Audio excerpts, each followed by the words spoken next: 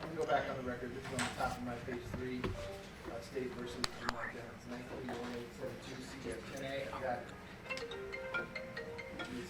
Collins, Mr. Griffiths present for the state. I've got Ms. Liberty, Mr. Adelstein, Mr. Aronson, Mr. Benjamin. Present for Mr. Devlin, who likewise is present. So today was on all pending motions based on our last discussion the last time we were all here. I had asked that each side just set through notice of hearing as to what motions you want to read here. The only notice of hearing that I could find that was filed by Ms. Liberty, February 8, 2025.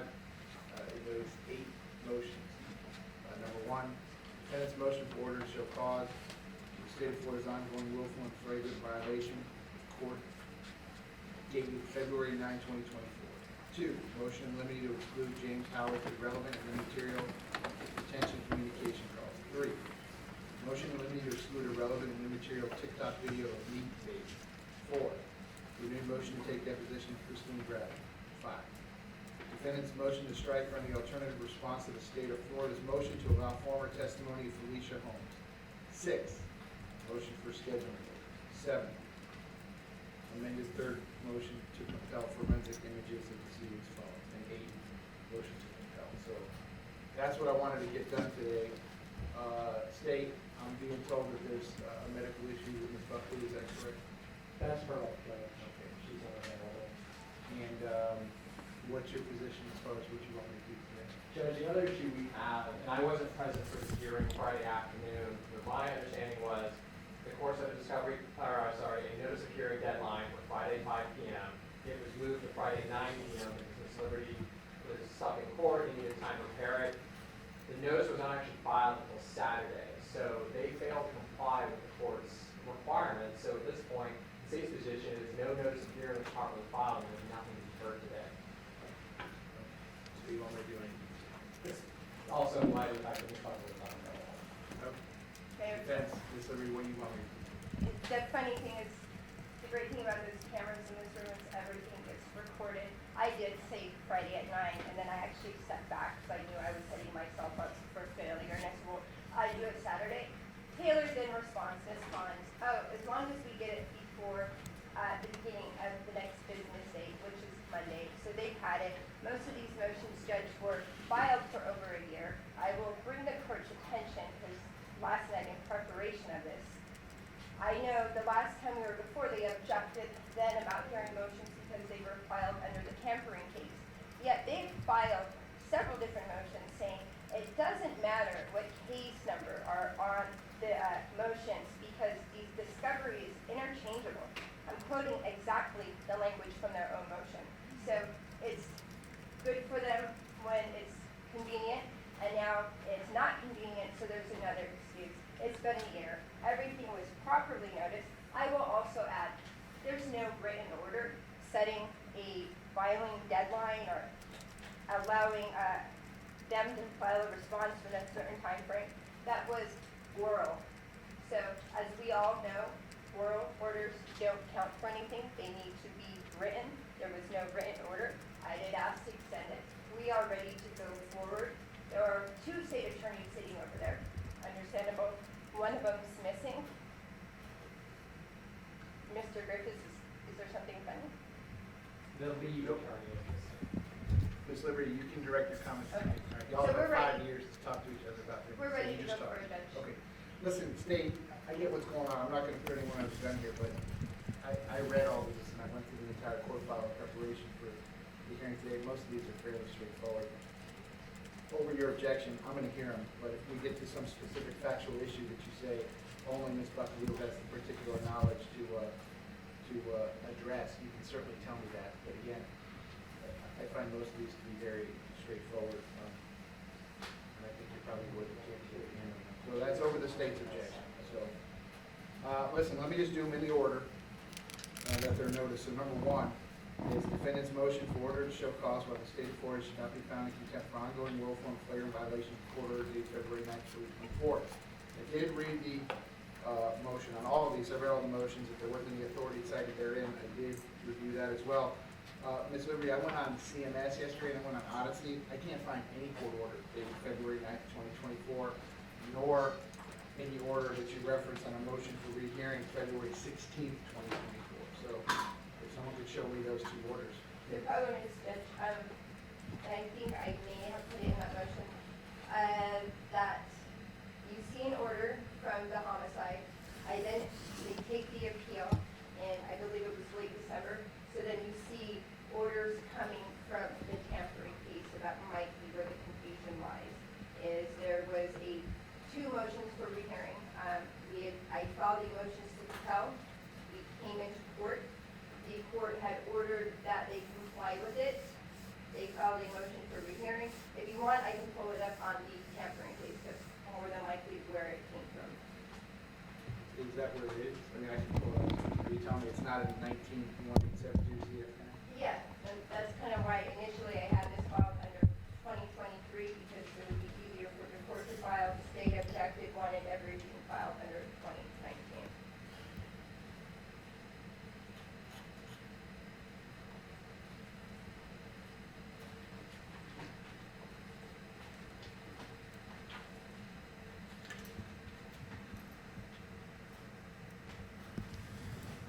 Or we could take them on last, and I'll take a break and then pull everything up so it's there. No, just give me a second.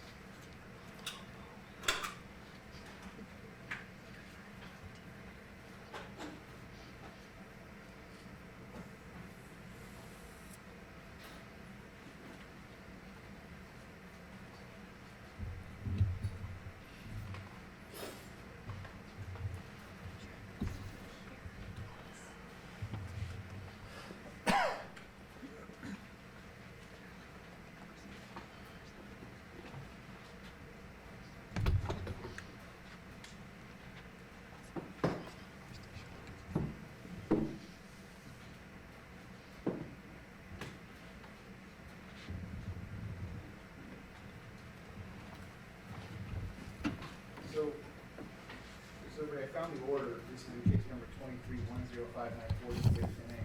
Judge Murphy entered an order on February 9th, 2024.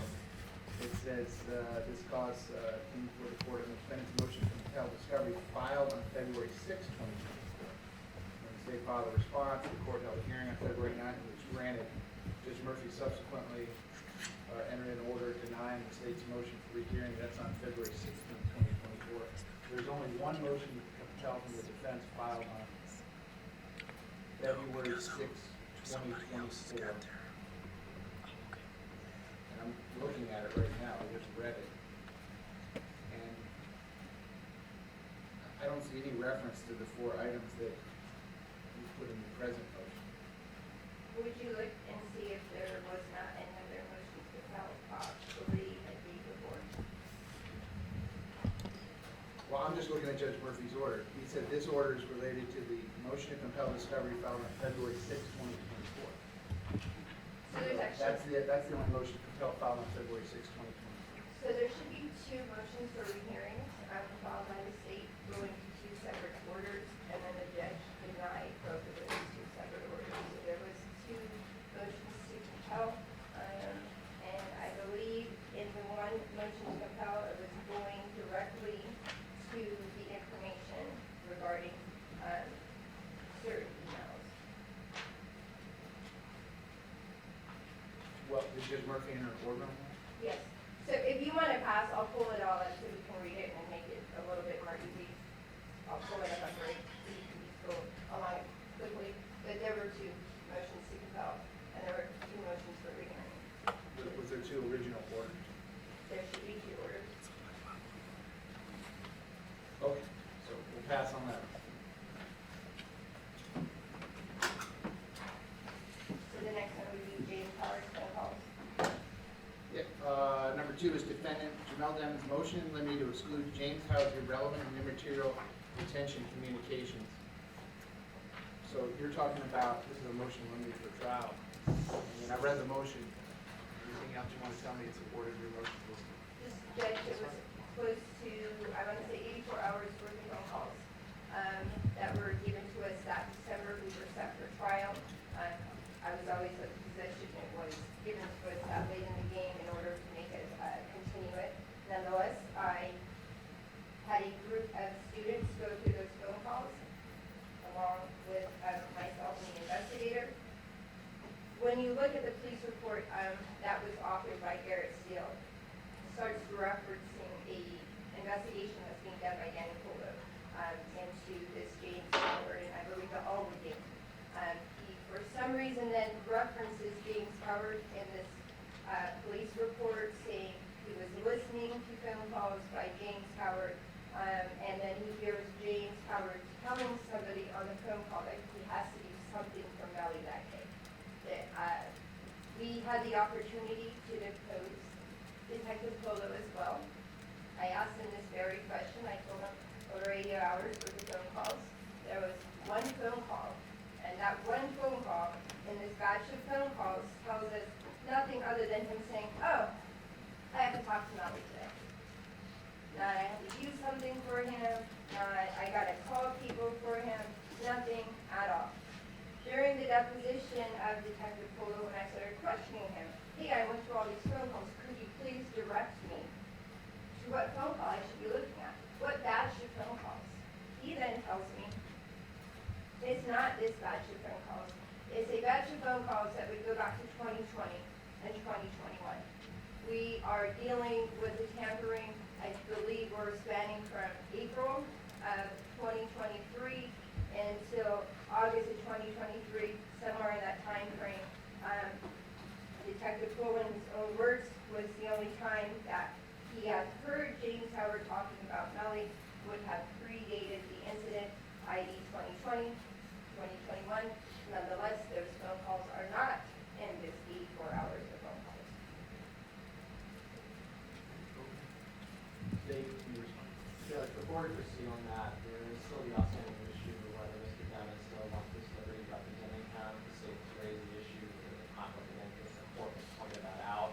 That was going to be one of the first things we were going to address today, and we still need to address that, because obviously if he does not want this liberty representing him, then there's an issue to executive with the argument. I mean, that's his call. I already had that discussion, so I'm sure if there's something that you want to let me know, you're going to let me know. Any response to the motion? Yes, Judge. the state filed a written response, I believe it was yesterday. This is one that was properly prepared, but as pointed out in the argument, the state is not required to disclose which calls it intends to use in trial. But other than that, we are going to rely on the responses. So I did check the docket this morning. I saw no written motion. And it's funny, Judge, that they were starting this hearing off saying they wanted to continue it because they didn't get proper notice. A notice of hearing from, I don't know, almost 2 weeks ago. But in the evening, they filed something before Ms. Buckley went to the hospital. This is the second time. You need to look at me and address things to me. Very good. I could give you a lot of adjectives about what I think of this entire procedure. Funny's not going to be one. Okay. So, anything else you want to tell me about this? No, Judge, I would say there are no material phone calls that would even go to the nexus of witness number.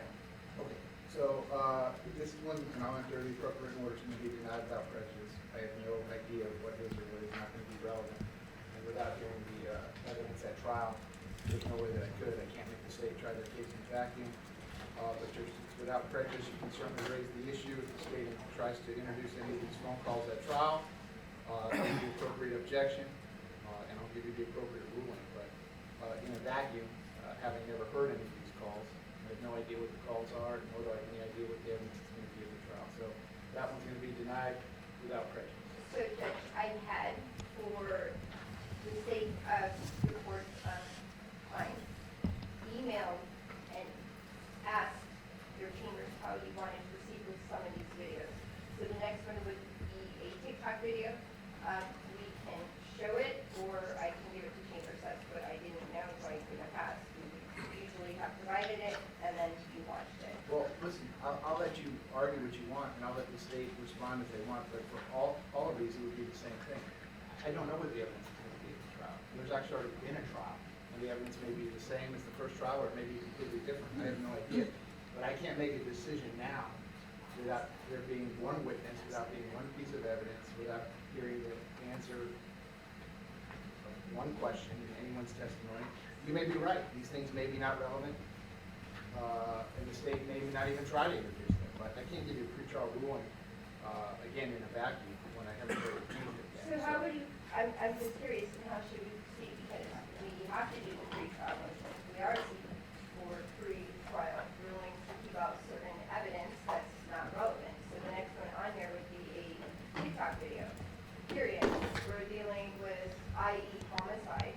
This video is after the homicide. I don't even believe the individual in the video, which would be, and excuse me, I'm going to see her name, Geneva Molina, doesn't even know Mr. Dennis. So there is no relevancy to the homicide and my client. If it was filed, I guess, because they have it interchangeably with the tampering, there is no, I guess the tampering in this case would be Mariah Hamilton. There is no evidence in that video of Mariah Hamilton. There is no evidence in that video of anything, period, that has to do with this tampering case or this homicide case. I believe it is the state's burden at this juncture, not our juncture. It's not relevant, period. I don't agree with you. It's not the state's burden. This isn't the trial. So, state, anything you want to tell me? No, we would ask Dr. to defer ruling depending on whether or not it comes up at trial. Depending on the evidence, it may become irrelevant once I provide it, and we can't tell you at this time that we, at least we can't say we don't. We provide it to defense, and should it become relevant at trial, it will be subject to all appropriate relevancy objections, and we can address it then. Thank you. So, for this one, I'll enter a written order. Again, the defense motion is denied without prejudice. Certainly can bring up whatever appropriate objection you need to at whatever time you feel you need to, if in fact the state ever tries to introduce it at trial, which maybe they will or maybe they won't. So that's number 2. Just to make sure that I'm following the court's ruling, and if it comes up at trial, should I then file a renewed motion in limine so it can be argued in trial, or will it just be readdressed at trial? All right. Number 4, renewed motion to take the deposition of Christine Bradley. I did read the motion. Anything else you want to tell me? I would just say Judge Murphy had already entered that order, which I attached, December 18th. And it says, after such emails are reviewed, if defense still wishes to depose ASA Bradley, counsel shall file a written motion. So I did that. I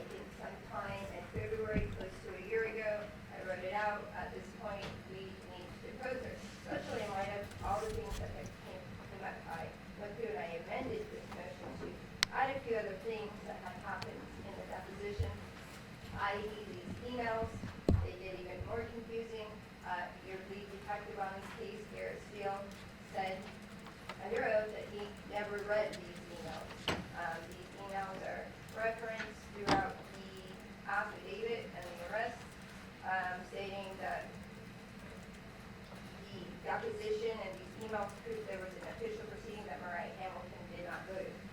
Again, Garrett Steele said he never read the emails. Danny Polo then says it's not his case and he can't comment on the emails. It's really unclear from reading them what's happening. And again, there were certain emails that were not even provided by the state that we later were given from other sources. State your response. First, that's an inaccurate statement. The emails were actually provided. That's actually in the state's response to one of Ms. Liberty's other motions, returning specifically this one. The state filed a response back on January 2nd of 2024, and we're relying on that response. In the 19 days In the 19 days. Give me the exact date.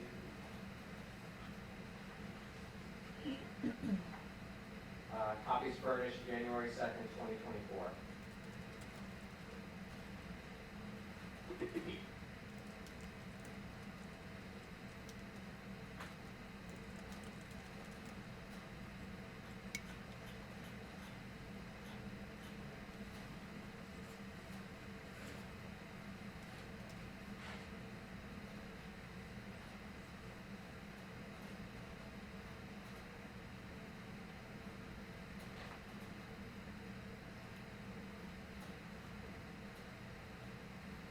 So, State, let me ask you this, is Ms. Bradley listed as a witness? No. She's not, she's not gonna call. No. Yeah, is she listed by you all as a She is, witness? Judge. So, the defense lists a witness, presumably will, and if you intend to call her as a witness. Yes. So, you don't know what she's gonna say, but you intend to call her as a witness? We do intend on calling her as a witness, because she has, I believe, been deposed as far as, or correct me if I'm wrong, as far as the other issue before she testified. Anybody? No. All right, she wasn't there. I want to Tell me what you need to, Very give me a couple of questions you wanna ask her. I wanted to get to how, what other emails were there that she had between Christopher Barris, showing the efforts to get Mariah Hamilton to this deposition. So with Ms. Hamilton, that's the person who just got put on an ankle monitor. Yes. So let's say Ms. Hamilton now shows up and testifies, so what's the relevance of any of these others? She's gonna be here, she can be subject to examination, cross-examination. If we still have a witness, defending the tampering, we have to get to the bottom line, which means that the arrest report is referencing April 18th. It's going on to say that they looked at emails provided by Ms. Bradley that show these efforts to get her to this deposition, which is weird because we don't have those emails and any efforts to get Ms. Hamilton to a deposition. So we need some clarification from the previous state attorney when you talk about these efforts to get her to deposition, and then you're provided emails, and those emails tell us something totally different than what's being Is Ms. brought Bradley before. listed as a witness in the 23 case? She is not. Is she listed by you as a witness in the 23 case? Not at this juncture, Judge, it took the appeal before we got that far. And this, again, was a motion that was pending, coming up to getting a Well, do you want to ask her questions about the homicide, or do you want to ask her questions about the tampering? about the tampering thing. And she's not listed as a witness in either one, by either side in that case? Okay, so with the tampering, this motion had initially been filed. We hadn't got to the point where we were going to do, I had not did a witness list yet on the tampering. She is listed, however, on the homicide. Now, you, Yes.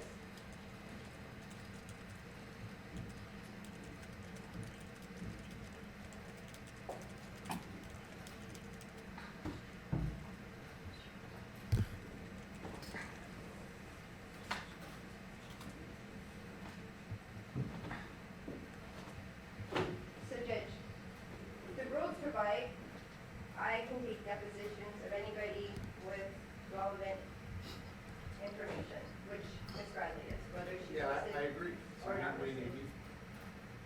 Because they filed a protective order and won't allow me to do it, that's why I had to then file the first motion. All right, so, Mr. Gerbs, I'm looking at 3.220, subsection H, discovery depositions, and this is 1A. The defendant may, without leave of the court, take the deposition of any witness listed by a prosecutor's category of witness or listed by a co-defendant as a witness to be called at a joint trial or hearing, that's not what's drafted in this case. But then the next sentence says, after receipt by the defendant of the discovery exhibit, the defendant may, again, without leave of court, take the deposition of any unlisted witness who may have information relevant to the offense charge. So don't they get to take your deposition? Except for the fact that Judge, she is a state attorney, and her role as state attorney, she's entitled to some protection. She filed a protective order, in part because everything that Ms. Liberty is asking for has been turned over.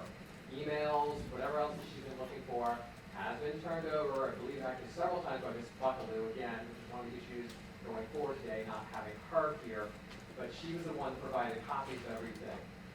Well, she's not an assistant state attorney assigned to this case. Ms. Bradley? No, she's still, What's the it's, problem? it's no different than if somebody is a case filer or works on a case. There are work product protections involved in terms of what Ms. Liberty intends to ask. And we sought that protective order because she's entitled to those protections as a prosecutor, and also because, based upon our response, that it is unnecessary. I'm sorry. Did someone grant the protective order? I believe that was a hearing that Mr. Klinger conducted back in like November of last year, but I was not party to that. So that's where we get this order coming down on December 18th. And then Ms. Buckley was ordered to provide emails, and if I was not satisfied, as our order clearly states, write the motion, so I could depose her, so I've written the motion. I am looking at what she provided. I guess last word, Ms. Liberty, I'm still not following what the relevance is. Tell me what, let's say she wrote 1,000 emails back and forth between witnesses. What is the relevance? Because if you go to the arrest affidavit, under the witness tampering, these emails that Ms. Bradley authored are specifically referenced in Garrett Steele's police report, right? He says that he reviewed emails between Christine Bradley and defense counsel coordinating the deposition of Mariah Hamilton, that she showed her numerous attempts to get Mariah Hamilton to this deposition. That is Garrett Steele's words. We deposed him. I put it in the motion. Garrett Steele then says, I never read a single email. I'm depending on him. His report's not going to be in front of the jury. None of that's going to be in front of the jury. I know, Judge, but when I'm moving to set up every element of this witness tampering case, it seems more and more that it was filed out of being vindictive, more so than anything else. It is relevant to these emails because it is part and parcel of everything of the basis of arresting Mr. Demings. They weren't saying Mariah Hamilton didn't show up to trial. They said Mariah Hamilton didn't show up to a deposition. The other reason I need to depose Christine Bradley, because it's really important how that May 5th date was given, all right? So when we're trying to go with the premise that my client tampered with Mariah Hamilton because she didn't go up to this deposition, we need to hear from Christine Bradley and find out what efforts she made to coordinate this deposition with Christopher Barris. That is why she was also supposed to turn over these emails. And guess what? When you read these emails that get turned over, Stuart Adelstein's emailing with Ms. Bradley, trying to ask for dates for the deposition. There was not one single email that was provided to us in Ms. Buckley's response from the time that Christine Bradley gives us dates to the time that Stuart picks them. She was not contacting Mr. Barris. That is, we can't see that at all from her emails. We finally get an email from her, April 18th, that's copying an email from April 17th.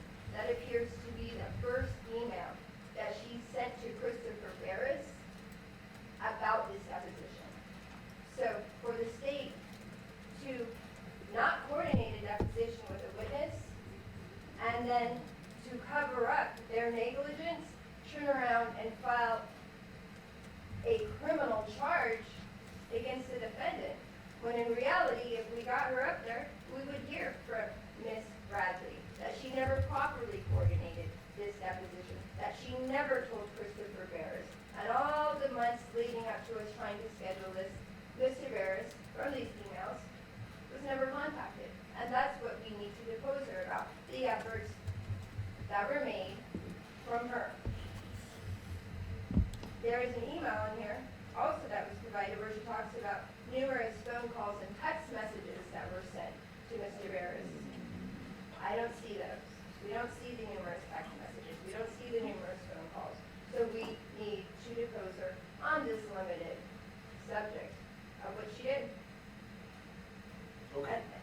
So I just read the information in 23-10594 CO10A. I'm also, I just read the standard jury instruction 21.10, which is tampering with witness. The elements of the state would have to prove. It's official proceeding, they don't prove it. I know that. I did the deposition of Harris, you know. He can't even tell us what a subpoena is. He kept saying, that's a lawyer word. When I asked him, under the statute, tell me what official proceeding is. He then he goes outside of the statute and tells me anything that's involved with the lawyer, that's an official proceeding. That's your lead detective. They want to kill my client. That's what we're playing with his Well, life, stop. Judge. Stop. Wait. You just told me this has to do with the tampering case.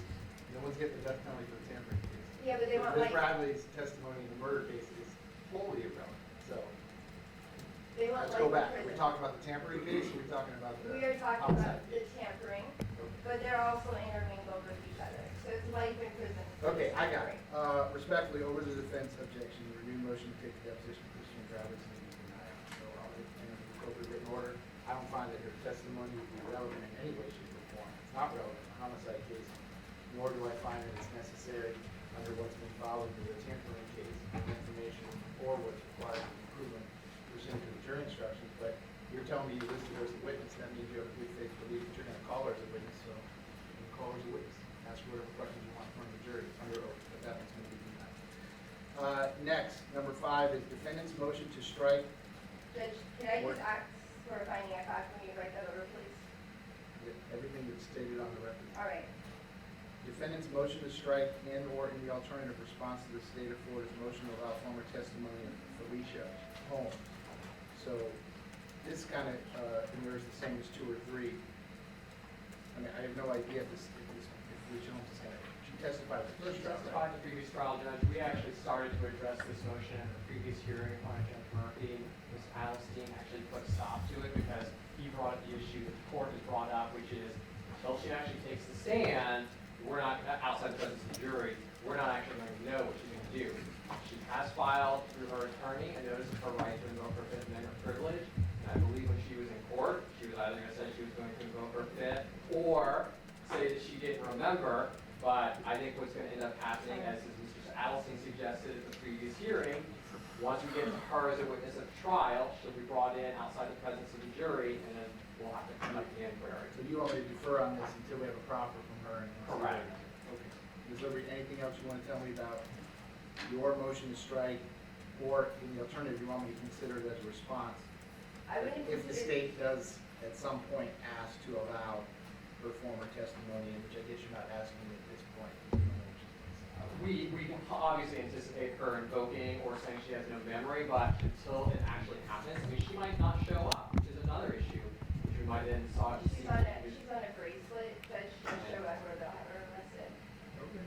Right, but until we reach that point. Anything else you want Yeah, to tell me Judge, about? they filed this motion as I put forth in my motion to strike. Actually, Ms. Bradley filed it, they incorporated it, they have not withdrawn it, so it's their intentions to move forward. Mr. Griffiths is correct, she does have to show up here and testify. That's why I put that email there that Ms. Bradley sent. And if you actually look at the response from Ms. Buckley, was supposed to turn over all these emails, she never included that email conveniently. But that email is sent the day before this motion is filed, saying what? I've done all the research, and from my research, it shows that Ms. Holmes would have to show up to court and plead the Fifth. I'll file the motion if she shows up to court and pleads the Fifth, and then she doesn't have to come back here anymore. I find it disingenuous and unethical for the state attorney to be advising a witness to plead the Fifth on the stand, much less advising them how to testify whatsoever. Didn't she have her own lawyer? She has her own lawyer, Mr. Barris. You're not giving I'm certainly not giving her any advice. so go ahead. But that is Ms. Bradley. Ms. Bradley is no longer Ms. the Barris, attorney. but you are moving forward on her motion. So that is Ms. Bradley telling Mr. Barris that your client needs to show up and plead the Fifth. So now Mr. Griffiths is saying, oh, we are going to move forward, but she needs to show up and she needs to plead the Fifth. If it's his intention and he knows that she's going to plead the Fifth, it's not proper to bring that up in trial or in front of the jury. Well, I agree. I mean, that won't happen in front of the jury. If I don't remember it on my own accord, I'm sure you all will remind me, and I'll say bring her in outside the presence of the jury, put her under oath and see what she can do. So what it sounds like is he's actually agreeing, judges, they're not going to be moving forward their motion to have her deemed unavailable. They have plan on having her I don't come to know. court, so I move this right to motion Okay. because it So- seems that's what they're saying themselves. I'll defer on your motion at this point. It's not granted or denied. It will remain pending. We'll deal properly with Ms. Holmes at the appropriate time. I'll let each side argue, whatever they want to argue, and we'll take it from there. Maybe she'll just decide to answer everyone's question. After we vote. Okay, number 6, motion for scheduling order. So I read this, and I also did review again 3.220 subsection H, the discovery deposition. And I quote, "A party taking the deposition shall give reasonable written notice to each other party and make a good faith effort to coordinate the date, time, and location of the deposition to accommodate the schedules of other parties and the witnesses to be deposed. The notice shall state the time and the location where the deposition is to be taken, the name of each person to be examined, and a certificate of counsel that a good faith effort was made to coordinate the deposition schedule." So at the end of the day, I consider this more of a professional courtesy. If the parties want to be courteous to each other, that's always kind of preferred, I guess. But if the parties don't want to be courteous to each other, you don't have to wait for one state attorney to tell you, set the deadline. Okay. Mr. Devens has now been in custody for 2,202 days, okay? And if one state attorney is not available, maybe one of the other two assigned to this case can stand in. And if all 3 are not available, maybe one of the other 150 state attorneys upstairs might be able to sit in, but you don't have to wait on them, so. Thank you so much, Judge. I mean, Just so you're clear, you're not advising Ms. Liberty unilaterally set the motion. She's well, it's still- not unilateral, she can still coordinate. coordinate with us. If I'm getting, I read the motion, she says she's, I mean, I have one state attorney who tell me he's working 1 day a week here, is that right? So, that's 80% of the time is off the table, and just being told that I can't show these depots, I won't do it. You don't have to wait, set the depots, subpoena the witnesses, and if someone doesn't answer a subpoena, file the appropriate motion, and I'll conduct an indirect criminal contempt proceedings, but it's time to move forward. We are moving forward, Judge, but we also, the other issue has been is that Ms. Liberty must properly coordinate and must properly notice the state. This is a recur, I know, but Mr. this is Judge, a I just read the recurring rule, occurrence. she doesn't have to coordinate anything, she has to make a good faith effort. Right, to she try. has to make an effort. She has to put a coordinate. certificate on the bottom that says, So- I tried, they told me no. So what has happened in the past is that she has asked for dates, we provide dates, and then she schedules dates out our times outside of those. Judge, he's And actually then- lying to the court right now. Stop, I've sent it out stop, every please, email. please, stop. She's gonna set her deadline. She has to put a certificate of good faith on the bottom. You all feel that that has been submitted We'll file for in protection. error, you file the appropriate motion, and then what would be a wonderful use of this court's time is, I'll have a hearing with 6 lawyers, 7 lawyers, because you all can't set that. So in case I'm not making my feelings on this point clear, I'm not prejudging anything, but talking to a judge about trying to agree to set depots in a death penalty case is absurd, and I'm embarrassed for both sides. I'm embarrassed. The motion for scheduling order is denied. You don't need a scheduling order. Set your depot. I'll enter the appropriate written order. Next, number 7. Defendant's third motion to compel the forensic images of the cell phones belonging to Christopher Thomas and Anthony Williams. I read this motion. So State, let me start with you on this one. Do you have anything from the cell phone downloads of Christopher Thomas and Anthony Williams that has not been turned over to the defense at this point? Judge, again, this one is Ms. Buckaloo's purview, so she filed a written response back on, sorry, I heard Ms. Taylor really didn't get that date. It was May 20th. May 20th, 2024. I think the issue that Ms. Buckaloo had, and I'm probably going to be speaking on turn on this one, is that there are contents of the phones that are not relevant to the case. And so some items have been turned over, but not all the items. I am not, this is one where I am lacking knowledge. That's okay. The state doesn't get to decide what's relevant and what's not relevant. These are the homicide victims, right? Yes. Just turn over everything in. Well, Judge, I can tell you, because I am a partner, it's not necessarily we have to turn it over, we have to make it available for inspection. We get Yes. a number of dates, we Okay. scheduled that, we told them they can come again. There were multiple days where we sat there, waited for their investigator, came hours late. She's But lying we have- again. So I'm gonna. If I may Somebody- finish, Your hold Honor. on. I was the one who was personally there that day with him and our investigator. We anytime they want to come see it, we have had an investigator from our office, the computer, or their investigator there, sit Is down this and go something through where they anytime can they just want. stick a thumb drive in and download what you got and that's it? Make a copy of it? No, Your Honor. Why can't they do that? As Mr. Griffin said, Ms. Buckler is the one with the most knowledge of all the contents of the phone, and that's why it's all discussed in her response. But regardless, the state's obligation to make it available, we have and continue to, anytime they want to But make it schedule. available, one of the things for you make it inspection. available for is to copy it. They're allowed If to it's copy available it. to be copied. Ms. Buckler, and that's why in this one of the motions, we said that she would be prepared to argue, is of the opinion that she You filed already the went to whole. trial. You Exactly already went to right. trial? And it was You already went to out there. trial. Yes, This is the decedent's cell phone. Okay, over the state's objection, this motion is granted in full. Make the appointment, go over there, download everything that they have. I'll drop off the drive to you. oh, no, they have to come. Yeah, you gotta come do it. That's what the rule says. Available for copy inspection, so it's available for copy, so go copy it. This is what is my suggestion, because it's a solid right download.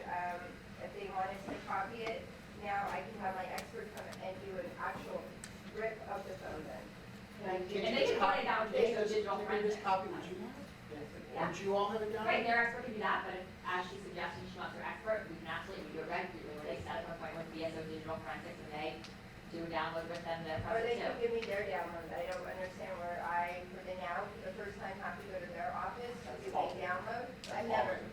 They usually say, bring us a drive and we'll download it for you. What do you want, Ms. Liberty? Which is your preference? I will get my expert to do our own download Okay. of the phone. So where, we need the parameters though, so when. There's no where- parameters, just make an appointment with, listen, I'm not gonna make appointments for you. Okay. If you all can't work that out, I don't know what to tell you, okay? Go appeal to the fourth DCA and say, we can't make appointments and treat each other like civilized human beings when we have to come over and download. You get to download. And I just wanted to make clear on the state's response that Ms. Buckley filed, that she would be the one to argue that we are not prepared to argue, does in there numerous times cite how that would be a departure from the essential requirements of the law based on all of the 10 pages that she filed, so. Listen, I understand. I understand. I review your motion. It's a capital case. Again, I want to do this reading myself. It's a capital case. She's gonna download it. That's the rule. Last, number 8, the motion to compel. Mr. Eaglesy, this is your motion. Yes, sir. I did read your motion. What else do you want to tell me? I will rest on the motion other than to say to the court that under the rules, since it's related to the murder case, they are obligated to give it to us. And I think the court ruled that since defense counsel has not been charged or a defendant in the case, and they've had this information for over a year and nothing's been done, that it does not qualify as an ongoing investigation. In addition to that, Your Honor, that they are obligated and they cannot hide behind the open investigation provision when it deals with information on charges against Mr. Demings, specifically the murder and the tampering case. And they've indicated that the tampering case is somewhat going to be used in the murder case, as I think they said, consciousness of guilt. Furthermore, I know the court has told us to talk to Mr. Demings concerning the potential conflict, and they have alluded to the conflict today. He doesn't know how to make that decision because he doesn't have sufficient information to determine whether or not he wants to keep Ms. Liberty or any of us on the case because of this pending, so-called pending investigation. I mean, it's now over a year. It's more like 14 months that they've sat on this information. So, State, listen, for the most part, I agree with what Mr. Eaglesy just said. You have a continuing obligation, so when you agree anything that comes from any source that is relevant to the charges against Mr. Demings, you gotta turn that over, right? Before we do, yes, Judge, there is an ongoing obligation for things relevant to his homicide or to his open tampering charge that would be turned over. Having said that, Judge, we weren't noticed for this particular motion today, and we would rather have a full response. The notice says motion to compel. We didn't actually receive this with Miss Liberty's pleadings. This one actually came separately, and we only received it, I think it was 2 days ago. 2/14 it was filed. And Well, And honestly, it says motion to compel. Miss Liberty's filed so many that we were unaware that this was going to be argued okay, today. let me, hold on that. Here's the last paragraph, here's what Ms. Davis said. Affidavits, search warrants, police reports, the name of any witnesses, and all witness statements related to the Apple iCloud account belonging to Raven. Before I ask you anything, all this stuff belongs to Ms. Liberty. Has she asked Apple to just give her a copy? I believe her lawyer did write a letter asking for the return of all, and they said they're giving nothing. They're not gonna give her her own thing? Nothing. So let me just, if you You will, asked for it, I they told you I no? did actually email, because when they let me know about this warrant, they give you an email that you can address to them. So I sent them an email, and they said, hey, we told you, you have to contact their Broward Sheriff's Office to get anything done. So So I Apple won't give you your own stuff? They said Broward Sheriff's Office. Apple then did sit with me, I went through it, I have access to the iCloud, but no, they will not give me the return of what they got. But you have access to the iCloud that has all your stuff on Of course, that's just my iPhone. it? In that- It doesn't matter. They have it in No, their no, possession. listen, I don't disagree with you, but there's, you all are a little more adroit in these technical matters than I am. There's nothing that's outside of what's in her iCloud, everything's in it, right? I don't know. I don't know what they seized, because I believe there are additional search warrants based upon the original search warrant. Well, I don't know anything about that, but as I far as the understand. search warrant, I already ordered you to get that, you got it. As far as police reports, there isn't any police reports, right? It's still an open, it's still an open investigation, Judge. Judge, That's I'm all gonna- I'm- I disagree with that pursuant to Florida statute, but there are no police reports. There are no police Because reports. nothing's happened. No. Okay, so there's no police report. The names of any witnesses and all witness statements related to the Apple iCloud, that would be like a custodian of records, right? That would There's be- no other witnesses to iCloud except Correct. a custodian of records. It would be Apple or the records custodian certification. Have you listed a custodian of records? There's nobody to know, Your Honor. We have not You have listed not. either the homicide or the tampering case. So you would have an ongoing obligation to do that if We you have- wanted to use any of this. We have an ongoing obligation to turn over anything that's relevant or may be relevant to either of those two cases. We are complying with our discovery obligations at this time. All right, so affidavit, that would be, a defendant would be entitled to the affidavit, for example, if they wanted to file a Frank's motion, if they wanted to say that this was incorrect and the judge should have signed it. But Mr. Demons doesn't have standing to raise any of that, that would belong to Ms. Liberty, it's her stuff. There's no case involved, so I don't think at this point you're telling the affidavits, but listen, this is what I'm gonna do. Go ahead, sir, I'll give you the last I one. find it hard to believe that there are no investigative police reports saying they've contacted witness A, witness B to verify or to corroborate whatever is on, whatever they seize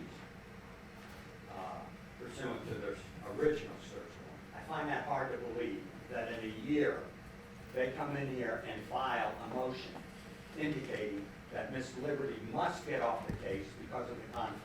I find that very hard to believe. And I find it hard to believe that they, in their investigation, did not take statements of potential witnesses.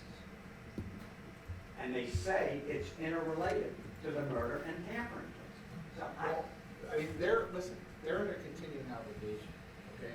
If we get somewhere down the line and something is put before me that they had material that is required to be disclosed pursuant to 3.220 on February the 18th, and sometime long before February the 18th, and Mr. Griffiths is standing here and telling me otherwise, he's gonna have a very large problem, right? A very large problem. So I'm not playing with him. and I appreciate it. So at this point, I have to take everything at face value. Then But we- that being said, I'm gonna grant your motion in part as follows. State, I'm gonna give you 20 days to turn over anything that you have received regarding the Apple iCloud of Braven Liberty that you intend to use at either trial, okay?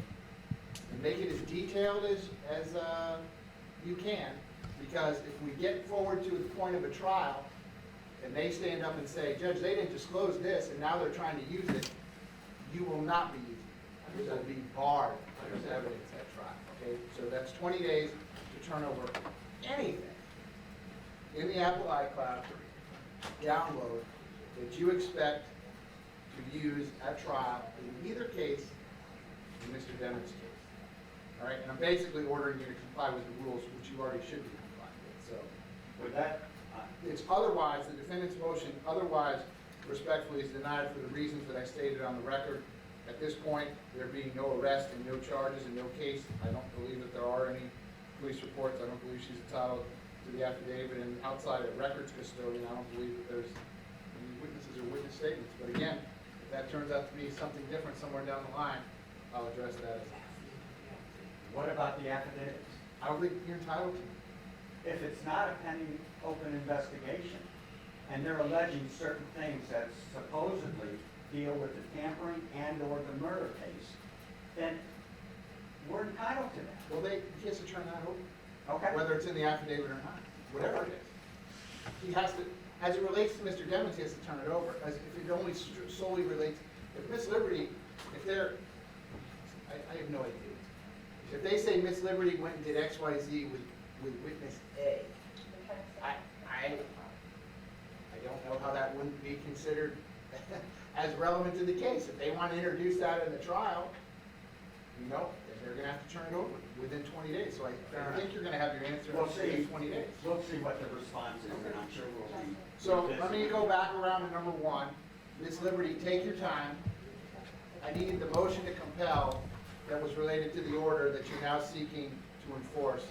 This is back on motion number one. Okay. Judge Murphy granted a motion to compel on February 9th, 2024. And you're telling me the motion to compel that I'm looking at is not the correct motion to compel. So I need to know the motion to compel that you believe Judge Murphy was addressing.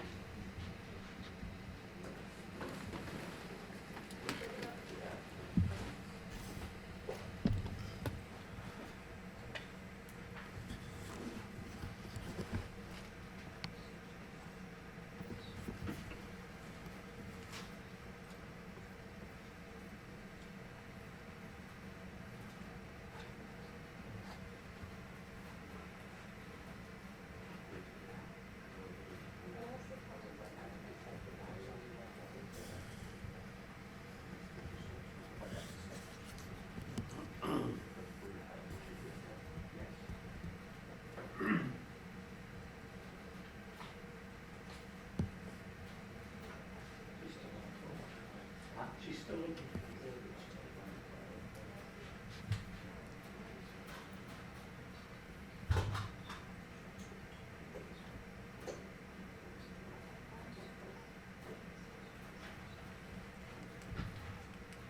Madam Court Reporter, you all right?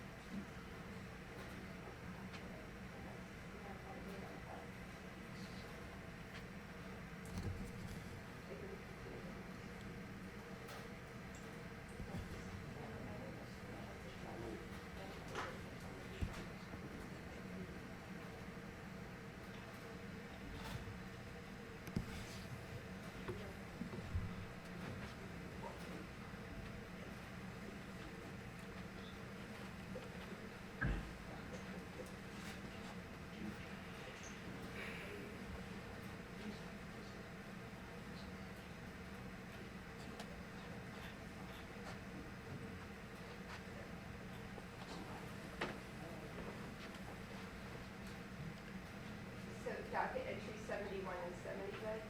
Let me go back there.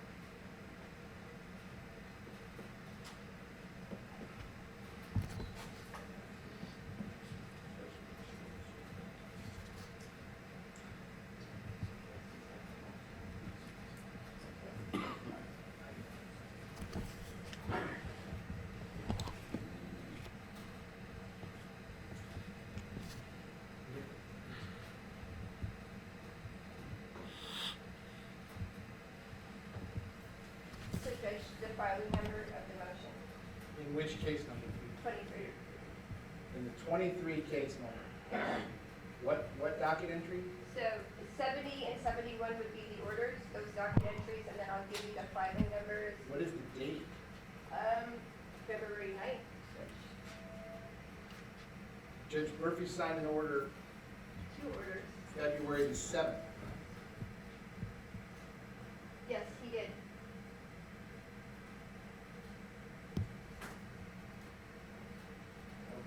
Excuse me, no, Judge, I filed the motions the 7th, right? He filed orders on the 9th, the docket entry 70, 71. They then, I believe, filed motions for rehearing, and then he filed additional orders saying, Wait, what date did you, the motion to compel, the motion, that he's ruling on, what day did you file that? February 7th, 2 of them.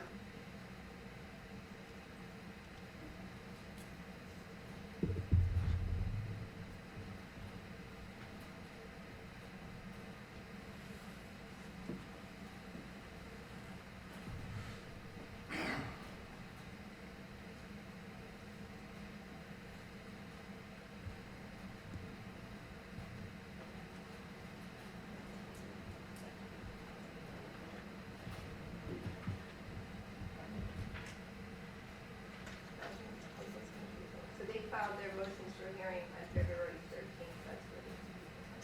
You're talking about the motion that's filed February 7th, 2024, asking for, it's the same thing you quoted in the defending motion.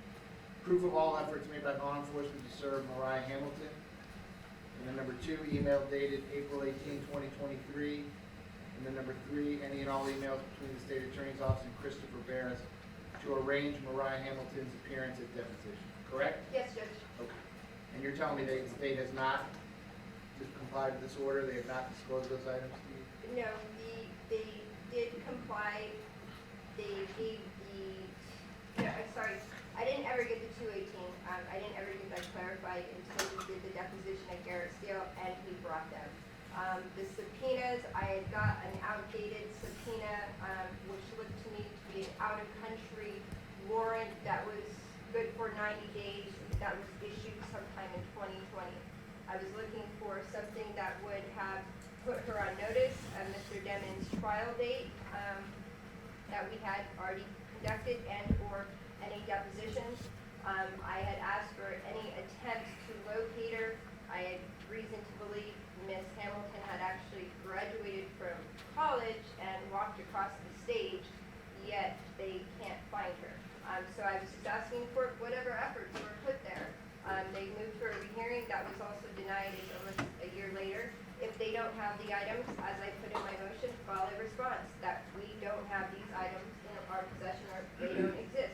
I am literally trying to box them into a statute that I, again, don't think they've met. It's vindictive, but I will take the steps to prove that if I have to. So, you're talking about you need paragraph 1, proof of all efforts by law enforcement agencies to serve Mariah Hamilton with writ to appear at trial, including but not limited to skip traces, searches for employers, searches for enrollment in college, trade schools, or other education. All efforts made between the state attorney's office and Christopher Barris. Who is Christopher Barris? He represents Miss Holmes as well as Miss Hamilton. He's a lawyer. He's a lawyer.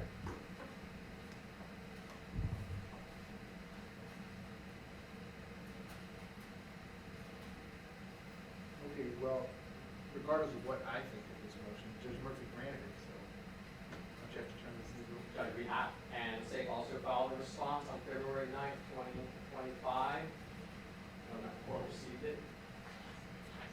February 9th, 2025, which case number?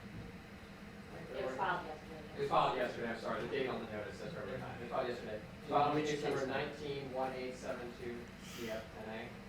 So I didn't receive it, Judge.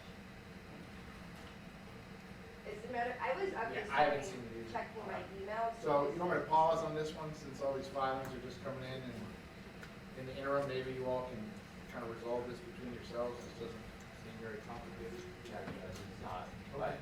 It's not, but. So, Ms. Liberty, you want to leave this one pending? I'll defer on, I'll take no action today, it'll remain pending for our next hearing on all pending motions. You want to do it that way? Yes, Judge, fair enough. Okay, so that's all the matters that were noticed for today. I'll sign all the orders momentarily. State, anything else that you need me to do regarding Mr. Dennis? I don't know what you said, Your Honor. Do you want to address Friday's hearing with the court when you have a moment though? Friday's here. What's that? Mr. Barris set a hearing for Ms. Hamilton this Oh. Friday. Unfortunately, Ms. Buckle is out, Ms. Collins is out, and I have a conflict, so we were just gonna ask if the court would set it for next Friday. Can't, I mean, what is this, on her emergency motion? The emergency motion for monitoring. We just have a conflict, because your JA said it without, You object, right? yes. Okay, I got it. State object. So just, your request respectfully, and I just have someone be here. Okay. I'm well aware of the state's position. You object. State, anything else? Nothing today, Your Honor. Okay. Defense, anything else you need me to do for Mr. Dennis today? Your Honor, if I may, Sure. I'm a great fan of motions and limits, and I've been practicing way too long, as my wife tells me. Every judge I've been in front of handles them differently, and all I'm asking from the court is, how do you handle it? I file motions in limine before the trial, not only because, I should say that, always knowing that whenever the ruling is on a motion in limine, it can change because of what happens during the trial. And it may open the door to something that had been in motion in limine, had been told that it can't come in. So I understand that. But one of the purposes of the motion in limine is also so that nothing is said in opening statement to the jurors, so that in case this evidence does not come in, they have not been prejudiced, because they've now heard an opening statement, you're going to hear A, B, and C, and then when the time of trial comes up, and the testimony is objected to, and it doesn't come in, and therefore we have a mistrial, we have comments supporting the evidence. So all I'm asking the court is, do you not want to hear any of the motions in limine until the time of trial when the evidence is coming in, or can we do it pre-jury selection and get a preliminary ruling from the court where your rulings would be, it's not coming in, or it is coming in, always subject to what the testimony may be? I don't have any policy, okay, on these specific things. File whatever you want. I'm happy to give you a hearing on whatever you want, but, you know, my experience is that most of these motion limines are based on here's what the lawyers think the witnesses are gonna say when they come to court. And the only thing that is consistent in every trial is whatever the lawyers think the witnesses are gonna say when they come in here in court, it's not what they say. No, So, I don't know what the evidence is. I'm talking more of a situation where the state wants to bring in evidence of what happened during the Civil War. I'm being absurd right now. I'm just saying that it has no bearing on the trial whatsoever. But they, for some reason, want to bring in what happened at the Battle of Antietam. That would be Well, I would something, find that to be not relevant. and that would be something that would be subject to a motion in limine. We wouldn't have to wait into the middle of trial, because that would be something that the court on its own prior to trial could make that ruling. So that's what I'm saying. I'm asking on things like that where we're not waiting to see whether the door is open. Can we file those motions? Sure. File whatever you want. Again, the best practice would probably be for you all to talk to each other about it. We Because do a that's lot not of how, talking, we don't come to a lot of I resolutions. guess that's not how things are gonna go. So, yeah, file whatever you need and, I'll set it for you. And I'll give you hearings on it. Defense, anything else I can do for you? I have an odd request, but Yes, ma'am. if you would entertain me, Yes, because ma'am. it's out of the box, but in light of these, allegations, that I'm, I guess, trying to murder or take a hit out on Danny Polo, it came to my attention that Danny Polo might be suffering from some type of mental illness at this point. We heard in the last trial, he thought somebody had a hit out on him. He lied to the court. We found that he had pictures out there in the public domain. And now, 2 years later, I'm being accused of trying to kill Danny Polo. I don't know exactly, because I don't know the affidavits, but it's a homicide, it's detective, and it's Danny Polo's picture, and I'm directing gang activity. I think at this point, Mr. Polo is in need of an evaluation to determine if he even has the capacity to sit and testify in this case or any other case, because he has some type of paranoia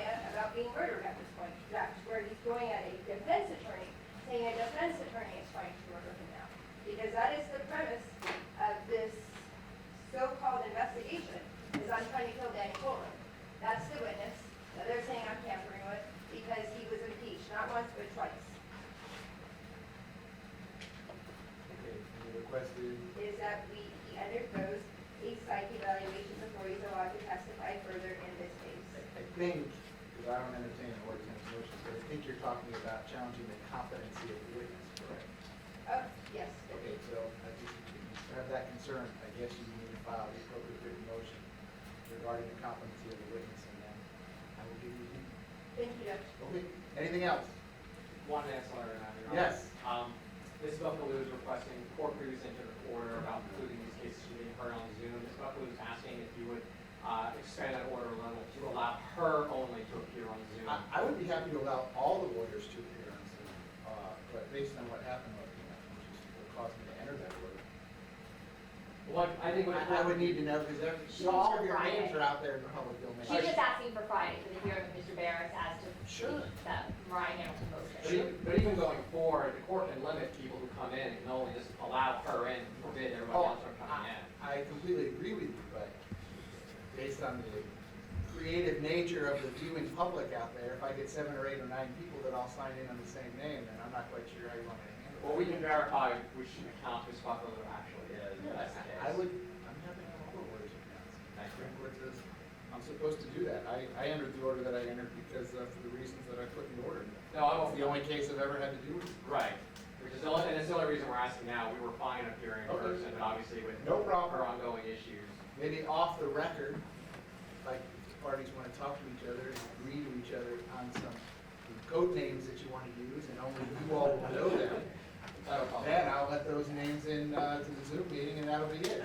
But that will require you all to talk to each other and agree on something. So maybe we can move the wheels on the wagon.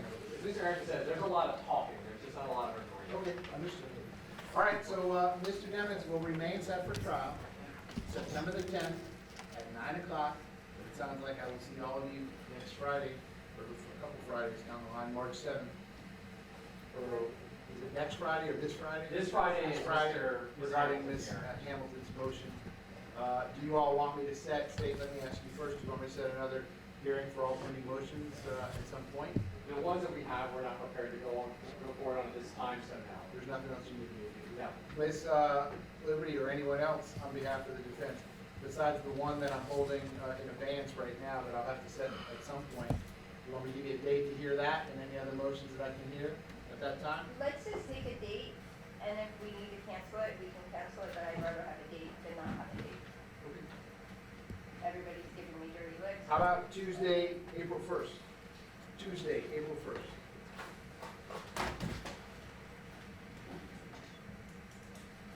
I am supposed to be in trial, but I expect that case to resolve. I believe I was in trial with Your Honor. So I have high hopes that that trial will be done by then. But if not, you'll be here. I'll be here, but I believe we'll still be in that trial, yes. Okay. Defense, April the 1st, 8:45? That's fine, Your Honor. Okay. In addition to that, on this Friday, on the emergency, I'm sorry to interrupt, I'm sorry, Judge, I'm actually, if we do it that morning, I would not be able to start probably until like 10:30. I had to change it to that morning for Judge Diamante's, I have about 12 victims coming in on that. So I have to start You later. want to do it at 1:45? If I'm still in Ms. Collins' trial, the lunch break is from 12:30 to 1:45. That's fine, we'll take 1:45. 1:45 p.m. on Tuesday, April 1st. it's a perfect day. In addition, this Friday on the Hamilton motion, Mr. Demings requests to be there. Yeah, he'll be on the document. Okay, fair enough. He'll be here. He's in town. Thank you. Okay, so I guess I'll see all of you this Friday, which is Friday, February the 21st at 8:45 a.m. Again, this trial remains set. September the 10th at 9 o'clock. I hope you all have a good rest of the evening. Thanks, Judge, thanks for your patience. Ms. Wilcox, does that otherwise conclude the FT docket for today? Oh, but for the fee hearing, correction. So actually, it'll be in recess until 3:30 p.m. this afternoon. Hope you all have a nice evening.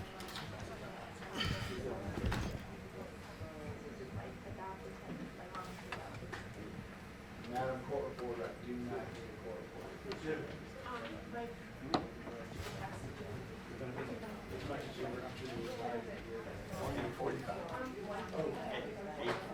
Oh, right.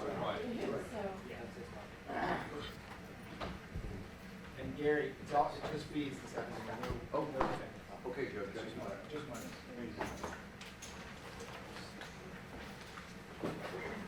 I'll be here.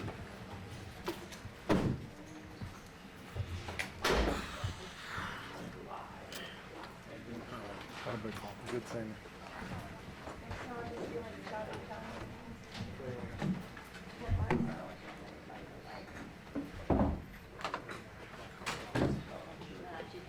She's not home. Yeah. You guys sure do that. Bad. You're doing a hell of a job.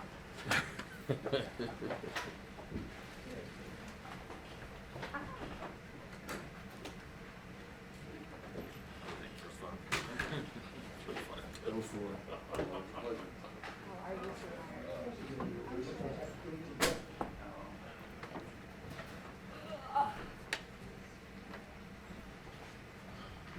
Gary, I had a bag of candy.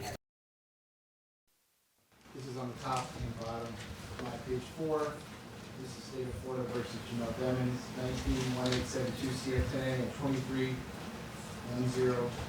23-10594 CF10A.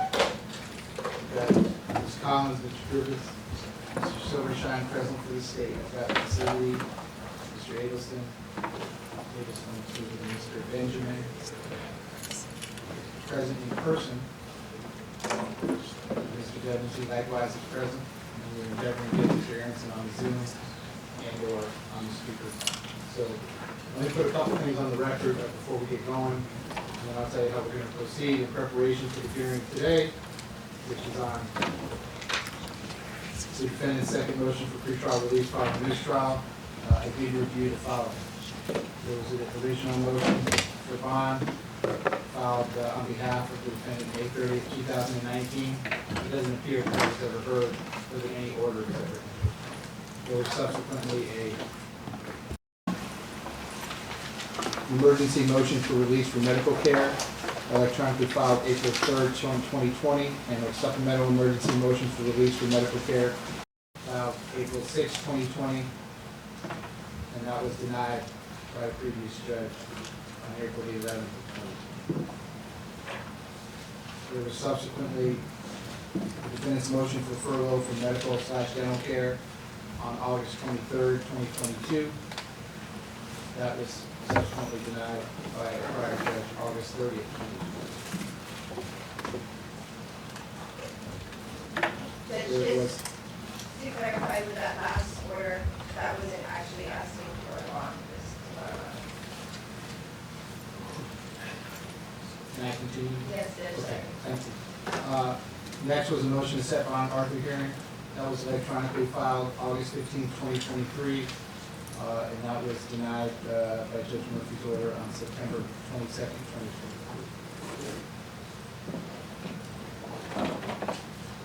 The defense filed a defendant's second motion for pretrial release following mistrial. That's the motion that we're hearing on today, filed March 28th, 2025. There was a supplement and amendment to the defendant's second motion for pretrial release following mistrial on April the 29th, 2025. I did review those two, as well as all the authority cited therein. I likewise read the entire trial transcript that was provided to me, both by way of the thumb drive and hard copy, in preparation for the hearing today. So my intention would be as follows. Once we get going on the Arthur hearing, I'm not going to prevent any side from presenting whatever evidence, witnesses, or testimony they want. There's no time limits. I can give you the balance of the day today. I took a lunch break at 12:30 to 1:45. So I'll be happy to do that. I got Mr. Aronson on this. Thank you. So that's what I am going to hear. I do have one question, I think specifically for Mr. Benjamin, but before we do that at the beginning of the Arthur hearing, let me put a couple other things on the record. I also received a notice of objection to release bond by State of Victim Anthony Williams and family. That was electronically filed May 2nd, 2025. that party requesting the right to be heard as the rights of an accused and or the victim pursuant to Florida Constitution, Article 1, Section 16. I received a motion to strike the notice of appearance and all of the pleadings of victims. That's electronically filed May 2nd, 2025. I received an urgent motion for an order to show cause against the Office of Broward State Attorney Harold F. Pryor and John Phillips Esquire. That is electronically filed May 5th, 2025. I received a state motion to remove prosecutor from defense witness list and or from protective order. That was filed May 5th, 2025. So I am going to hear the Arthur hearing today, but with the exception of the notice that the victim would like to be heard, which of course they're allowed to be heard pursuant to the operation of the Florida Constitution, the balance of all the pleadings that were filed May 2nd and May 5th, I'm not going to hear any of those today.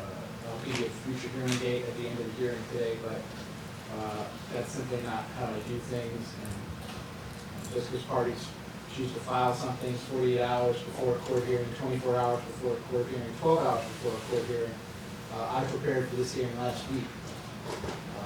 And I'm not doing anything with short notice. So all of those are going to be on hold at the end of the proceedings today. I'll give you a ruling on those. So, or a hearing date, excuse me. Yes. I'm here for that limited purpose, so if the court's not going to hear it, I can just leave it. I'm not going to hear it. Okay, Joel. So regarding the Arthur hearing, do I have anyone present here for counsel for the estate of Anthony Williams? Yes, Your Honor, here on behalf of today. So,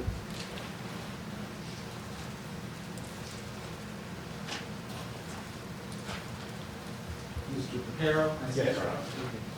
So, Mr. Papero, the Florida Constitution certainly allows you and or your client to let me know your feelings on this. I did read the objection, so I think I know your feelings on it. But I'm happy to hear what you have to say regarding your position as to whether I should exercise my discretion in some form of pretrial release. What I will say is, though, you're not a party in the case in the sense that you're not the prosecuting authority. That's exclusively the purview of Mr. Pryor and his assistant state attorney. So I'm not going to hear any argument. You're not here to give me any facts or any arguments persuasive one way or another. You're here, or your client is more than welcome to tell me your position on this. So do you want to do that, or do you want your client to do that? No, certainly, Judge, I can do it for after client. I think there was a misunderstanding that they were being able to appear by Zoom today, so I think the victims, the family members just wanted us to at least place an objection on the record, that their feeling be known, of course, under Marshall's law, we have that right. And so we followed that objection, just so Your Honor knows what their position is, what our position is here, that we would be, family members would be objecting to any release in this case. Understood. And listen, I'm sorry, whatever source gave you the incorrect information, but again, so everyone is clear on this, as of last December the 10th, 2024, I previously entered an order prohibiting the use of Zoom communication technology pursuant to Rule 3.116, subsection C, subsection 1. I found good cause to do so. This is the only defendant, the only two cases that I've ever entered such an order. Zoom, otherwise it's always on in this courtroom for every hearing, including every trial. But it's not going to be for this case for the reasons that I articulated in the order last December the 10th. So anyone that wants to come, court's always going to be open to the public. Your clients certainly always have a right to be present.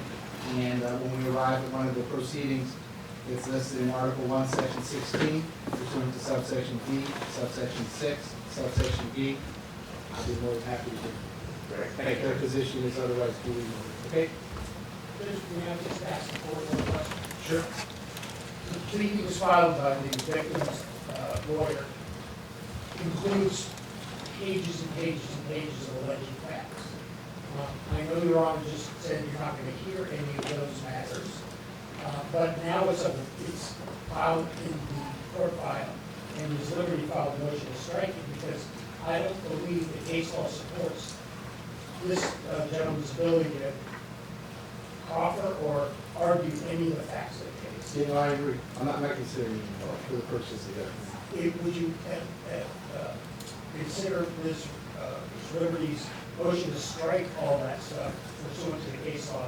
that you- When it's properly set and noticed for hearing, Okay. you have to do that. Thank you. Okay, so that being said, again, I guess I'll let the defense go first if they want. I do have one question. Whatever evidence, witnesses, or testimony you want to present in support of the second motion for pretrial release? I do have 1 minute, Your Honor. Dr. Heather Lewis was present in the courtroom. Sure.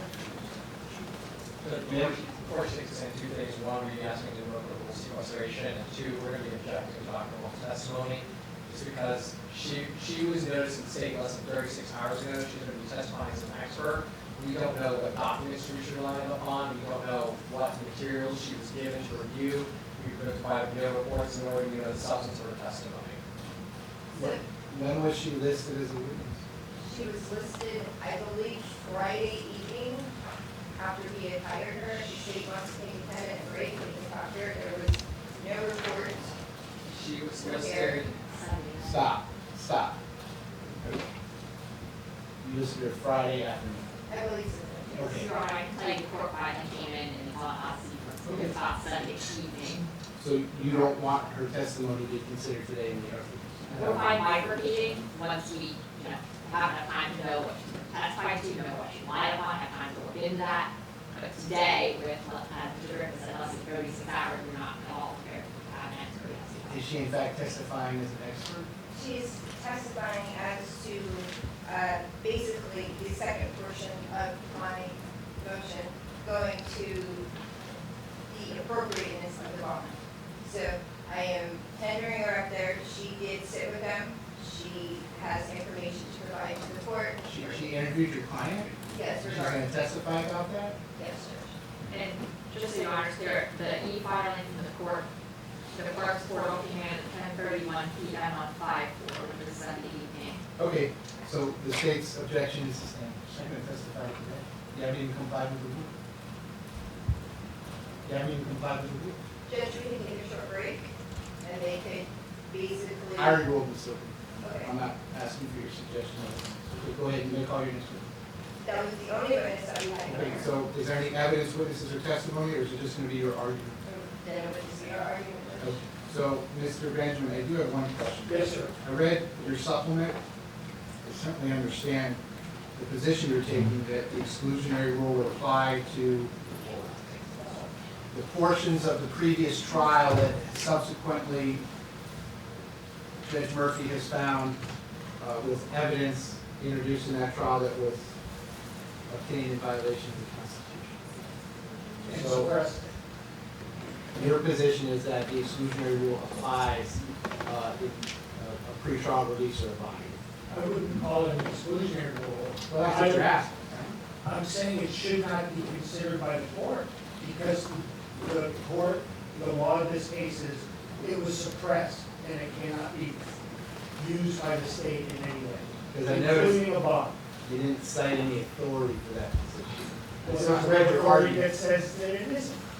No, I agree. It's an unusual procedural posture that someone's ruled on a motion to suppress before they rule on a bond I'm hearing. prepared to argue that, Judge, because the case law it's a nullity.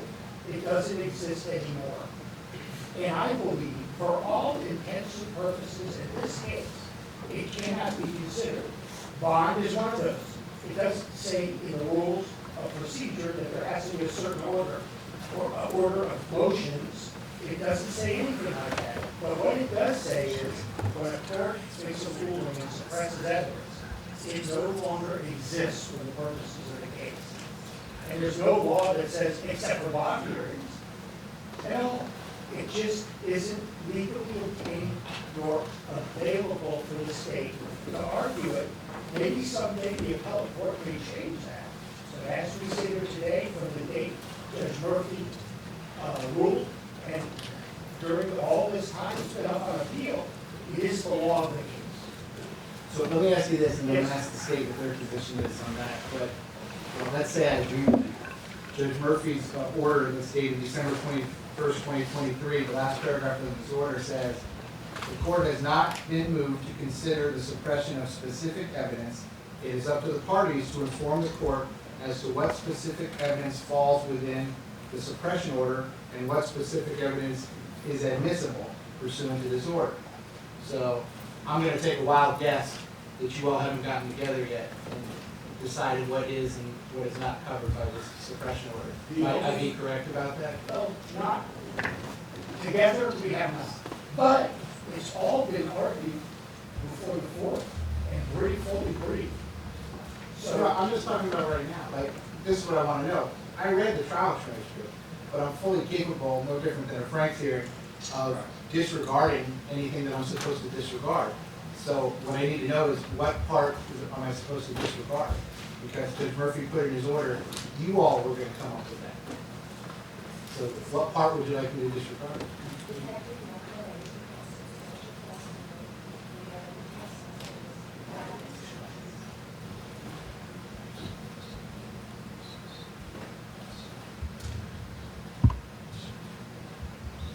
Judge, would Your Honor consider, since we're not doing evidentiary presentations on either side, that we take a 10-minute break and see if we could come up with a stipulation, if any, or at least list what we believe is being suppressed? Let me pause on that real quick. State, what's your position, first of all, on the argument that the exclusionary rule applies to a bond? Judge, it's actually, I believe, addressed under 924.071, additional grounds for appeal by the state and time for taking stay of cause. The last sentence, referring specifically to bond issues, talks about that. The defendant in custody whose case is stayed either automatically or by order of the court shall be released on his or her recognizance pending the appeal if he or she is charged with a bailable offense. Mr. Demons is not charged with a bailable offense. So what the court, or what the statute contemplates by that is if the state is some reason taking an appeal, which we did in this case, that his bond condition effectively remains the same, he's not entitled to the ROR. So I interpret that as because the issue is up on appeal, because the issue is essentially non-final, because it is before the 4th DCA now, that the exclusionary rule does not apply until there's an actual ruling from the 4th DCA, because obviously at that point there would be a definite change in posture depending upon what is ultimately suppressed or if anything is reversed by the 4th. Are you respond? Well, hold on. So you disagree with Mr. Bishop? Yes. So you want me to consider everything in the prior trial? At this point, yes. Okay. If I think that he is right, I'll ask you the same thing. Judge Murphy's order said that you two were all of you were supposed to get together and determine what specific evidence his order was going to exclude and what it wasn't going to exclude. So that never happened. That never happened. Okay. So you want me to take their suggestion and give you all a couple minutes and see if you can figure out what this order may or may not cover? Yeah, I mean, in 10 minutes it's not going to happen, Judge. There was a lot of evidence. There was recovered both from all the different houses. Ms. O'Grady? There was not a lot of evidence. No, ma'am, I didn't ask for any response. I don't understand your continued behavior, speaking out of turn, yelling at someone if that's not true. What part of the rules of criminal procedure or the Florida statutes or any case law says that you get to do that just when you feel like it? My apologies, Judge. Did Judge Murphy allow that? No. I'm not going to allow it. Do you understand what I'm saying? Yes, Do you need any questions that I need to clear up for you on that regard? Everyone is entitled to respect. Everyone is entitled to be heard. One voice at a time for the court reporter. I'm not going to let anyone shout over you or interrupt you or call you a liar while you're sitting at the podium. And I can promise you, I'm not going to allow you to ever do it again. Do you have any questions about it? Okay. Go ahead, sir. Judge, there was a lot of evidence that ultimately was suppressed. Not all of it was used in the first trial. Obviously, the team now is considering using stuff that is currently subject to suppression that we may end up using in the next trial, assuming the 4th reverses or whatever may come of it. In anticipation of today's hearing, in light of Mr. Benjamin's response or motion, I have a general idea of what's going to be excluded based upon the date ranges that are provided in the order, but I'm not in a position to give specifics, and it would probably take more than 10 minutes to actually go through and if we were to itemize everything, that's going to be a rather lengthy endeavor. How long would it take? Probably at least a good day or two if we were to sit down and go through everything. And that's obviously we disagree that the exclusionary rule would apply. No, I understand. This is, I believe that Judge Murphy's sentence at the end that Your Honor just read is about preparing for the next trial and deciding which evidence that was in the first trial is now suppressed is not going to be, is pursuant to the motion to suppress. I don't believe it is needed to go over for purposes of Your Honor's consideration because it articulates exactly dates and parameters of the evidence that was suppressed. I don't think it says Exhibit A, Exhibit B in that manner, but it does have the parameters of what was suppressed by date and description. So the other part that he wrote, I don't believe changes his suppression motion. It just, I believe, augments it for later consideration at the trial by exhibit number or exhibit letter, whichever they were brought in. So I think that's the difference there. And I got to address the state saying that rule says that it's available because he's not entitled to a bond and we can't come back and have a bond hearing. That particular part says he shall be released in those other cases. It doesn't say, and he can't be considered in further bond motions. There's no law nor statute that says, or rule that says we can't come back and argue for his release after a year and a half of what's been going on. I agree with you. That's why we're here today. Right. I gave you a whole day. I understand. I'm happy to listen to anything you want to tell me. I understand. But this single sentence, I don't know that I agree with your interpretation. The court has not been moved to consider the suppression of specific evidence. So do you all want to tell me what you want me to not consider, or do you just want me to take a shot at it myself? I didn't have the benefit of sitting through this motion hearing. So I don't have an order that says a motion to suppress is granted regarding the defendant's statement. A motion to suppress is granted regarding the cell phone records from T-Mobile. A motion to suppress is granted regarding any of these things. So I don't know what the specifics are. But I could figure it out. If you're telling me to take a shot, I guess I'll take a shot. It is attached to the amended supplement, the order of Judge Murphy. Yeah, I read it. Yeah. That's why I'm asking you this. So if I could. I mean, there's several that say he granted in part and denied it in part. May I clarify, Judge? Sure. So if you actually go into the order, a lot of it, he's a granted in part, denied in part. He goes and he talks about the temporal span of those orders, saying specifically, I highlighted what he said, in reference to his iPad account, that they're limited to a span of 24 hours. Common sense dictates that he did not need to search his iPhone account for evidence and location and communications. So most of these were housed with that there had to be a specific time period. He set that time period from the date of the day, that's October 2nd, up until the date of arrest. So the YNW booking Gmail, that was suppressed for the purpose of the time period. So anything that predated the deaths could not come in, and anything after the arrest could not come in. You were stuck to that time period. The next one would have been Twitter.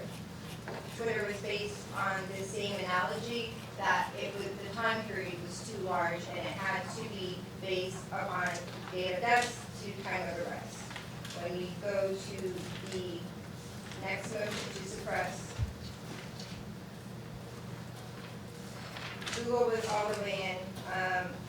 Again, iPod was out for temporal, in part out for temporal.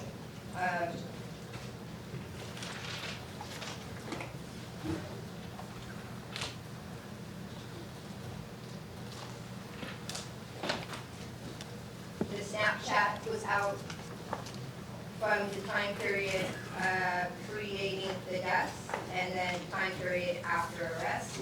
Judge Coleman, something unrelated? I just need to know when Ms. Collins will be available for a change of plea, because when she keeps leaving, they can't call up her in custody. We were set for 8:30, Judge, and his in custody was not brought until like 9:15, so I tried to go fast. So we'll do the change of plea? Okay. Thank you. Yes, sir? Go ahead, sir. Sorry about that. Facebook, same thing, granted in part, denied in part. The temporal limitations was the basis of what was denied on. So basically saying from October 26th to February 19th, all of Facebook can come in, all of Snapchat, all his text messages can come in. So it was really clear that it was just, everything was out from before the deaths and after the arrest. So that's when you're looking at granted in part, denied in part. It's granted as to the probable cause of the warrant, but it's denied as to the span of the warrant. So really what Judge Murphy did was break it down to where we had a time span of what was relevant and what could come in. His basis, quoting to basically the cell phone contains your entire life. There was no reason, a lot of these warrants, and even the new warrants that the state has applied for, because they applied for new warrants based on the evidence that was suppressed, they're going back to the creation of the account. Murphy was very clear that you can't go back to the creation of the account. You have to stick within this time period, and that's what was done. So for example, the cell phone mapping information that was testified to on the day of the homicide, October 26th, that was not suppressed. Yep, CDRs are all the way in, the cell Yeah, data, yeah. yes. You agree with that? I agree, Judge. If I can give the court a summary, this is by my interpretation as to what's been suppressed or what can be considered or not considered if the court is going with exclusionary rule. As to the first motion to suppress the T-Mobile records, that was denied. The cell phone location records where the defendant was that day with his phone moving around, that remains in evidence. As to the second warrant, the Twitter account that was granted in part, the past events from leading up to the homicide were suppressed, which means the admission that was made on Twitter is kept in, but the aggravators relating to the defender's activity and belonging with gangs and his gang membership, that would be out. As to number 3, the iCloud, that was granted in part. I think we noted that there was nothing of import there, so we weren't using anything from that, or we didn't recover anything from that. To the Snapchat, that was granted in part, again, the day of the homicide, so the location information, the communication records from that day remain in. The messages from the defendant's ex-girlfriend, Mariah Hamilton, those occurred afterwards. Those would be out, but those were not introduced in the first trial. We do intend to use them, but those were not in the first trial. Justin, you say out? I don't understand, I just want to make sure. Out. Mariah Hamilton's text message. When you say out? Out, as in they're not in evidence. They were suppressed. Oh, It's subject to suppression. It's subject to I'm suppression. sorry about it. I wanted to make sure out, then it was suppressed. Thanks. As to number 5, the Google records, that was denied. As to 6, the Facebook account, that was granted in part. Physical location, FaceTime info, connection information, photos from the homicide up to when the warrant was suppressed on January, or when the warrant was applied for January, that remains in. So what the state lost there potentially are photographs related to gang-related activity, the defendant's membership in gangs, as well as some comments and communications about the defendant promoting the promotional video, which is also subject to the appeal, because we argued adoption by admission because he was promoting that video. But all those communications were after January 8th, or at least some of them were, I think. The Instagram, which was number 7, it's effectively the same thing as the Facebook, the gang activity. Number 8, the T-Mobile records, the real-time location information, that was denied. Number 9, the T-Mobile records for historic location information as to the defendant, that was denied. Number 10 is moot because it was the wrong phone. The detective got a new warrant. Number 11, the defendant's iPhone, it was granted in part from the date of the homicide up to February 13th. So we obviously kept anything that was backed up to that phone, including the pin drop information, some notes, some text messages in reference to gang activity, but what we also was suppressed were some of the notes and text messages from the past relating to gang activity. Where'd it go? Number 12, the Google accounts. There were 2 accounts. We lost everything prior to the homicide was suppressed. That includes gang-related information as well as the gang Bible that was recovered from his account. And in number 13, which is what Ms. Collins was checking, the YNW booking. I actually didn't know offhand what was actually suppressed from that, but I believe it's more gang-related stuff. So effectively what was suppressed was a lot of the stuff the state would be using for aggravators. The cell site location information. Remains in. From October the 26th, 2018, none of that was. Correct. And that's my summary. They disagree because I was trying to prepare this for today's hearing. I didn't have the time to go through every piece of evidence. Okay. I think it was the same for what I said, but just to go a step further so the court understands, I agree with what the state had proffered as far as what's suppressed. Going to what specific witnesses testified to what we agree was suppressed. You'd be looking at the majority of the testimony from Danny Fuller would be out. He testified to a lot of the photographs of Mr. Newman's phones that predated, as Mr. Recusal said, the bookings, the YNW booking, Gmail had a gang Bible sent, some gang talk sent to that Gmail. All of that is out because it predates the murders. That is most of what Danny Fuller testified to. The second witness who would have testified to certain messages, maybe with Mariah Hamilton, Detective Mark Moretti testified to a substantial amount of text messages that would now be suppressed. So I believe we said close to half a day where he just read text messages off of the screen. Most of that would be out. How about the text messages from October 26th? Were there any? Those would remain in. As far as his phone is concerned, it was granted in part from the date of the homicide to February 13th remains in.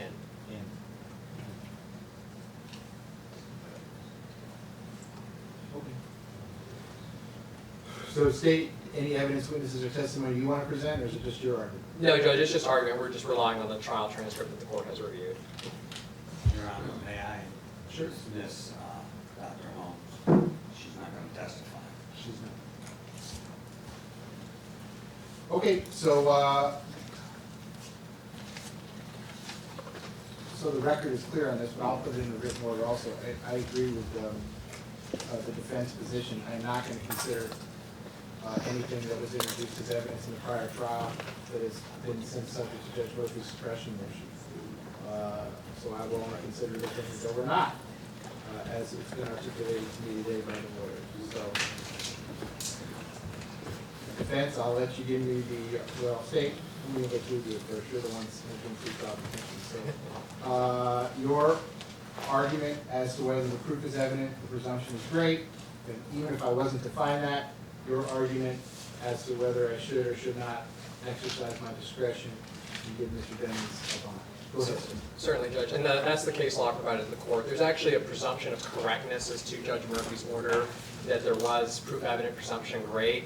So really what the court is considering now is just effectively has that suppressed evidence that the court is now considering change the state's position where proof evident is no longer present. We believe that proof evidence still remains strongly present because, as the court was noting, all the information from the day of the homicide remains. So the vast majority of the evidence that was introduced at the previous trial remains available to the state. What the state effectively lost, as I summarized, were a lot of the enhancers that were used, such as the gang activity, some of the information that goes to motive. But for the day of the homicide, the ballistics that shows that the shots were fired from inside the vehicle, the fact that Mr. Henry lied about the events, which was corroborated by the locations that were determined where the shooting actually took place, with the shell casings that were recovered, the fact that the defendant's phone was traveling with the two deceased in this case along with them and then separated prior to Mr. Henry going to the hospital, the admission on Twitter that the defendant made where he said, "I did that." All that stuff that relates to the homicide, to the direct evidence for the guilt portion remains in evidence. So effectively, nothing has really effectively changed other than some of the arguments that the state can present to the jury in terms of both aggravators and motive. So before I hear the defense's argument, based on the written pleadings, I suspect they're going to get up and tell me that since the jury didn't find him guilty of these, that's beyond a reasonable doubt, we weren't able to do that to the jury. So you're now asking me to find a higher standard, that is proof, evidence, presumption of guilt. So do you have any response to that? My response would be is that it was a hung jury, and my understanding is that 11 of the jurors were ready to cut that down. I have no idea what that. That it was a hung jury, and we don't know what their decision was. It was, Judge, I have to object to the characterization that we don't know. It was mistried because they couldn't unanimously decide, which is the standard by which somebody is found guilty or innocent. So, No, I'm not considering votes. It was a mistrial. I got it.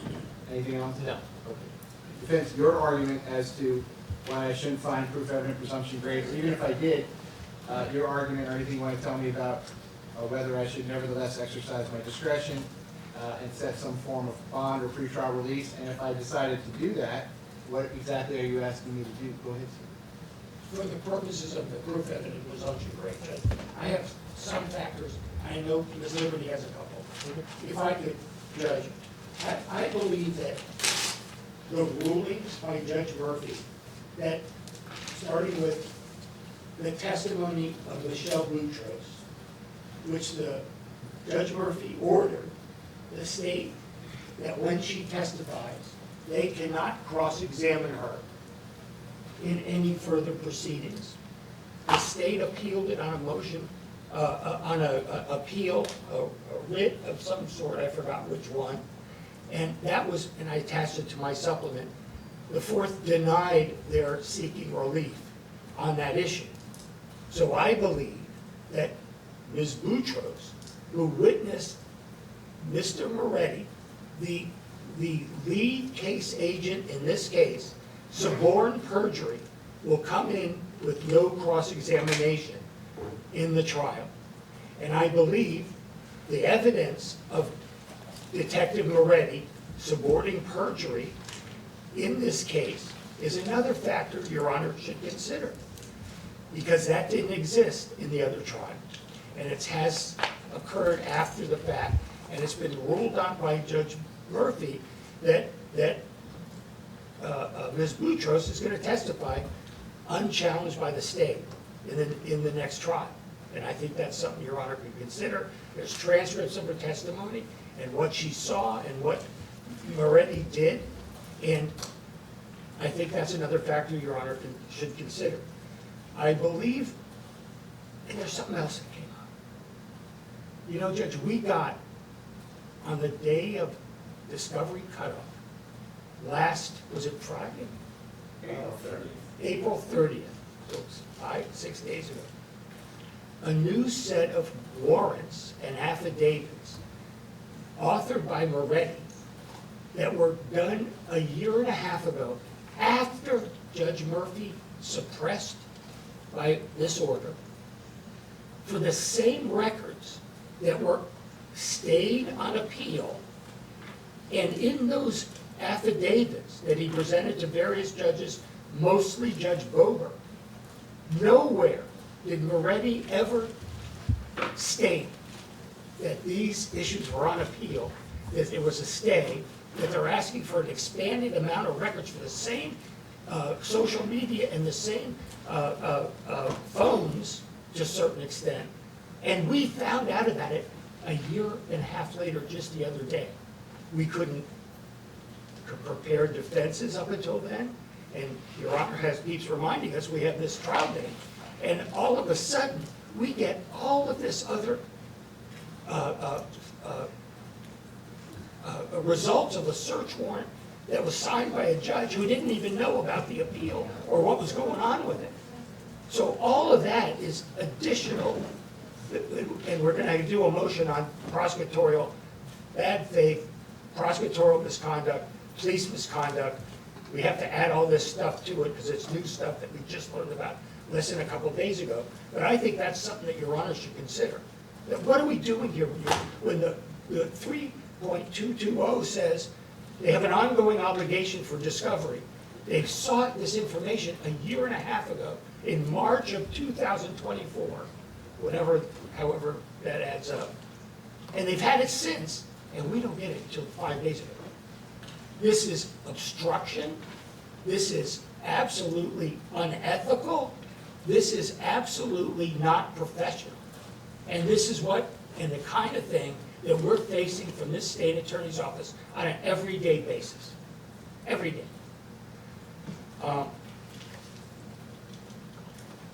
And I believe that the sub-issues there of forum shopping to go to other judges who don't have the institutional memory of this case is about, and Judge Murphy was still there back when they sought these warrants. So did they advise Judge Murphy that we're going to go do an end around?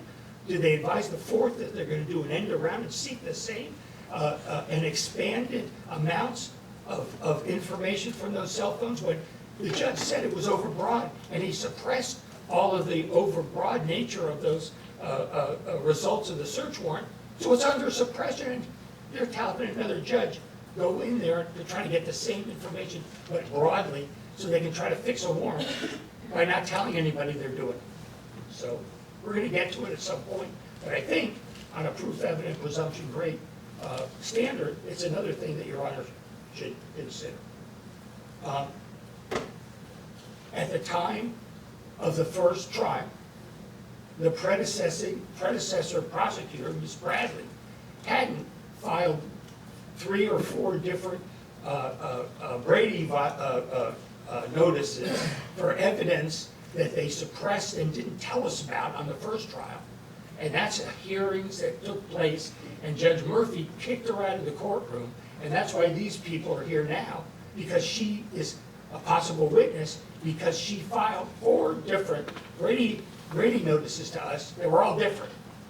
So that's something I believe Your Honor can consider, because that happened after the trial, and it affects the credibility of the state's case against Mr. Devins. And that's a factor I would submit respectfully that Your Honor should consider. And I know I don't have them all, but I didn't mean to step on Ms. Liberty's argument, and I know she has some other stuff, if I may. Let me just summarize very briefly. I think the court hit the nail on the head when you said the jury could reach a verdict and the proof evident presumption grade is a higher burden than reasonable doubt. The jury in that case did not know, it was hidden from us, that the lead detective attempted to suborn perjury, although the state knew about it prior to the trial.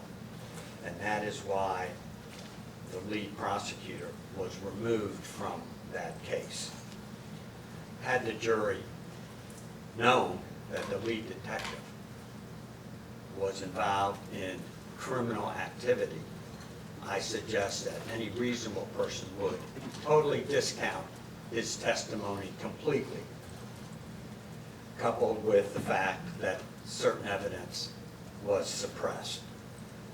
What Mr. Benjamin was referring to was on April 30th from 3:30 to 7 o'clock at night, a little after 7 o'clock at night, we received 5 search warrants that are in my hand. They were all prepared, I believe, by Detective Moretti. They were all signed by Judge Boger. They were all signed, I believe, over a year ago that we've never received until April 30th. Nowhere in these warrants does it make reference to the fact that Judge Murphy had suppressed portions of the items that they are now seeking. Nowhere in these warrants does it indicate that there was evidence that the affiant was suborning perjury. nowhere in the fact does it explain why the state went to a different judge, because Judge Murphy was still sitting at the time,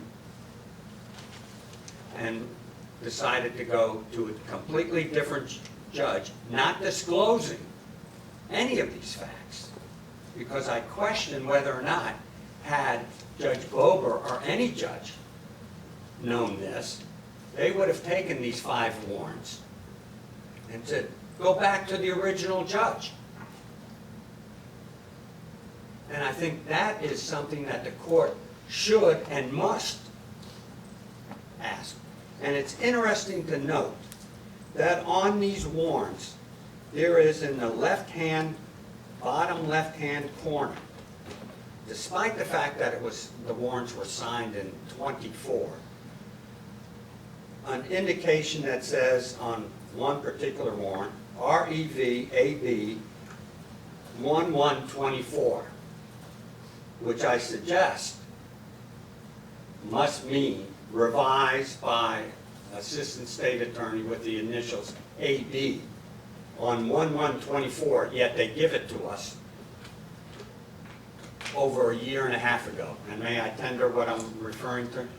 Well, I didn't limit anyone in any way. I asked you 3 times, do you have any evidence you wanted to present? And you all said no, and now you're making arguments based on things that are not in evidence, and I have no idea what it is. So. Fair enough. Do you have any objection to moving what you gave us, April 30th? Sir, you don't have to ask him. Oh. This is evidentiary hearing. You ask me. May I introduce these 5 warrants? Are they marked? Let's mark them as a composite exhibit. How about that? Yes. I'm sorry.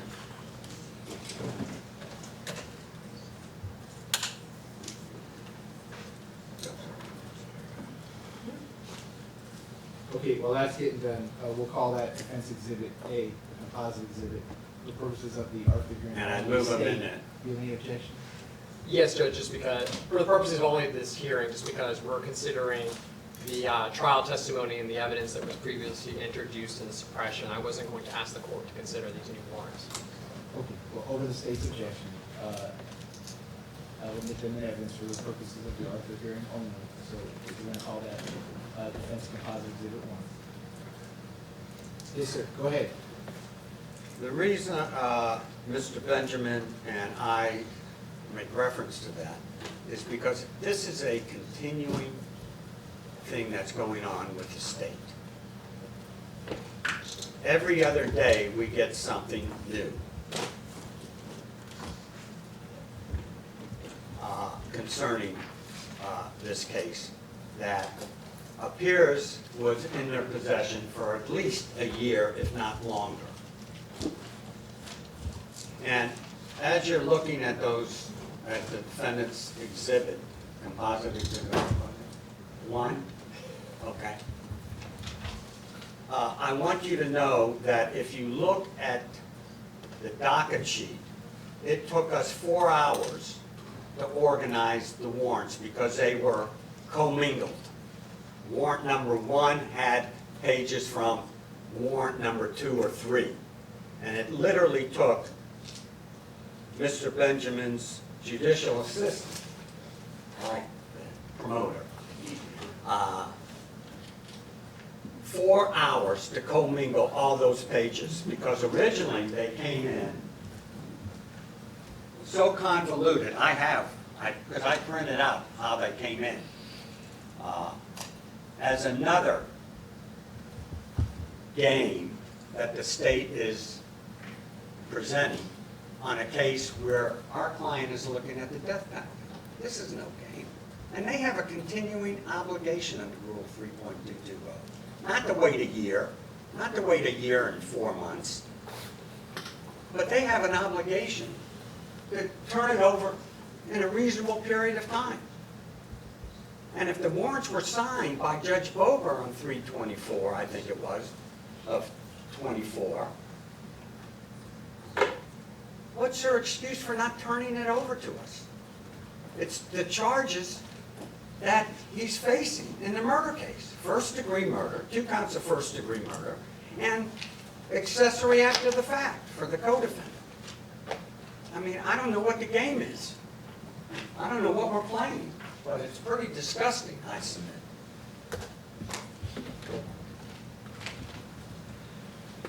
There was one other point before I sit down. In the first trial, that wasn't suppressed, was a gentleman who took the stand, who said that Mr. Demmons got out of the car and went home. He was no longer near the cell phone. That was in the first trial. That was something that the jury considered, which resulted in a hung jury. And that's something that I think is very important as we sit here today. And I'll shut up now, I know that it's liberty.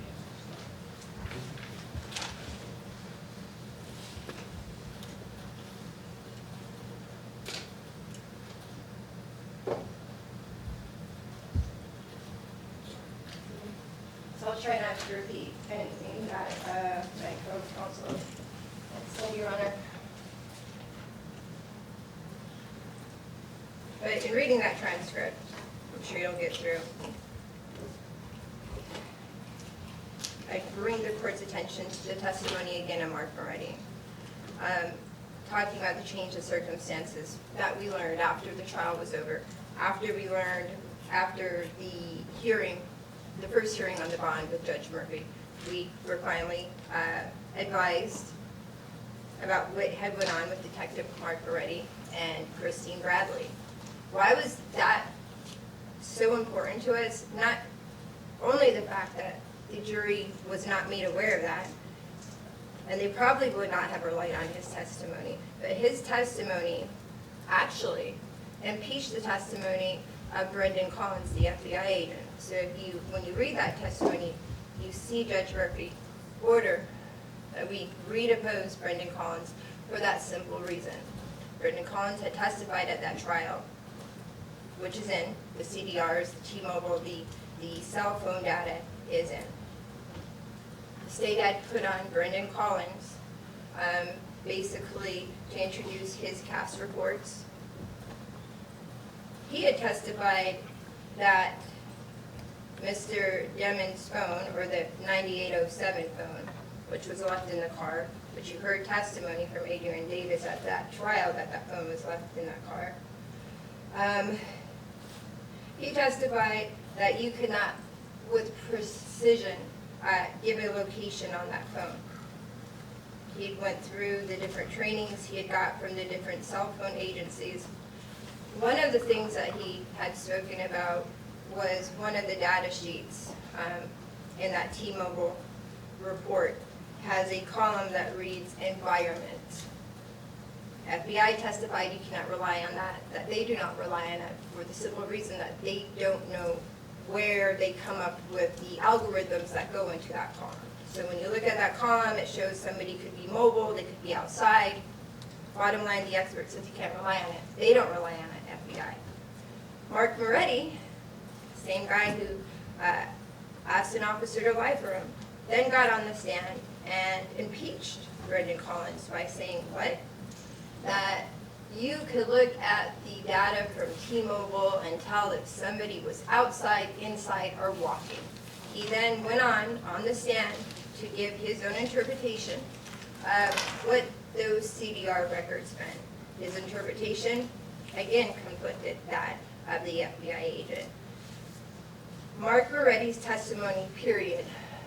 We were deprived of knowing that he had previously perjured himself. We were deprived of the fact knowing that that lead prosecutor had asked him and basically covered that up. And there was a change of circumstances because that was not brought to anybody's attention when Judge Murphy had made his first ruling. And for the record, that first ruling that Judge Murphy had made, it wasn't an Arthur hearing, there was no testimony put on. I believe at the time the only testimony that was given to the court would have been over Zoom from the family's aunt or mother. Nonetheless, getting to most of my motion, Judge. There is a case out there, Norco, And what it tells us is, Reeves versus Narco, 141 Southern 3rd. What it tells us is, even if the state meets its burden under Russell, and I'll get into Russell in a minute, the circuit court may exercise discretion to grant pre-trial release if the defendant can prove conditions of release, if the defendant can prove that his conditions of release can effectively protect the public from the risk of physical harm, assure his presence at trial, and protect the integrity of the court. There are some other factors that we get from other cases, talking about flight, is he a risk of flight? So going through that.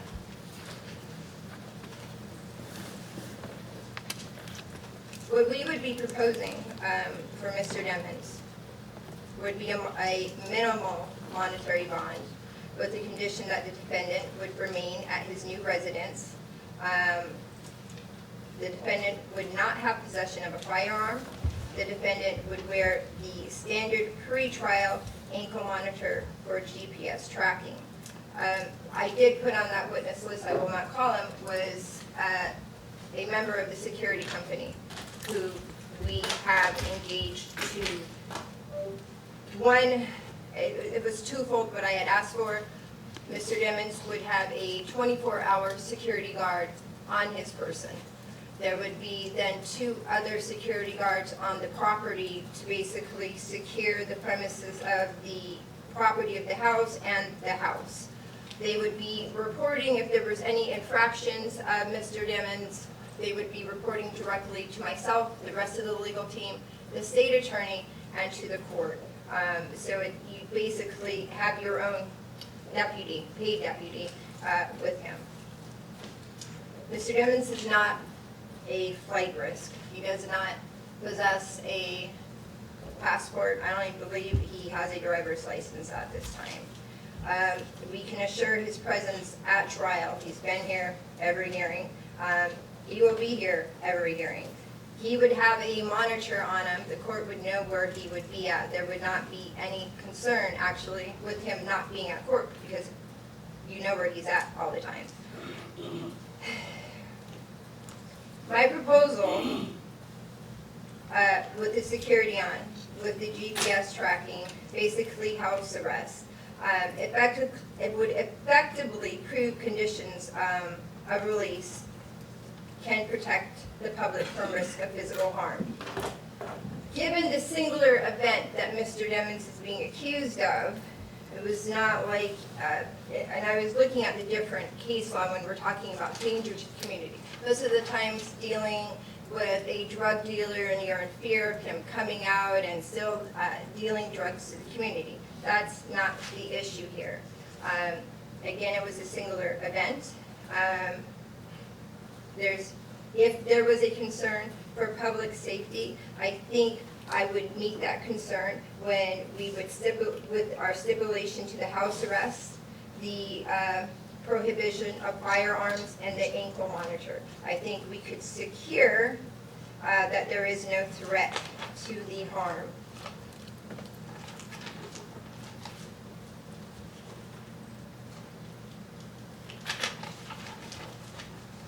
I think the state's biggest argument today would be to assure the integrity of the courtroom, of the judiciary. And of course, they're going to bring up the witness tampering case. That case was very convenient. It was filed while we were pending our last motion for bond, and it does affect the integrity. You recently heard our motions. I was trying to lift the state to argue that C4 motion. The only person my client has been accused of tampering with was Mariah Hamilton. However, going specifically to that statute, it would require Mariah Hamilton was actually summoned to a legal proceeding. That legal proceeding is defined by that statute. The only thing that would be applicable was Mr. Demons' trial. Court said it many times. The record is devoid of any proof that Maria Hamilton was ever under a legal obligation to come to trial. She wasn't. That is the only basis of what the state will argue, is that he's tampering with witnesses. There's been allegations he tampers with this person, he tampers with that person, but there's no proof of it. We deal with, and I was based off the previous motion not written by the state. Based off the true facts, there's not been any tampering. When we look at these cases, and it was interesting because with both the constitutional right to this bail, it does give that exception, except for people who are facing death penalty or capital crimes, lifetime crimes, right? And you go to the next provision that says, hey, if you appeal something, you automatically have that right, except if you're charged with a capital crime. So I did some research on that. And the whole basis for it, because there was a case that came later, and my apologies, I didn't write down the site on it, but it goes on to explain that you would not have been given a right, i.e. the right to bail, and then a certain class of people denied bail under that same provision. And they go on further to explain in the history of it, is that initially when somebody was faced with a penalty of life in prison, they feared that that person would abscond or they would flee. Mr. Demmons knew he was going to be charged with 2 counts of first-degree murder. At 19, he could have ran, could not, did anything. He did the right thing, Judge, and he turned himself in. I believe February 13, 2019. 6 years ago. Spent 6 years of his birthdays in that jail. The last 3 years that he's spent in that jail, he has been deprived of basic human needs, basically. He's currently housed in a situation that's 23-1. Counsel, I hate to interrupt you, but there's no evidence. Okay. The lawyers don't give evidence, so if you want to present some evidence, I read that in your pleadings, but there's nothing in front of me about what his current conditions are in the jail, so I can't consider it. Okay, good. You're just saying it, so go ahead. So, the conditions in the jail aren't good. He's been there 6 years, Judge. The Constitution says everybody gets the presumption of innocence. 6 years. We're going now past 6 years. He has substantial ties to the community. See his mom, his grandma, his sister, his brother, his friends, his grandpa. They're all here supporting him.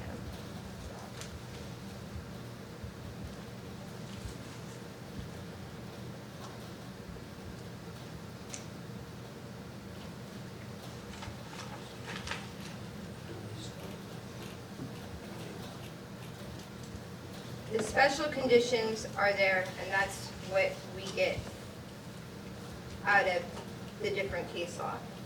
That proof evidence, great, that's one thing. You go to the second. Are there special conditions that we can put in place to protect those 3 things? To make sure he's present here.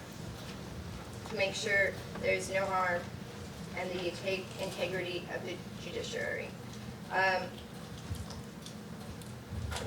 don't have any evidence before you. We were precluded of putting my witness on. He has no risk of flight, though, Judge. I don't think there's anywhere in this world that Mr. Demmons could go at this point without being known. There is no danger to the community. This was an insulated incident that he's being accused of. But again, I believe the special conditions that we put in place would protect the public from any risk of harm.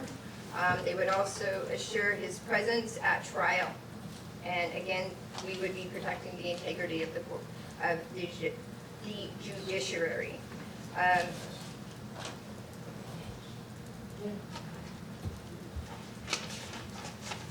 believe we have met it. The state has not presented to us any reasons or any special conditions that would say that he should not be eligible for a bond.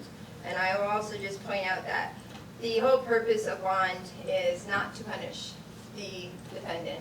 It's to assure their presence at trial. That's the whole basis, is to make sure they're coming to court, make sure they're showing up to trial, and they're not absconding. I believe there is enough before this court that the court can safely rely that he's not a flight risk, he will be in court, and the community will be protected. Nothing further. Thank you. State, last word, anything else? Yes, Judge, just responding to the points that were raised. Just so the court's aware, we have not litigated yet, but there is a pending motion to exclude the testimony of both Ms. Boutros and Ms. Bradley. It deals with a collateral matter, and we obviously believe that it's not going to be relevant to trial, but they keep raising the issue, or they repeatedly raise the issue, that Detective Moretti's suborn perjury, except there's been no finding of that, and there's no evidence of that, and actually the evidence tends to be to the contrary. Judge Murphy found no Brady violation in regards to Ms. Bradley. There were no findings as Detective Moretti's testimony during the motions to suppress. And attached to the motion to exclude her testimony is the IA clearance letter for Detective Moretti, finding that he had done nothing wrong. So when they say that he's suborn perjury, there's no evidence supporting that other than their argument and the testimony of Ms. Boutros, which they say now is going to go unchallenged, except that's also not correct. While there is currently a court order saying she's not subject to cross by the state still has the ability to impeach witnesses. So she still is going to be subject to the same impeachment that she faced during the motion to suppress. That objection, I'm sorry, Judge, that's just stating a fact that's absolutely untrue. It's not before me. Yeah, I don't know why I keep, right?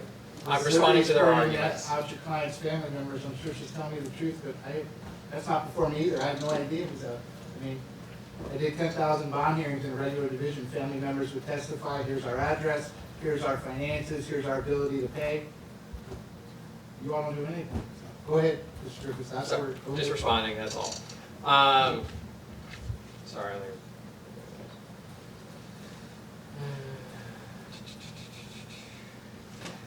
In regards to the testimony of both Collins and Moretti, which is contained in the transcript, Brendan Collins testified as to the cell tower location information, which does put the defendant near the crime scene as well as the hospital, subsequently afterwards, as well as the following the path. What Detective Moretti testified to was the environmental data. As Ms. Liberty pointed out, the FBI will not rely upon that because they don't know how that is calculated. Does not mean nonetheless that Detective Moretti cannot testify to it because cell site location information does not require expert testimony, and he'd be subject to the same cross that he was in the first trial. I think that covers it as to the phase 1 arguments.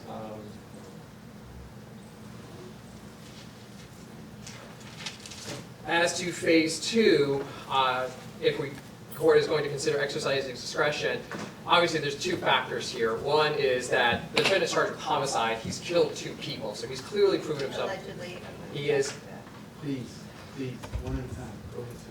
He's already established that he presents a danger to the community, but not only that, he attempted to tamper with witnesses while in custody. It's actually the reason Mr. Henry is back in custody, because he did have a bond and that bond was revoked.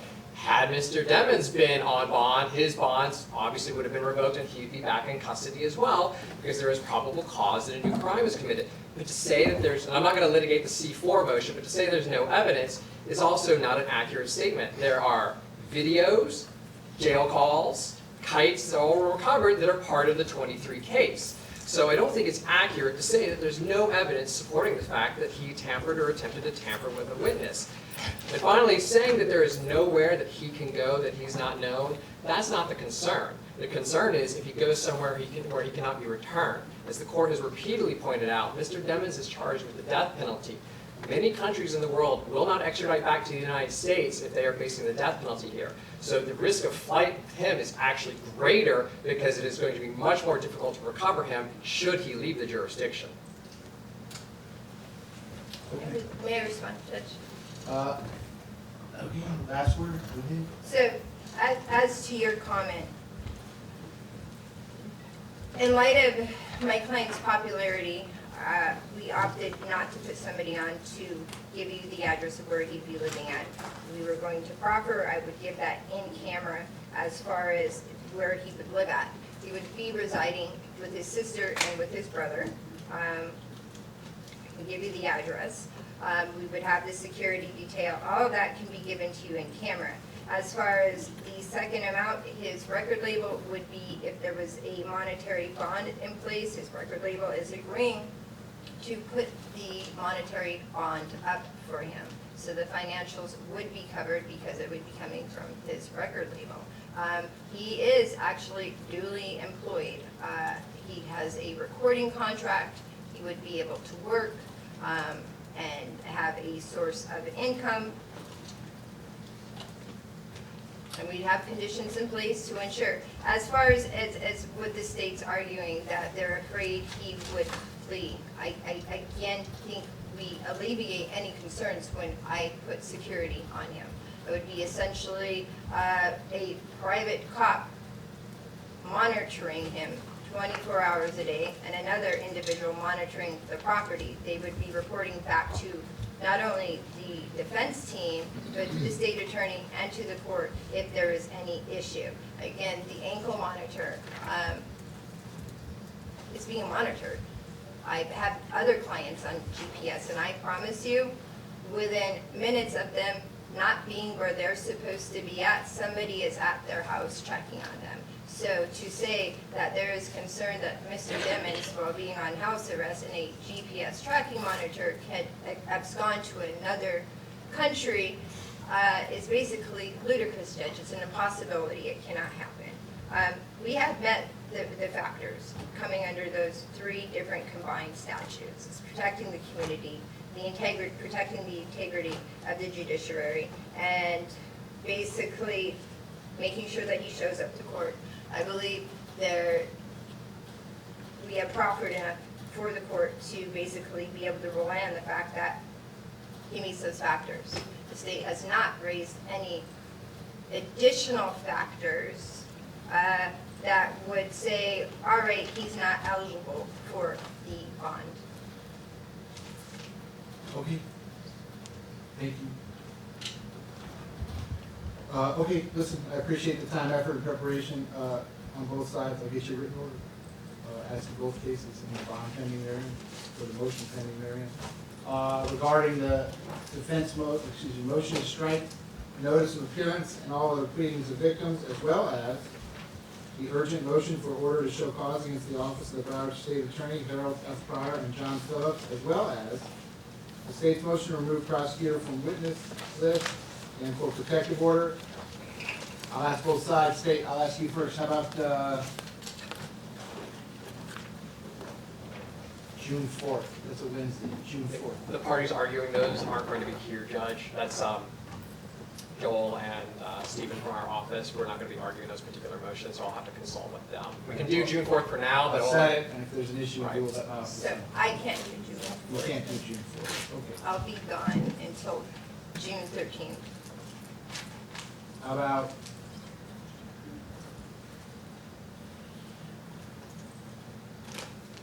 June 20th? That's a Friday. State, you're going to check with your people. Defense, June 20th? We'll check with our office, Judge, for those two Okay. times. Just let the court know. I won't be here that day, but I'm not arguing those anyway, but just so the Okay. court's aware. Defense, June 20th, 8:45? Fine. Yeah.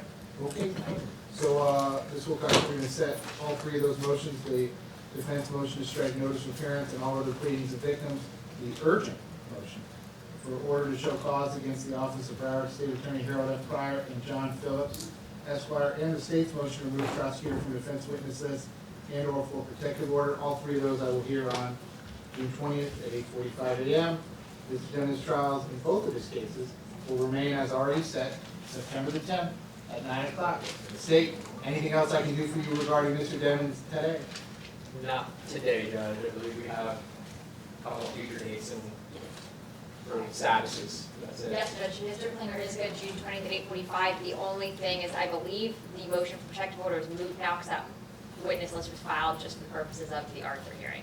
Okay, So, well, if that's we so, will need you all to- can come and the tell me state will that need to have that heard. on June 20th. Okay. No, it says for today's hearing. Defense, anything else I can do for you today regarding Mr. Denton? Other than I just don't understand what he just said. Well, that's okay, I don't understand what both sides say. Quite a lot of it. Anything else you want me to consider today? No, sir. Okay. All right, Ms. Wilcox, then we're in recess until 3:30? Okay, so the division of Q otherwise being recessed until 3:30 p.m.?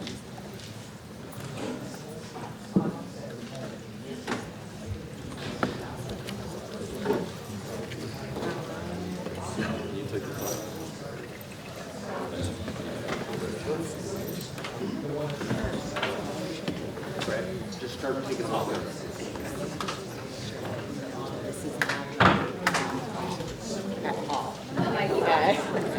I'm sorry. I was talking about the stuff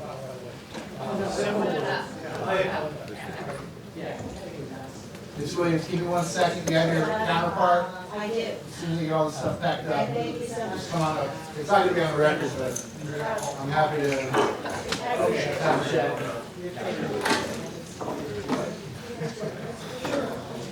Well, let me check.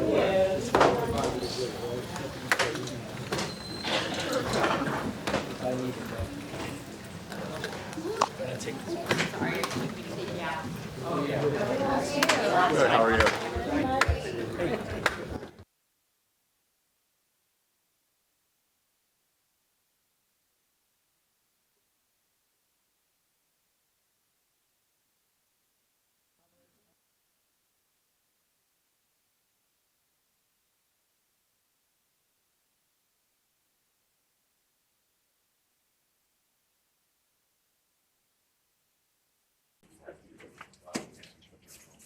Joel Silverstein on behalf of the state. Morning, Your Honor. Morning.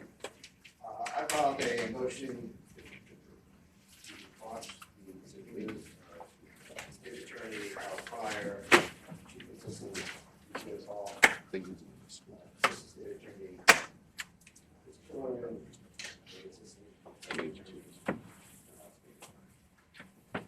Klinger, assistant state attorney Ms. Bauer. I'll tell the court up front, I am not watching this subpoena of Michelle Bluegrass. I have several reasons for this particular motion. First of which is this court issued an order on October 12th of 2023, quashing the subpoenas of Mr. Pryor, Ms. Falk, and Mr. Killoran. And the defense in this particular matter has not asked this court to lift that protective order that the court granted. There hasn't been, so the state's position regarding that is that the protective order is still in play. And that the issuance of the subpoena was a violation of that protective order. Even if the court finds that the protective order doesn't cover these particular witnesses, the state would argue that the reasons for quashing the subpoena and issuing the protective order have not changed from the second motion to dismiss to the third motion to dismiss. And there's nothing in the third motion to dismiss which would indicate any change in testimony, any change in position or any position of the state in allowing the, which would require their testimony. Regarding Mr. Klinger, who's the only person who was not mentioned in the first set of subpoenas, Mr. Klinger, as the court knows, was arguing some of the matters in this case with the court. The only attachment to the motion is a portion of one of the hearings where Mr. Klinger cross-examined his interests. And the only issue regarding cross-examination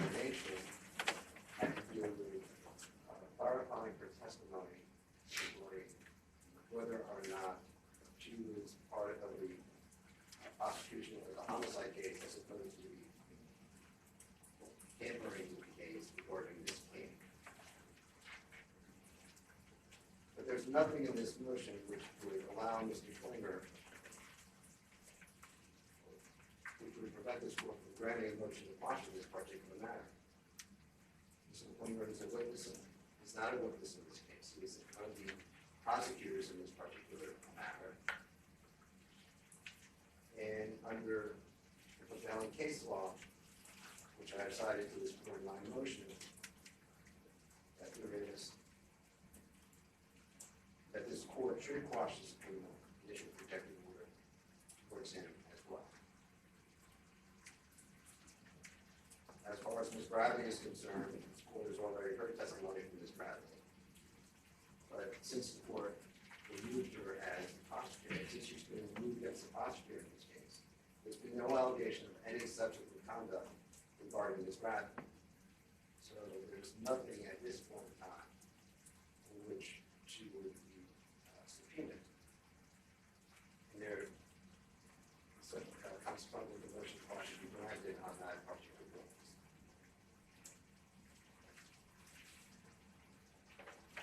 The court will have the ability, the defense is not going to be prohibited from whatever inquiry that we're talking about because we have not sought to quash these opinions to be true. I'm not here to argue the motion to dismiss, but there are certain facts which on the motion which I do need to address. First of all, any information from Mr. Pryor and the four assistant state attorneys in the course of their employment as state attorneys in the state attorney's office. And also under Donaldson, the defense in this case, this is not the rare case in which the defense believes it has a basis for taking testimony from the prosecutor and must engage in less intrusive methods.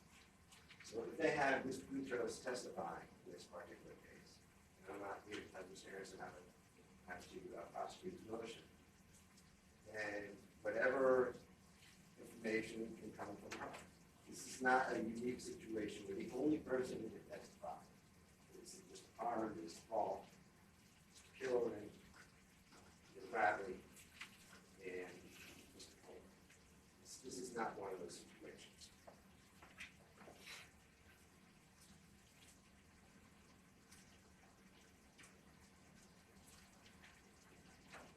Other than that, Judge, I would rely on my motion. I would ask the court to grant the motion of quash to enforce the previous protective order, and the court does not feel that the previous protective order covers this particular matter, and that they issue protective order for this matter. Thank you. Yes. Thank you, President. First of all, I do not believe that protective order does include this round of subpoenas. If it does, then I would be asking that you quash that protective order and allow these subpoenas to carry the day, so to speak, in the event. A lot has changed since the last time we discussed these issues. But before I go into that, I want to point out we're not just moving to accuse the state attorney's office. We're also asking for this case to be dismissed, basically pretty much on the same grounds. But those are two different things, recusal and dismissal. Since this last was heard before the court, as I said, a lot of things have changed. First of all, we subpoenaed these witnesses to the state attorney's office because that's the only way we can subpoena. But I don't know if these witnesses were even ever informed that they got subpoenas. But I do know that the state has not established standing to represent these individuals. They are individual people. Ms. Boutros wants to testify. She is willing to be here. I don't know about these other people. The state has not represented that they are the attorneys for these people. They are the attorney is in the state attorney's office. But each one of these people have their own individual rights. And they have also their own obligations to say, I do not want to testify, or I do want to testify. I want to invoke a privilege. I don't want to invoke a privilege. I don't believe Mr. Silver tried to do that for them. They were individuals. Next of all, Your Honor, as I said, a lot has changed since you last were here. When we were here discussing these matters, Mr. Klinger represented to the court that if Ms. Boutros testified, that the state would not cross-examine her and that she would be left to say whatever she was going to testify to. When she testified during the motions to suppress, Mr. Klinger did in fact question her. It was 2 or 3 innocuous questions, pretty much, but did not go into credibility or anything like that. It was to clear up a simple matter. The state represented, not to us, Your Honor, but to us, meaning you and everybody, that they were not going to cross-examine. Yet, we know during the motion to suppress, she was subject to a brutal cross-examination. And then the state files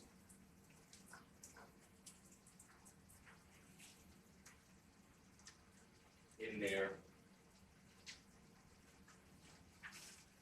state's response to the defendant's third motion to dismiss for violations of due process and double jeopardy and or motion to recuse the entire state attorney's office of the 17th Judicial Circuit. And they filed with that document. And on page 13, number 26, they state, the defense raises the issue that the state agreed to not cross-examine ASA Boutros. This was a true statement, at least initially. However, as ASA Boutros testified, concern grew regarding her recollection of the facts. Even the ASA handling the first motion to dismiss determined he had to do a limited cross-examination of ASA Boutros. The redeposition of Detective Moretti only compounded this issue and prompted further investigation. The state cannot be expected to curtail its own case in light of evidence that comes forth. The prosecutor's duty is to seek the truth regardless of the identity of the witness. It's also the prosecutor's duty to keep their word to the court. In fact, that may be one of the highest duties that a prosecutor has, is that when they represent something, to follow through on that representation. But this state attorney's office did not do that. In fact, they are brazen enough to put in their pleading, yes, we did make that representation, but our representations mean nothing if the events change later on, because if it suits us, those representations are worthless. So that has changed. The state had told this court, maybe it was part of your analysis, maybe it was considered in your ruling, but the state told us back then that they were not going to subject her to cross-examination. Then, Counsel, I would just indicate to you, take a look at the order that I signed on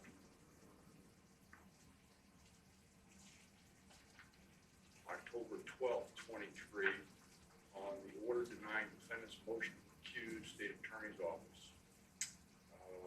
Page 8, the bottom it says, defendant has failed to demonstrate how he will be prejudiced by the state attorney's office prosecuting this case, notwithstanding Ms. Boutros and Ms. Bradley's testifying in trial, particularly in light of the state's representation that they do not plan to attack the credibility of Ms. Boutros for trial. It's in my order. I thank you for doing my job. I should have caught that myself. But that's what they represented, and that's not what they did. And now they're telling us their representations mean nothing in the future. So that has changed. What else has changed? When we were before the court before, the state kept on arguing that the tampering and the murder were not related. And I think the court kind of thought it was related. In fact, the language in the order seemed to indicate that it wasn't a hard and fast thing that they are related. But then the state filed in their motion for rehearing reconsideration that they filed on the motions to suppress on page 19. I'll read from the middle of it. It should also be noted that the defendant has subsequently been charged with witness tampering as well as directing the activities of a gang in State versus Jamel Demon's Broward County case number 2310594 CF10A. The information relied upon outside of the scope of the court's ordered timeframe would have been found during the investigation of this case as well. The new charges inherently stem from the original homicide case just by the nature of the charge. This means that the evidence is inextricably intertwined with both cases. And that comes from the state. The same state attorney's office that has been telling you that they're not related, then puts in a pleading that they're intertwined and interrelated. So that has changed since the last time that you heard these arguments on it. So we've had a lot of change in the circumstances. And I think, so that gets us there. Since that time, the state has put in the record now everything that they can find about Ms. Boutros. They have disparaged her reputation like I've never seen done by any office to anybody that works for them. And I think that goes inherently to the institutional violations of my client's due process. You have an office that is willing to do anything that they can, but that's getting to the motion. I just want to get to the quash, so I'll back up this.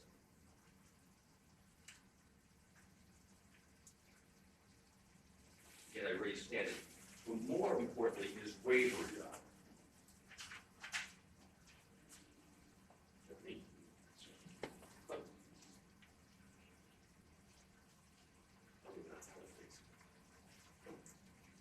I'm sorry, Your Honor. Not a problem. Okay. So, I'm looking through the evidence code, I'm looking at things, and I come across 90.507 of the evidence. 90.507 of the evidence code says waiver of privilege by voluntary disclosure.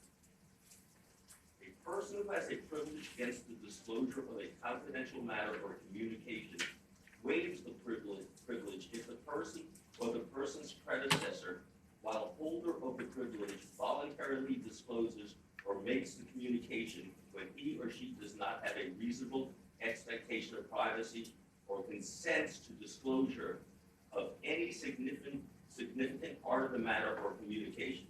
This section is not applicable when the disclosure itself is a privileged communication. I want to reiterate that last part, or consents to disclosure of any significant part of the matter of communication. They have consented to Ms. Boutros testifying. They did not file a motion to quash. The last time that this case was up, she testified. She's testified twice. The state has allowed that to occur. They've consented to it. Therefore, this matter is not totally open for all the testimony and revolving around the same testimony that Ms. Boutros did. But there's more, Your Honor. If you look at their Brady notices, I have them here if you'd like to see it. I've seen them. If I need to see it, I'll take a look at it. In the third Brady notice, the one that is on, the one that was issued by Christopher Tillery on the 26th of September. I'll read the last paragraph. The lead SAA assigned to this matter relayed to the state attorney's administration that she spoke with Detective Moretti in regards to this incident. So I'm going to stop right there. So they've already acknowledged the communication, that there was communication in this matter. To this incident, the detective already explained that his statement to Deputy Garl was a joke. So they have now told us there's a matter for us to have to look into.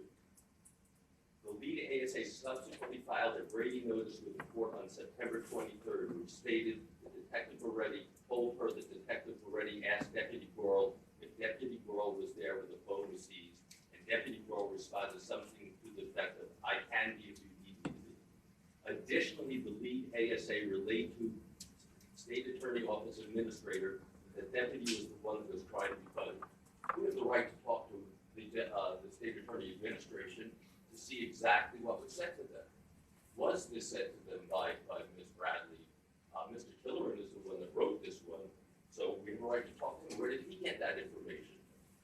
But Ms. Bradley follows it up with the undersigned inaccurately, by the way, this is on the 28th of September 2023, the Brady notice. The The undersigned inaccurately relayed to the state attorney administrators that she spoke with Detective Moretti regarding this incident, and that Detective Moretti explained that his statement to Deputy Burrell was a joke, when she intended to relay that which is contained in the Brady notice on September 23rd, 2023. Additionally, the undersigned relayed this to state attorney administrator that the deputy was the one trying to be funny. Again, we have all these things dealing with what was related to administration. We have the right to see whether or not this is exactly what was related to administration. By whom? When? They opened the door. They waived this subject matter. We have the right to go into it.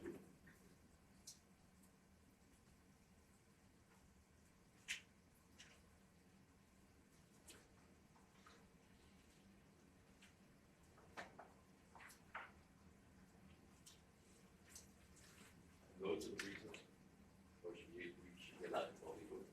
Thank you. Anything else? The only thing I want to point out is regarding the cross-examination question is, there was never an objection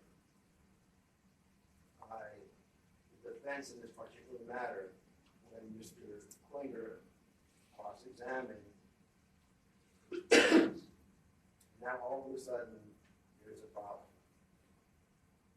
I've not had the privilege of seeing the transcript of the other case, the other motion, but I was submitted to the court, from my understanding, that there was an objection then. Why all of a sudden now is there a reason to now call at least Mr. Klinger regarding this particular matter? Whatever Mr. Klinger said was on the record. We didn't have it before, it was attached to the motion. It doesn't give the defense a reason to call Mr. Klinger. And this hearing, which this court is going to engage in, doesn't give the defense the opportunity to throw spaghetti at the wall to call anybody in administration regarding this particular issue. This false name isn't even mentioned in the motion. As far as privilege is concerned, we're talking about a work product privilege, which the court discussed, which the court discusses in the University of Maine, which was argued in the previous time. So based on the arguments within the motion and the arguments here, so it would ask me to quash the subpoenas for state attorney Pryor, for chief assistant Hall, Mr. Killeran, Ms. Radley, and Mr. Hunter. Thank you. And so you don't even know if you have service on the subpoenas, correct? We do. We serve the state attorney's office, so I know we can service through that. So they were served through the state attorney's office, place they I were. just need to advise the court. I'll the court. Anything else? Well done. All right, the motion's granted. I'm going to squash the subpoenas. I'm not allowing the subpoenas to go forward. Testimony of the state attorney, just the same reasons I gave before. I understand certain things may have changed, a little bit, but I'm not allowing those depositions to go forward. All right. What's the next motion you're calling, Ms. Boutros again? Your Honor, can we have a 5-minute break? I want to see how we're going to proceed now. Sure, I don't want you to go anywhere. I want you to stick around. And Mr. Klinger, you're going to stick around? Yes, sir. Thank you. Your Honor, I have to give a Zoom hearing, a day county Zoom hearing. Can I use your? Sure. All right, we're in recess.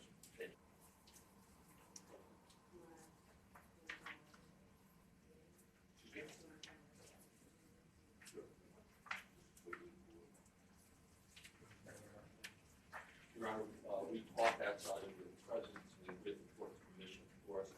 What we'd like to do is that calling Ms.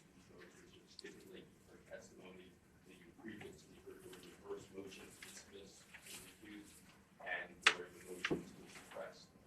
And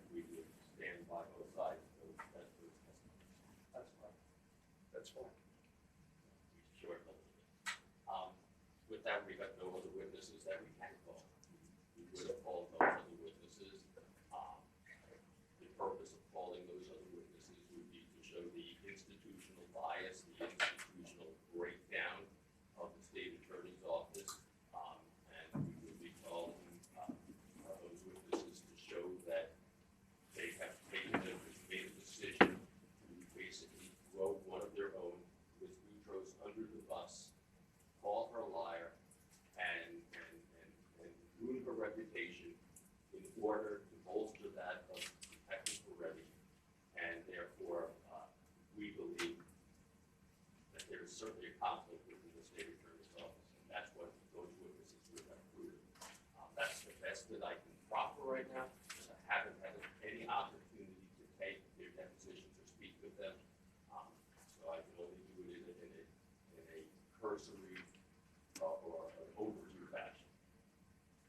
Thank you. As to the motion itself, Your Honor, there are really two facets of the motion.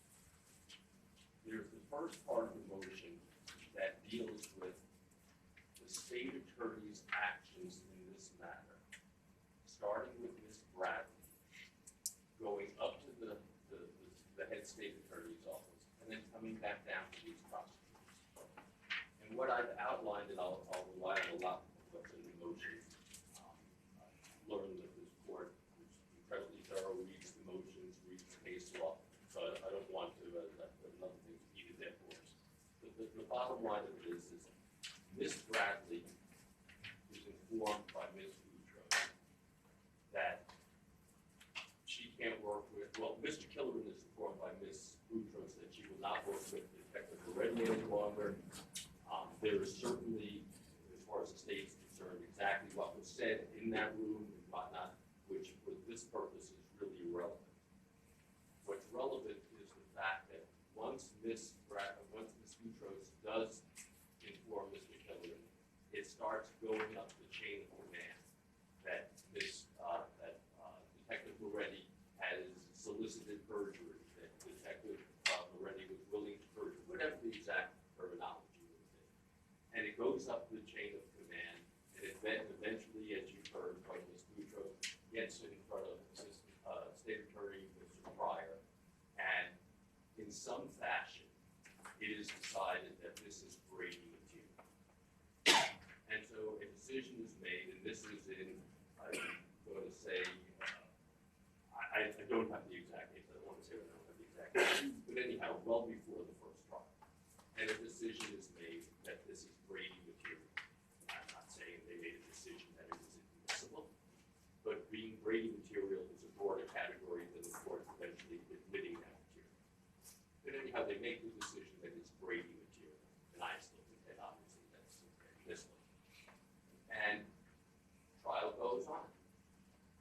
And Ms. Boutros realizes when she's watching the trial from home, there can't be any Brady material that was given. So when the trial's over, she looks into it, and she finds out, in fact, the Brady material wasn't given to us. So what happens to Ms. Bradley? Nothing. Ms. Boutros won't allow it to die, this issue, and eventually the state attorney's office, Ms. Bradley, sends out a Brady notice. Mr. Killerman then files an amended Brady notice saying that what Ms. Bradley said was incorrect. And then Ms. Bradley turns around and corrects Mr. Killerman and saying that he didn't know what he was talking about. What happens to Ms. Bradley? Nothing. She came back before this court. And if you told her that she was recused from the case, the state still had her on this case. She was still going to be prosecuting away. So the state knew that the prosecutor on this case disobeyed their order, their directive, to issue a Brady material. That the prosecutor on the case allowed the case to go to trial. The case ended up with a hung jury, and then afterwards, the state attorney's office finds out that this prosecutor did not send out Brady material. Then nothing happened. Why? Because this state attorney's office cares about one thing, and that is women. So she's still on the case. Ms. Boutros, on the other hand, is the classic whistleblower. She had no reason to attack Mr. Detective already. She had no reason to have any ill feelings about him. She has certainly no love for Mr. Demings. And as the state went out of its way, she's not really finally to find of Mr. Benjamin. So there's no reason why she is going to be lying. The state may never have used the word liar, but they've used the words that she told untruths. They've used every synonym for liar against her. So anyhow, as this whistleblower, the state acts as many businesses do. Some businesses respect that whistleblower. Other businesses decide the whistleblower is the evil. And that's what this state attorney's office has done. They've decided that Ms. Boutros is the evil one. So you know what? Let's shoot the message. Not the message, the message. So they go through her record for 20 years. They analyze transcripts. They look for words. They pick out words that were used and leave out others. And I'll get to some of them in a second. But they do all that to assassinate her character. They do all that, and yet she's a member of their office.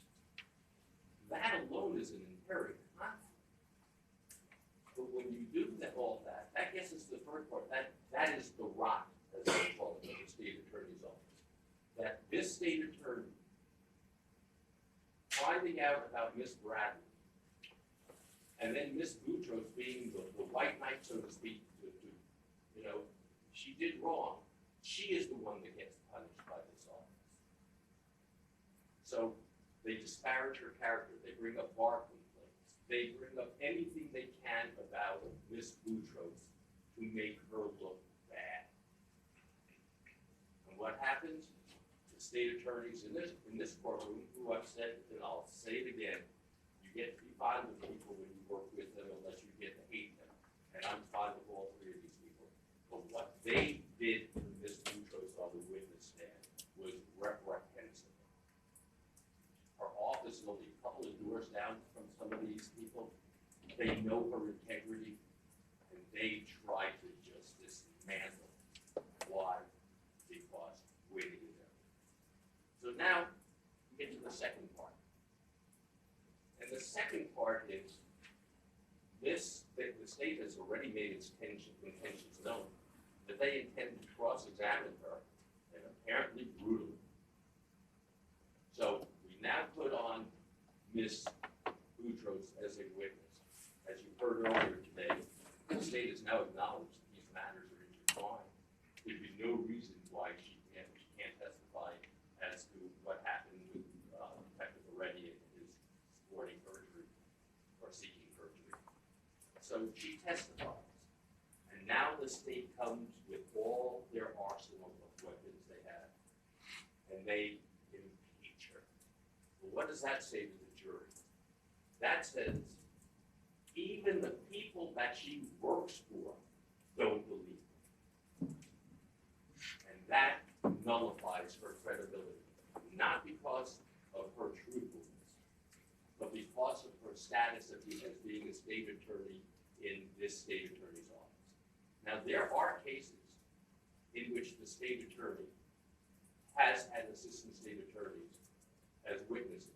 I found no case in the state of Florida where the witness is adverse to the state attorney's office.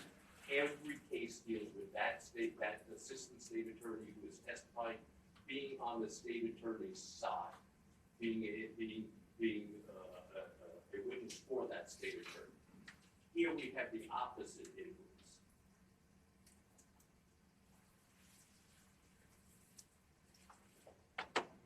Excuse me for a second.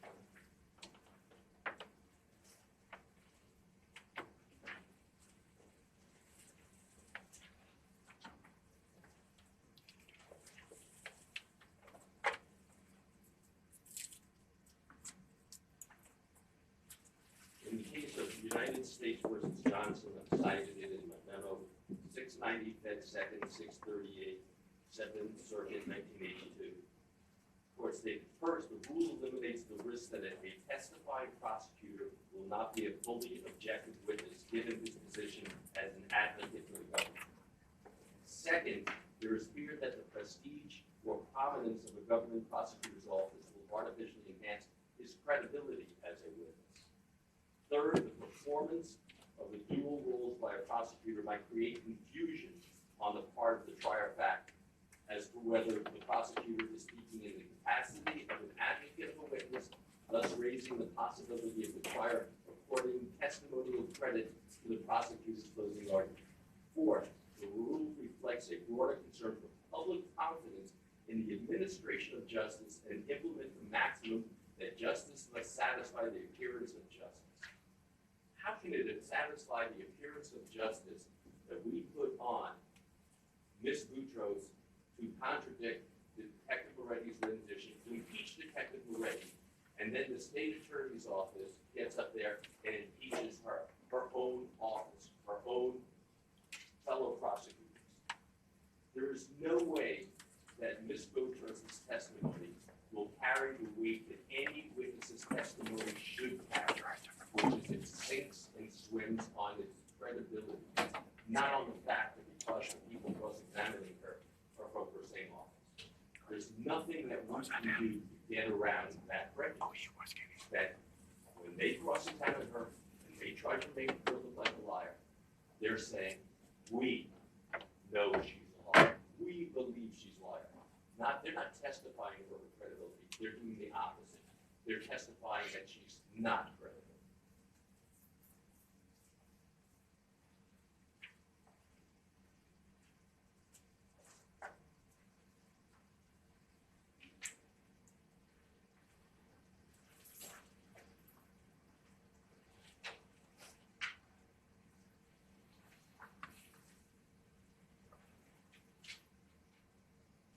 The state filed that long response, state's response to the defendant's third motion to dismiss or for violation of due process and double jeopardy and or motion to recuse entire state attorney's office from the 17th judicial circuit.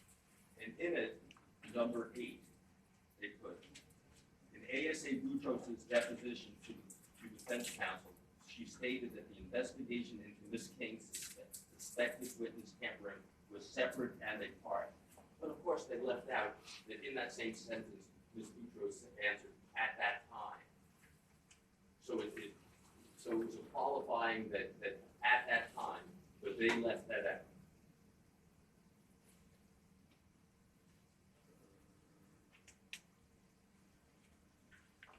On page 4, number 12, they say what she said is untrue. As I said, that may not be, that saying things untrue or not true is the same thing as saying they're lies.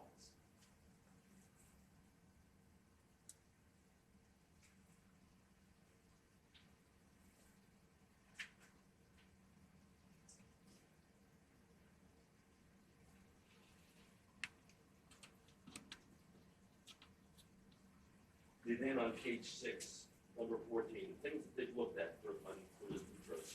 They looked into the subpoenas that she signed with Detective Moretti. They went into the screen shots of text messages between her and Detective Moretti. They went into emails with Detective Moretti.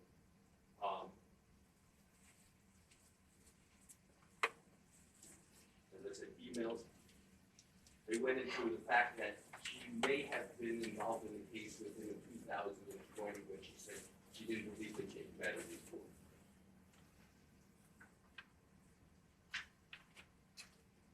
They put in there a photograph of Detective Moretti and Ms. Boutros walking back into the state attorney's office, as if that proves something. They just both had gotten done with the deposition, with the seizure of the phone from Ms. King, and they were both going to the state attorney's office.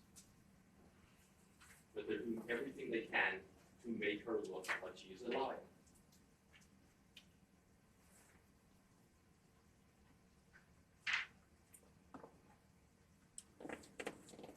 They attach Mr. Benjamin's letter as if that has any relevance whatsoever, other than it made this court smile, and that's always good to see. But they attach Mr. Benjamin's letter.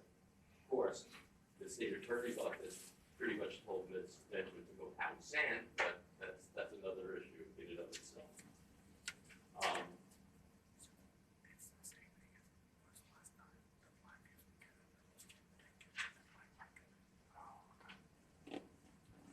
It's like they put in their Barkley claims against you.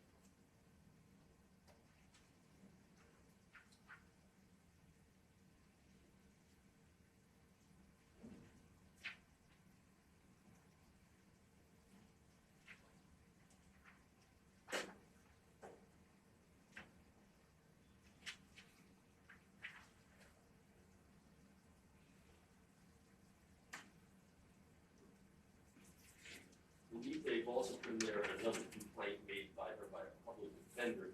And if I have my facts correct, and if I'm not, I apologize, but I believe some of the prosecutors in this courtroom actually testified on Ms. Boutros' behalf in that event, that the person that was formed with, that filed the complaint had actually been harassing others. Anyhow, Your Honor, I can go through all this. What I was going through is just to show the fact that the state is using every weapon they have at their disposal, everything that they can think of, to ruin, to destroy the whistleblower. If the court will give us liberty, Mr. Benjamin would like to add something. There is an amendment Mr. Jones just went over. In his absence, the last couple of days, we were able to identify and brought, and I asked Your Honor to take judicial notice of 6 executive assignments that Mr. Pryor petitioned and got from the governor to have another state attorney to recuse himself and have another state attorney's office take over. If I could, I gave them the state. I haven't just seen them yet, but they're all copies of the actual ones with the stamps on. And I think Your Honor can take judicial notice of those, if I may. An objection? I'm going to object to allowing this judge. There's no statute regulating executive assignments. That is something that's within the discretion of each office. So what was done in other cases has no bearing on what's before the court today. Have you seen? No, not. So, and my thought regarding your request to do that was defer ruling on that. Sure. What's next? And just to go over them, they are a group of 6 of them that we were able to identify just in the last day or so. So, and basically they are that Mr. Pryor claimed that in the abundance of caution, so that it wouldn't be the appearance of impropriety in the rules as to him possibly having a conflict, that he recused himself in these 6. One was because they were all lesser types of cases, misdemeanor, DUIs, leaving the scene, battery, those types of cases. But it's because a victim was related to somebody in the state attorney's office. The defendant used to work at the state attorney's office. And there's a whole list of them, and I'm going to give them to you on. And of course, everyone is different. And the discretion of the state attorney's office is there, but that's the point. The point is that the discretion utilized by Mr. Pryor in doing these 6 show that he has recused himself when there's an appearance of a conflict of some sort.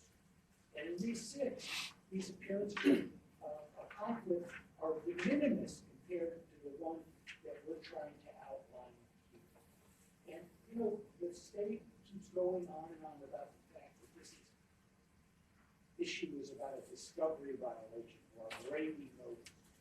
If you really think about it, Your Honor, if in fact the facts are true, as Ms. Boutros swore on the road, 20 years of experience as a prosecutor, that she witnessed sworn police officers solicit another police officer to commit perjury. It's a little more than possibly withholding evidence or a grave violation as to evidence. This goes to meet the fact that the whole issue of the credibility of the one who investigated this environment. And so it isn't just a grave violation. It rises to a different level.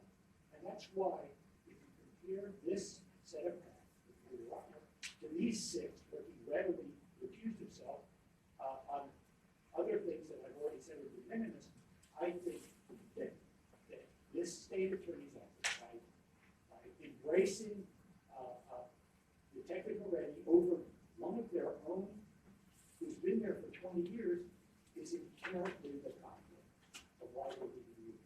May I approach?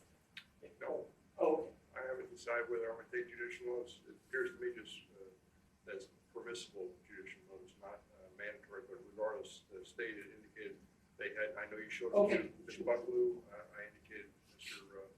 Justice Griffin was arguing he hadn't seen them, and so I don't know what his position is on, so you can, I'll defer ruling on it. You can Okay. file them if there's no objection, you know, we can talk about it. thank you. I would still be offended for just looking at these, it's either an employee or a relevant employee was arrested or a victim. Again, despite the fact that it's discretionary, it's also completely different where we're dealing with witness, and I do address. Thank you. As I said, I defer. Anything else you have? No, no. Anything else, Mr. Anderson? Yes, Your Honor, just want to finish up with the fact that what we're asking for is one of two things. The case be dismissed under his credo that I've cited and Glosson, because it's just a breakdown of the process within the state attorney's office, and there's an institutional problem when it comes to this case within the state attorney's office, and in the alternative to recuse. Thank you. Yes, sir. Judge, just to start with, I think the defense keeps conflating the tampering issue. There are two tampering cases. One involves Mr. Demon, what was going on in jail, passing kites and information as it relates back to Mariah Hamilton. That is completely different from the investigation to Mr. King. So I want to be clear that when we reference the investigation to Mr. Demon as a response, we're referring to the case that he's charged with, not the Mr. King investigation. So it's still the position that that investigation is separate, and I do address that in the response, which counsel points out. To start with the state, when we first said that we were not going to be cross-examined, because as Mr. Anderson points out, if in fact Ms. Boudreaux is coming forward saying this information is something that happened in the case, we of course want it to go before the court.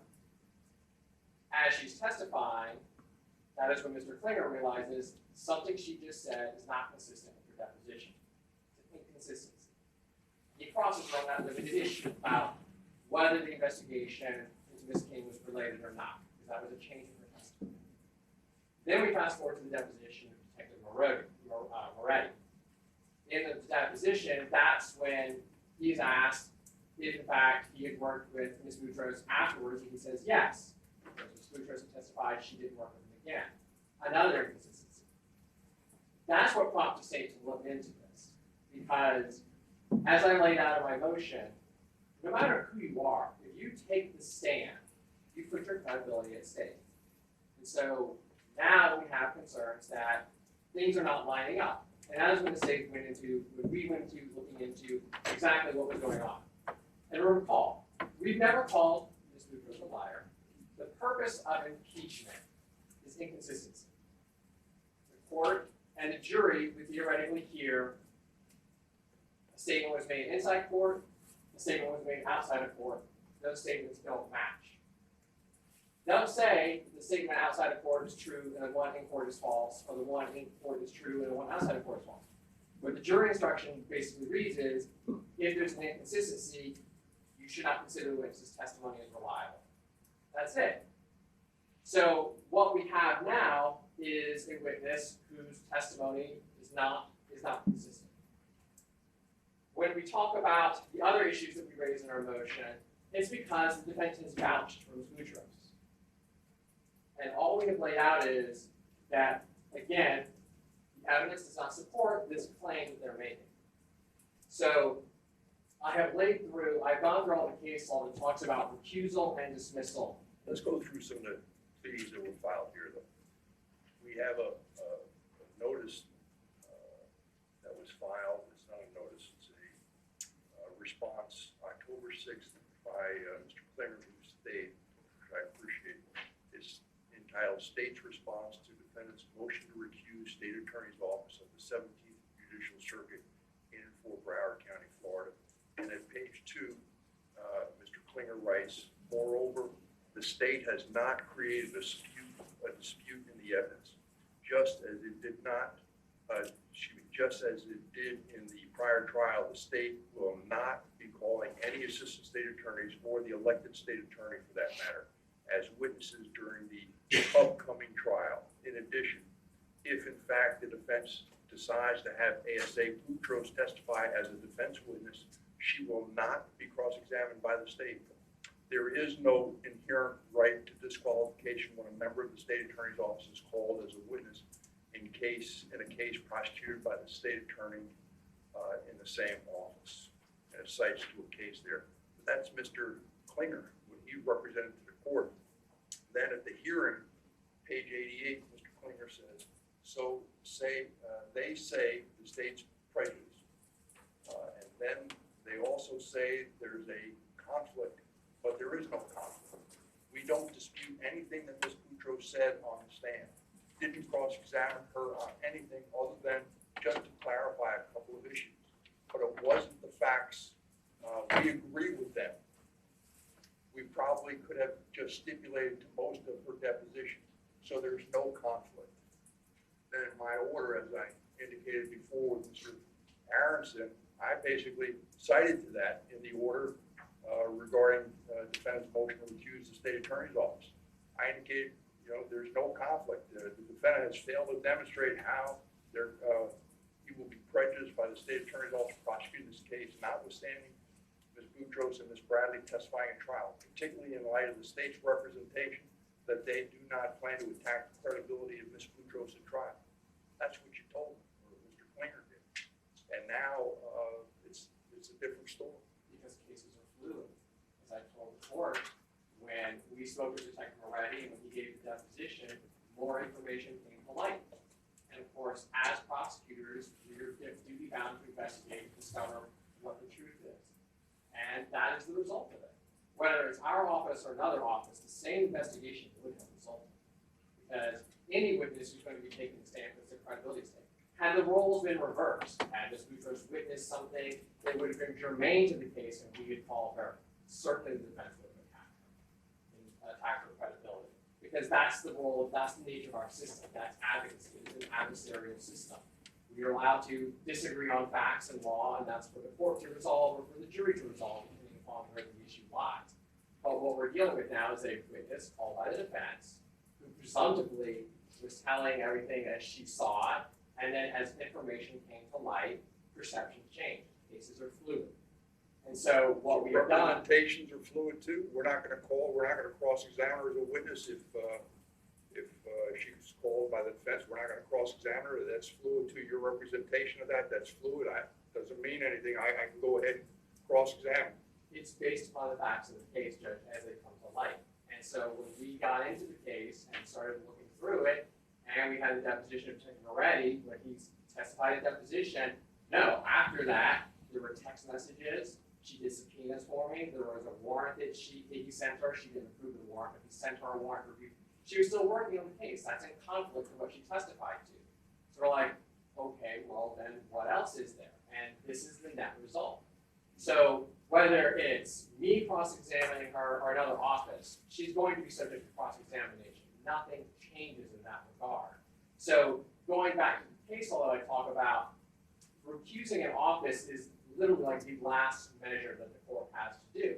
And in this instance, it doesn't demonstrate how the defendant is prejudiced. The witness is who they are, their history is who they are. Whether it's us presenting it or another party presenting it, she's going to be subject to the same cross-examination. That is the nature of our process, it's the nature of our system. What I've laid out in my motion, or my response, I should say.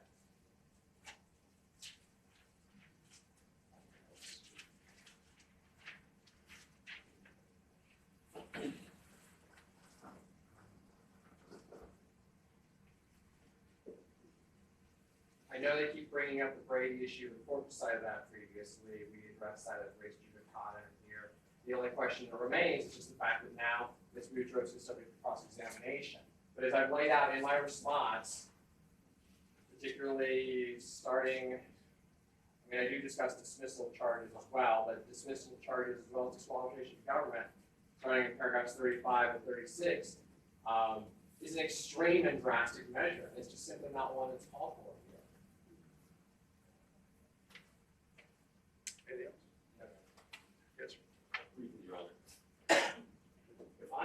the state attorney correctly. What they're saying is nobody can rely upon the representations of the state attorney, because they are only as good as the second that they are said. And 1 second after they are said, they have no meaning. I think this is, the state attorney's office is one meaning. They can't have, for expedience, say, have Mr. Klinger come in and say, we're not going to cross-examine Ms. Boutros, because that was maybe the linchpin of why you would rule the way you did previously. And then later on, do the opposite, and now contend that they intend to do the opposite even at trial. Representations mean something. It may actually be unethical. I don't know. I did not look into it on the ethical part. But to represent something to a court and then turn around and do the opposite. I mean, we all have some allegiances to the Constitution, to whatever. But there's a, I don't know where it falls, but you represent something to the judge. It better be true. You represent actions you're going to do in the future. It better be true. Well, this state attorney represented, they were his assistants, but this state attorney represented that Ms. Boutros was not going to be cross-examined and that they agreed with her facts of the case. And now this state attorney turns around and says, we don't agree and we're going to cross-examine her. We wanted to take the depositions. I wanted to find out why Mr. Klinger would make that representation in court if it did not come from the higher-ups, from the state attorney. And I'd like to know why Mr. Griffiths cross-examined Ms. Boutros the way that she did, and why they are now going into things. Does that have Mr. Pryor's certification, his stamp of approval? Because if it does, quite candidly, it does show the rod of the state attorney, that no matter what it takes, Mr. Klinger, you say what you need to say, because we want to win this motion. Mr. Griffiths, you say what you need to say, because we want to win this motion. Even if they're opposite, it doesn't matter. Winning at all costs is everything in this case. This is high profile. And yes, Mr. Benjamin presented you with documents that the court hasn't considered yet or not as to the recusal. This case would scream for recusal, but it's not being recused because it's high profile. And this is the splash that this state attorney wants to make.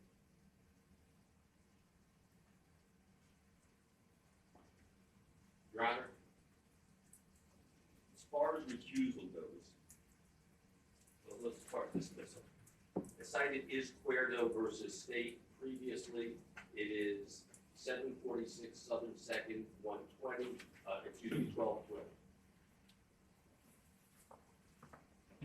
This case ended up not getting dismissed because it went up to the 3rd DCA, who basically remanded it for a further factual finding. The appellant, who's the defendant, chose to put on no testimony. So the court then, when it went back up to the 3rd, they pretty much said, we were hoping for more testimony. You didn't get us more testimony. You lose.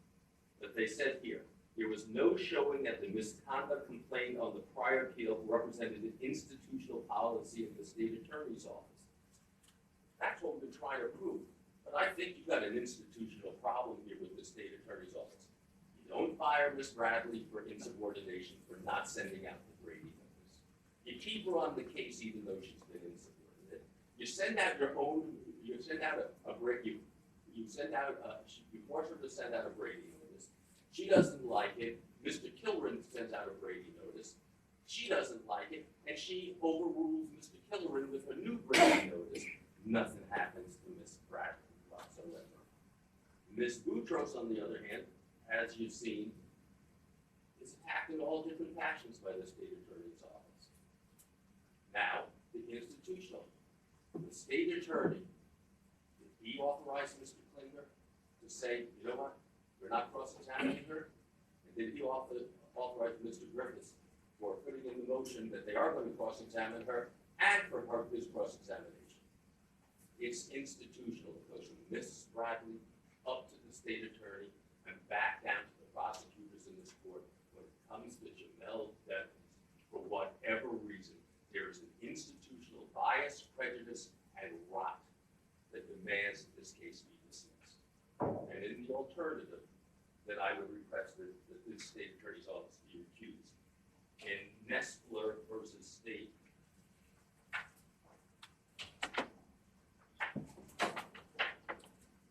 314 Southern 3rd, 287, 220.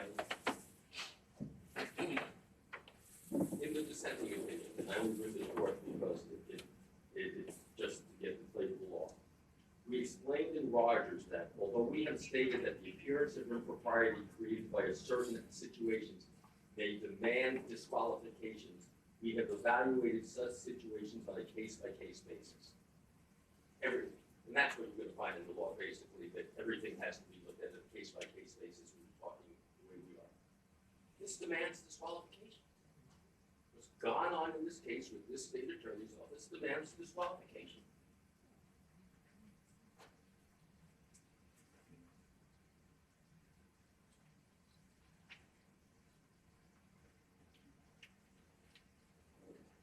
The state cited Brown versus State, and I'm going to cite that, 455 Southern 2nd, 583. In the concurring opinion, I agree that the state attorney and his assistant state attorney should not be disqualified in this case. Of course, the assistant who prosecuted the case was not the one who testified at trial. There was no showing of any prejudice to the appellant in this case, but such could be so in another case. Thus, I agree with the result here, but am reluctant to join the majority opinion, which seems to announce a per se rule.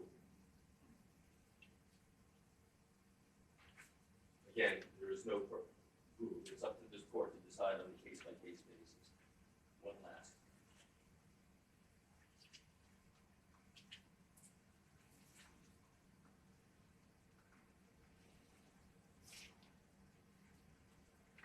One of the first cases in this matter is State versus Fitzpatrick, 464 Southern 2nd, 1185. It's a Supreme Court of Florida 1985 case, obviously. In the last paragraph, they say, we find, however, that imputed disqualification of the entire state attorney's office is unnecessary when the record establishes that the disqualified attorney has neither provided prejudicial information relating to the pending criminal charge, nor has personally assisted in any capacity in the proceedings in the prosecution of the charge. Well, the recused state attorney in this case not only took part in the case, she tried the case. And half of the information the state has right now has been gleaned from the work that she has done. Pursuant to that case, the state should be recused. Again, office is we find, however, that imputed disqualification of the entire state attorney's office is unnecessary when the record establishes that the disqualified attorney, Ms. Bradley, has neither provided prejudicial information relating to the pending criminal charge, nor has personally assisted in any capacity in the prosecution of the charge. There is no way that it can be argued that she did not take part in the prosecution of the charge. Your Honor, the case should be dismissed, but if not, it should be reviewed. Thank you. What other motions you have, Councilman? On this matter, Today, yes. excuse me, Today, any other motions? Judge, we have a couple things I'd like to discuss, if we can. You ruled on the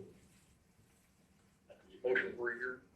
I'm waiting to see where you're going. You ruled on, the motion for rehearing, on the motion to suppress, that you wanted some evidentiary hearing. I wasn't thrilled to read that, but it is what it is. My thoughts are maybe we can discuss scheduling that right now. That's on my list. So that's, we think along the same ways. I don't know when, my understanding is from Ingrid, my J, that she's going to try to coordinate some dates. Well, we actually, process. I noticed probably we were working on a calendar. I don't know if we can do it right now, because I know the other parties aren't present, but. Well, we want to see. the first thing I wanted to bring out was, I think that this is a multi-day hearing. I mean, because this is how I see it, that you are going to say what the evidence is, where it came from, have somebody testify to that, and then you're going to need to have somebody testify as to where the inevitable discovery would come from, how you would train that you have to do, and you have a lot of pieces of evidence. I thought this could take 3-4 days. I don't know how long it's gonna take, I don't know what the witnesses say, you'll call whatever witnesses you think you need to show that, but my thought was, it really wasn't addressed, the inevitable discovery or the independent sourcing, and therefore, my thought was that we give you a chance to argue those things and show you where it was. Yes, so thank you, Your Honor, for that. We are asking if we could hear it as soon as possible. I did speak with the witnesses. Tuesday wouldn't work for us. Because of, in light of the fact that the court's previous ruling, obviously, on motion for rehearing and on motions to suppress themselves. Obviously, Your Honor's ruling on this reconsideration of the different evidence that we did not address earlier would determine whether or not we potentially did an appeal, and obviously, we have the court's ruling on motion to suppress and now we have 15 days. So I want to expedite it as well, so I don't know when, but I did agree to take a case starting Monday. It's 2 or 3 day case is what I'm told. Sometime later in the week, good I'll make it work. for you? I've left as best I can Fridays to be available for anything that the court needs. I don't know how long it's gonna take. You can get it done in a day. I think so. If anything, we may spill over a little bit into the next day, but not much. Can I ask something, and certainly I don't think the state's obligated to do it, but I think we could streamline things if you could basically send an outline of what piece of evidence that you were seeking to have admitted, what search warrant it came from, and maybe even a blurb of how it would be inevitably discovered, and I think you're not And that's obligated. part of the reason why I granted it, because the way the motion was drafted, basically you were saying that it's overbroad and everything should be out and not itemize any particular thing. So I thought it was hard, the state was hard pressed to come back and identify something in particular, because you were just saying the whole thing, the whole, all of the evidence should be out, not anything specific. And that's why in my order, I left it kind of like, you guys tell me what's in the dates. Regardless of that, I want to have the hearing. I'd like to expedite it. If you say it's going to be more than a day, if we come in, let's say Thursday sometime, and go finish it up on Friday, does that work? Yes, sir. Does that work for you, Mr. Aaronson? Find it out right now. That Thursday, I have a medical thing going on, but I'll talk about that. It's on my list too. it's just that, it's a, Can we go side by side while we're doing it? The only thing is we need a hearing on Friday for the Ms. Hamilton motion, where they wanted to potentially testimony. We have a witness that will be out of the country after next Friday, so can we squeeze that one in? How long is the motion going to take? How long do you think? Half hour. Any problem? Yeah, there's two motions. One where, The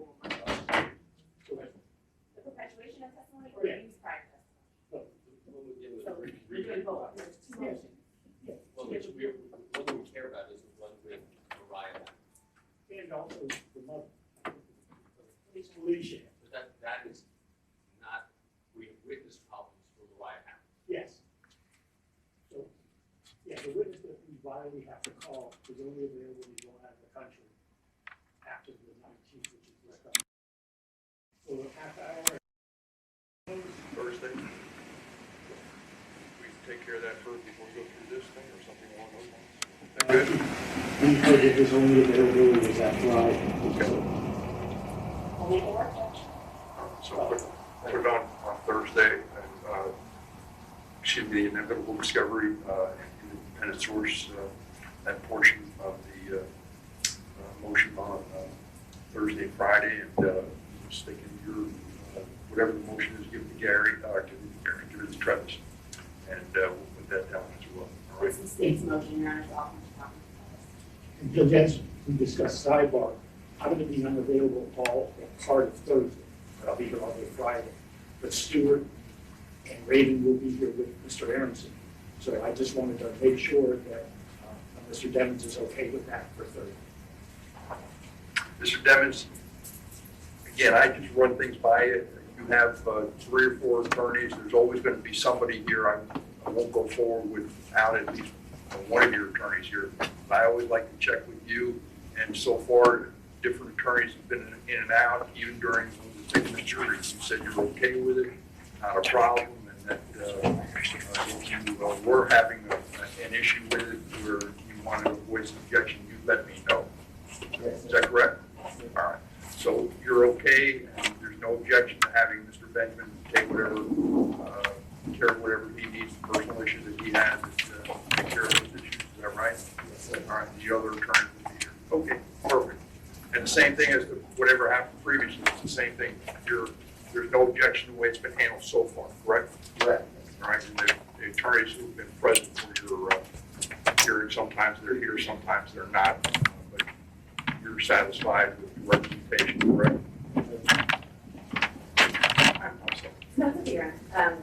2 other matters. So one is, well, actually just one. We still have this emotional video defense motion to come today. So let's make sure we don't hold that.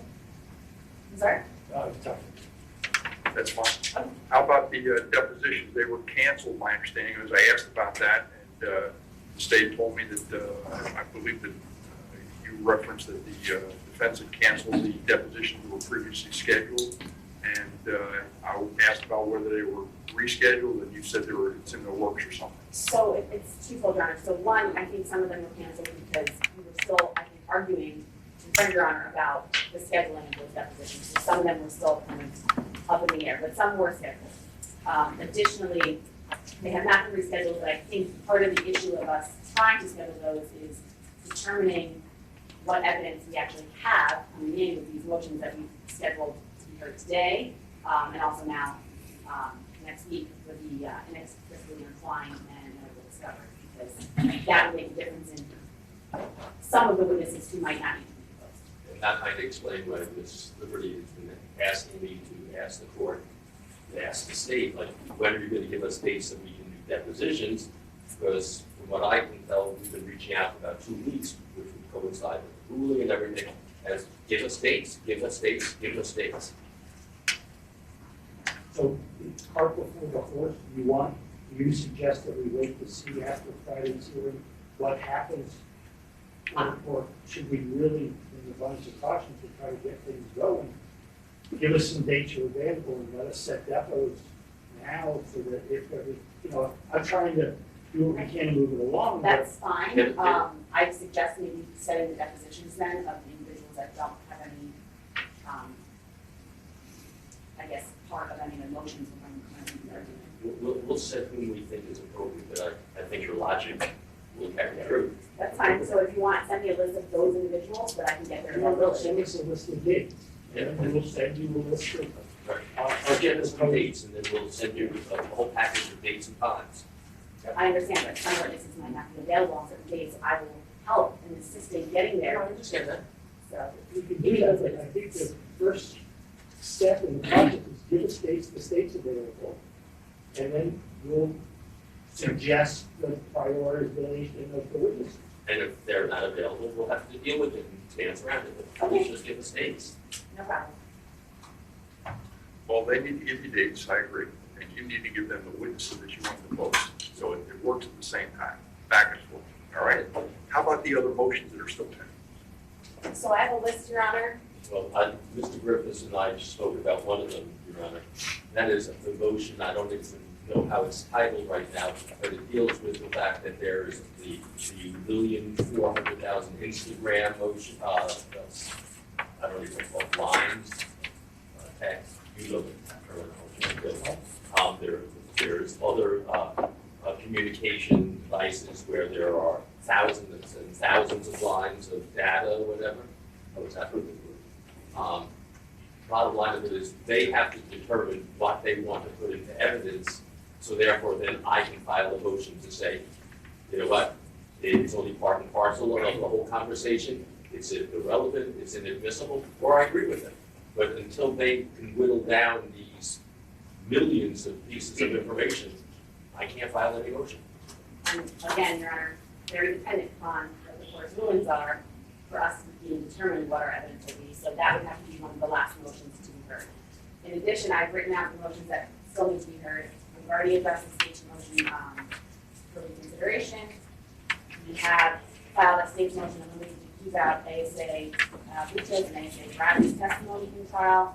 The defense filed a defense motion to compel Ms. Bradley's deposition, which we filed a response to. They've also recently filed a motion to strike our business record affidavits that needs to be heard.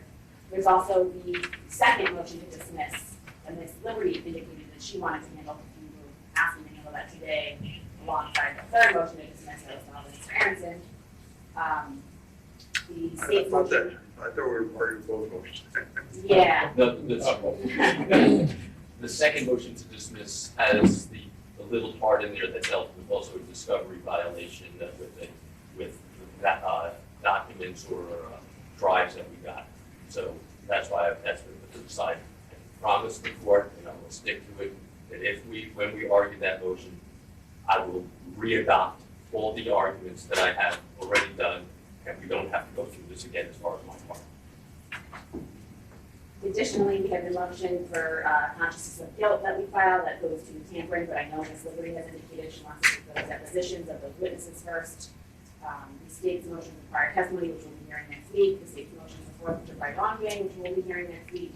I believe there was a motion that will be filed by the state prior to us coming on. That is a standard motion that shouldn't take a lot of time. Then there's the defense motion regarding the this is the one that Mr. Aronson signed with the phone, social media, and business records, so that would be the last one we heard. They have a motion regarding the defendant's gang affiliation, keep that out. They have a motion for the Apple Health data to be kept out, and then we are still working on, which should be filed by the end of this weekend, Monday morning, the latest, our Raptor motion that we've been working on. Raptors. So, the ones that you can get heard, agree on some dates, work it out amongst yourself, agree on some dates, get hold of my office and set it down. I need to get as much of this done as we can. I'd like to do it before council has indisposed, so to speak, and I'd like to get that resolved. Judge, can we assume, which is a terrible word to say, but can we assume that we have Fridays in this courtroom if we need them? Yep. And just so we could potentially get a couple more days, you said your Honor, picking up a trial next week for a couple I of days. picked up two of them.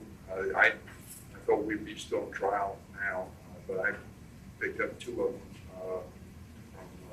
One from Judge Holland, one from Judge Coleman, for the following sometime later in January, but they don't always go, it's, you know. So if it goes, it goes. If it doesn't, you know, we'll make ourselves available. But if you want to schedule hearings, just get with me, you know. Tell me when, and I won't be taking any more cases. I mean, I'll you know, the last couple of weeks been very little. I asked for a trial last week, didn't get one. And, I had it, but We'll send over some post schedules that we can hopefully agree to. right, the sooner the better, because I'd like to reserve the time. I've already come up with my version of the schedule, I'll send it over to them today.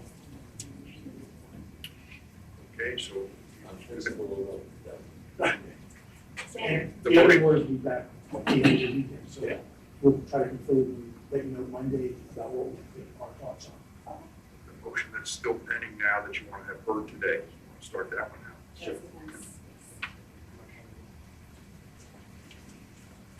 do we have a mechanism, did you pick up? I did.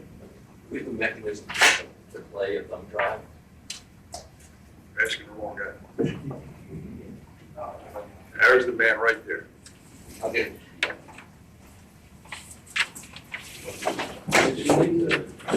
The doctor heard it.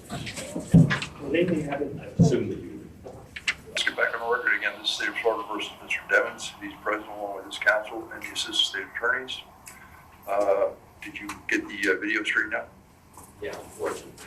Well, let me explain. Yesterday I was in two different hospitals for medical things. I mean, outpatients, but that's where I was. So I had my secretary make a copy of this and give it to Ms. Benjamin to bring here to court today so we could play it. She apparently copied the clip portion, not the full, so I don't have that. I apologize to the court. I apologize to opposing counsel. It's not how I normally do things, as the court, I think, has already seen. We've discussed it, we probably can knock this out, Mr. Griffiths and I, counting, watching the video, we think at 40 minutes total, we'll take it. So we just try to fit it in on Friday next week. Mr. Griffiths? So my issue, Have a Thursday. I have it, Thursday's probably gonna work better only Thursday's because, next week. but we have to do the motion for rehearing Thursday, and that's kind of a priority, just with the timing. The issue with Friday is, this being a day, I have childcare issues. This is, has low priority in the grand scheme of all roads. We can find time to have. Just take it in another day, so. Do you have your witness here? Can I ask you a question? I'm not calling a witness. The witness does not wish to be called. Can I ask a question regarding the exhibit? If you can agree on the exhibit, can you just send it to me and I'll review it on my own? Sure. Yeah, that'll stand for Absolutely. minutes and we'll just. It's coming for arguments one after. That'd be perfect. Is that all right? Yes. We just ask that council show us the USB they drop off so we can make sure again that it's full. Well, that's what I want. I want you to look at it and make sure. You do. You send the full one. But You saw what happens when I try. And let us do it, and we'll send it right to them, let them approve it, and they can send it to the attorney. If that's okay. That's fine. Great. Anyhow, because you're gonna be reviewing it, we only have then 20 minutes of argument, and I think we can do it next Thursday. Judge, we can send you evidence.com link with the video. That way when you go to link, you can go to all You didn't know parties. it's on there. Oh, cool.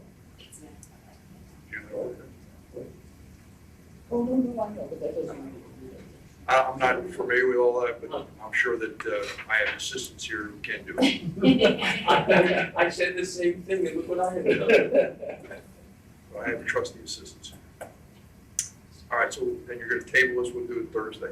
Do you want to argument, and we can send it to the judge? No, I think I have to look at the video before you do that. Well, no, what we're saying is let the judge review it in chambers, and then Thursday we can Do the other. move it into evidence, but just the argument. Exactly. I thought we were gonna. No, I think you need to look at it. We could do that. Thank you so much for your accommodation. All right, and so, counsel, then we have nothing else today on Mr. Devon's case, right? Can I ask you though, counsel, to contact my office? Because I just got a message that the state may be null prosecuting the case I was hearing for Judge Oh, Yeah. Charges, I said, we're like, no, so You can't even form those words. no, I cannot. but if that happens, there's some kind of witness issue or something like that, so it may be that Tuesday does open up, and so if you could just check with the office, and as long as everybody's available, we can just move it up a little bit. I can tell the court I'm not available Tuesday morning. I will be here Tuesday afternoon. Well, maybe Wednesday though, that's what I was thinking. You needed more time Wednesday, you have Wednesday, Thursday, Friday, you get whatever you need. So I'll find out on Tuesday if it's gonna be no prosecute or not, and we'll let you know, you just check with my office, all I'll right? try to find out sooner for you, Your Honor. I will tell the court. We're not gonna be hearing. I'm in Palm Beach, Canada, Wednesday. Whenever, I'm not trying to interfere with something you have done, it's just, if we can, if we have time, let's say in the afternoon, maybe we can do it. Oh, I just don't want to be one of these things where you, why didn't you tell us? That's it. Did Your Honor know who the prosecutor are or what case name it is? I can look it up. I don't have any information. I just know, handling it for Judge, I believe this one's Judge Holden, and then I have another one for Judge Coleman I've taken. Judge, may we ask the court's indulgence to have 5 minutes to talk to Mr. Devens about the ruling yesterday? Because he really isn't up to speed, it would help us a great deal if that's okay with everybody. I don't have an issue, it's really up to the jail staff. You're okay? I don't have control over that, but it's up to them. You're okay? They're all right. Thank you, thanks, guys. All right, so since there's nothing else to go, we're adjourned. Thank you. Thank you, Your Honor.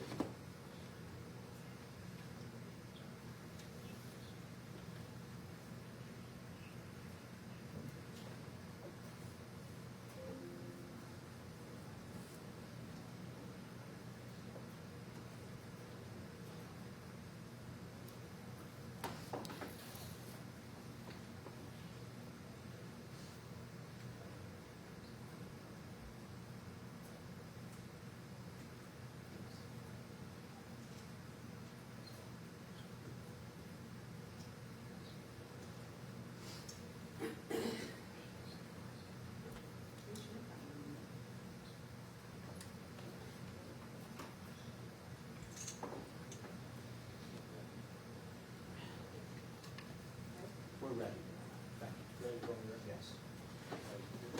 State, you good? Yes, Your Honor.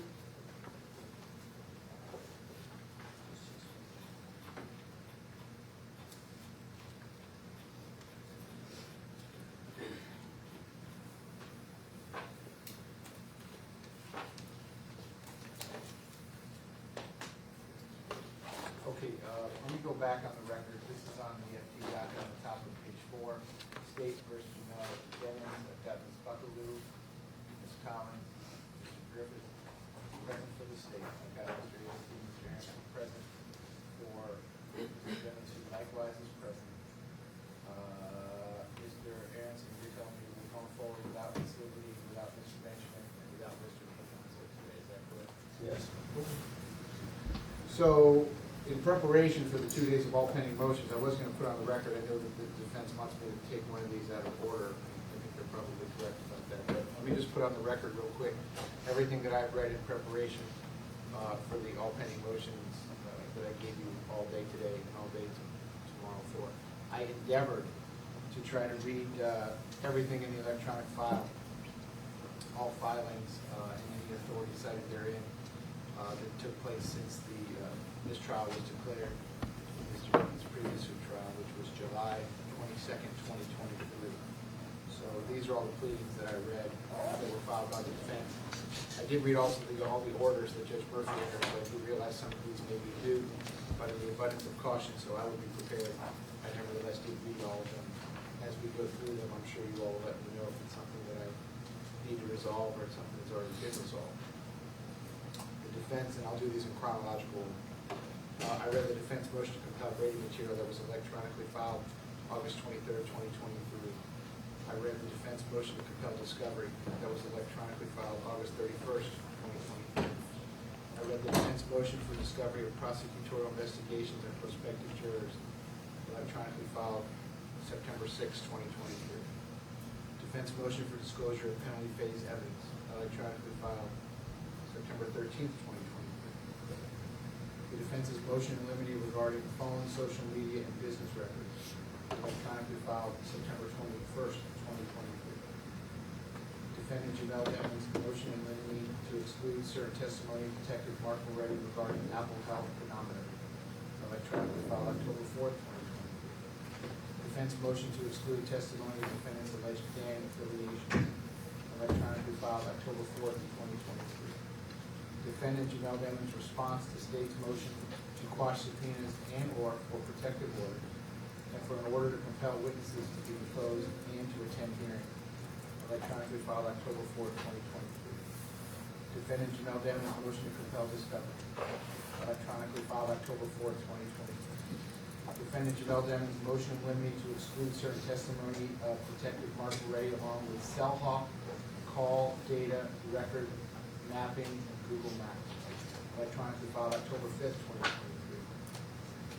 Defendant Jamel Deming's motion in limine to exclude certain testimony of Detective Mark Moretti regarding Apple Health Phenomenon electronically filed October 5th, 2023. Motion to exclude testimony of expert witness and memorandum of law electronically filed October 6, 2023.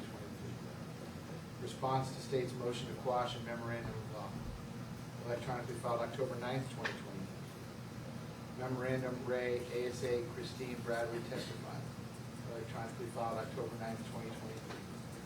Defendant's second motion for redeposition of Detective Mark Moretti electronically filed October 29th, 2023. Defendant's second motion to dismiss for government and prosecutorial misconduct in violation of the defendant's due process rights. Judge, that can be struck because we filed the third one and that incorporated the second. And already have a ruling on the third one. Okay, well, hold on. Let me get all of them All done, right. and then we'll go one at a time. That's why I gave you 2 days. This one is defendant's second motion to dismiss for government and prosecutorial misconduct in violation of the defendant's due process rights. That one was filed November 1st, 2023. Defendant Jamel Deming's motion to exclude electronically filed November 2nd, 2023. Defendant Jamel Deming's motion to strike the state of Florida supplemental discovery electronically filed December 14th, 2023. Defendant Jamel Deming's reply to the state of Florida's response to defendant's motion to strike the state of Florida supplemental discovery list electronically filed December 17, 2023. Objection to business record certification and/or motion in limine, electronically filed December 18, 2023. Defendant's third motion to compel forensic images of the cell phones belonging to Christopher Thomas and Anthony Williams, electronically filed April 15, 2024. Defendant's request for status hearing, electronically filed April 15, 2024. Defendant's motion to set aside, stay, and/or modify stay to allow discovery to proceed, electronically filed April 25, 2024. Motion to compel discovery, electronically filed May 13, 2024. Defendant Jamel Demon's motion in limine number 2 to exclude irrelevant and immaterial YouTube videos of 1090J, electronically filed May 14, 2024. Defendant's motion to strike the state of Florida's motion for rehearing dated May 14, 2024. That is electronically filed May 14. And then a defense motion for hearing to determine potential conflict, electronically filed December 27, 2024. From the State Attorney's Office, I read the following. State's motion to refer to potential and seated jurors by number instead of name, electronically filed October 6, 2023. State's motion to allow former testimony of state witness, filed October 6, 2023. State's motion to strike State Attorney Harold Pryor, Assistant State Attorney Regina Falk, and Assistant State Attorney Christopher Kilran from Defendant Demon's supplemental witness list for trial, filed on September 29, 2023. This pleading was electronically filed October 10, 2023. State's motion to strike Assistant State Attorney Christine Bradley from Defendant Demon's supplemental witness list for trial, filed on September 29, 2023. That's electronically filed October 10, 2023. State's motion for admissibility of consciousness of guilt evidence and a request for ruling prior to jury being sworn, filed October 20th, 2023.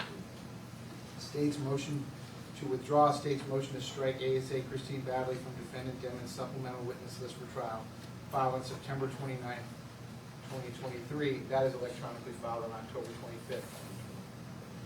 State's motion to withdraw State's motion to strike ASA Christopher Killoran, ASA Regina Falk, and State Attorney Harold Pryor from Defendant Demon's supplemental witness list for trial, filed on September 29, 2023. That is electronically filed October 25th.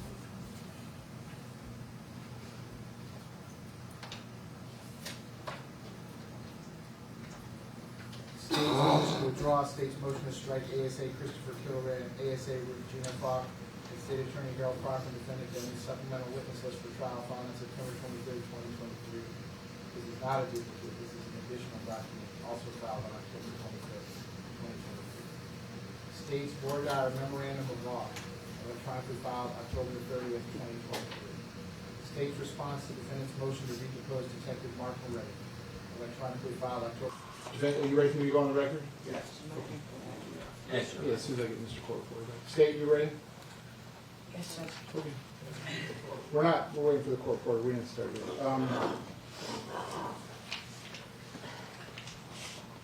Ms. Collins, Raul Ventura, that's your case. Yes, Judge. That's February Second trial, February 19th.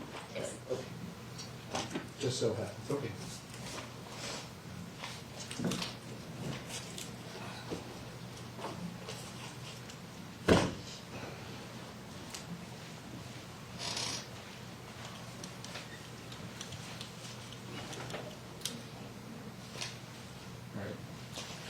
Mike, take your time, so when you're ready. Good? Okay, let me go back on the record. This is State versus Jamel Demons, 19-1872 CF10A. I've got Ms. Bucklew, Ms. Collins, Mr. Griffiths present for the state. I've got Ms. Liberty, Mr. Abelstein, Mr. Aronson, Mr. Benjamin, present from Mr. Demons, who likewise is present. We're not waiting for Mr. Patanza. We are not waiting for his presence. Okay. Okay, so this is just a continuation of yesterday. I did get, and I read, as well as the authority cited therein, the state's motion for rehearing and reconsideration of the defendant's or tenant's motion to compel disclosure of the Apple search warrant related to Attorney Raven Liberty. I don't know that I actually conducted a formal hearing, I just asked the state to turn over a copy of the search warrant and affidavit. Ms. Collins, let me ask you this. I read your authority. Would you agree that they're entitled to a copy of just the search warrant, not the affidavit, just the search warrant? At some point, but not at this point necessarily.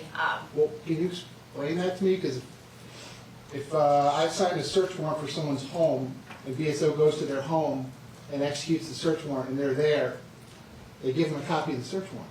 Correct. But in Upon this its case, it's execution. Apple that the warrant is being executed upon, not the party themselves. And you think your authority says that she's not even entitled to a copy of the search warrant? Yeah, that's correct, Judge, yes.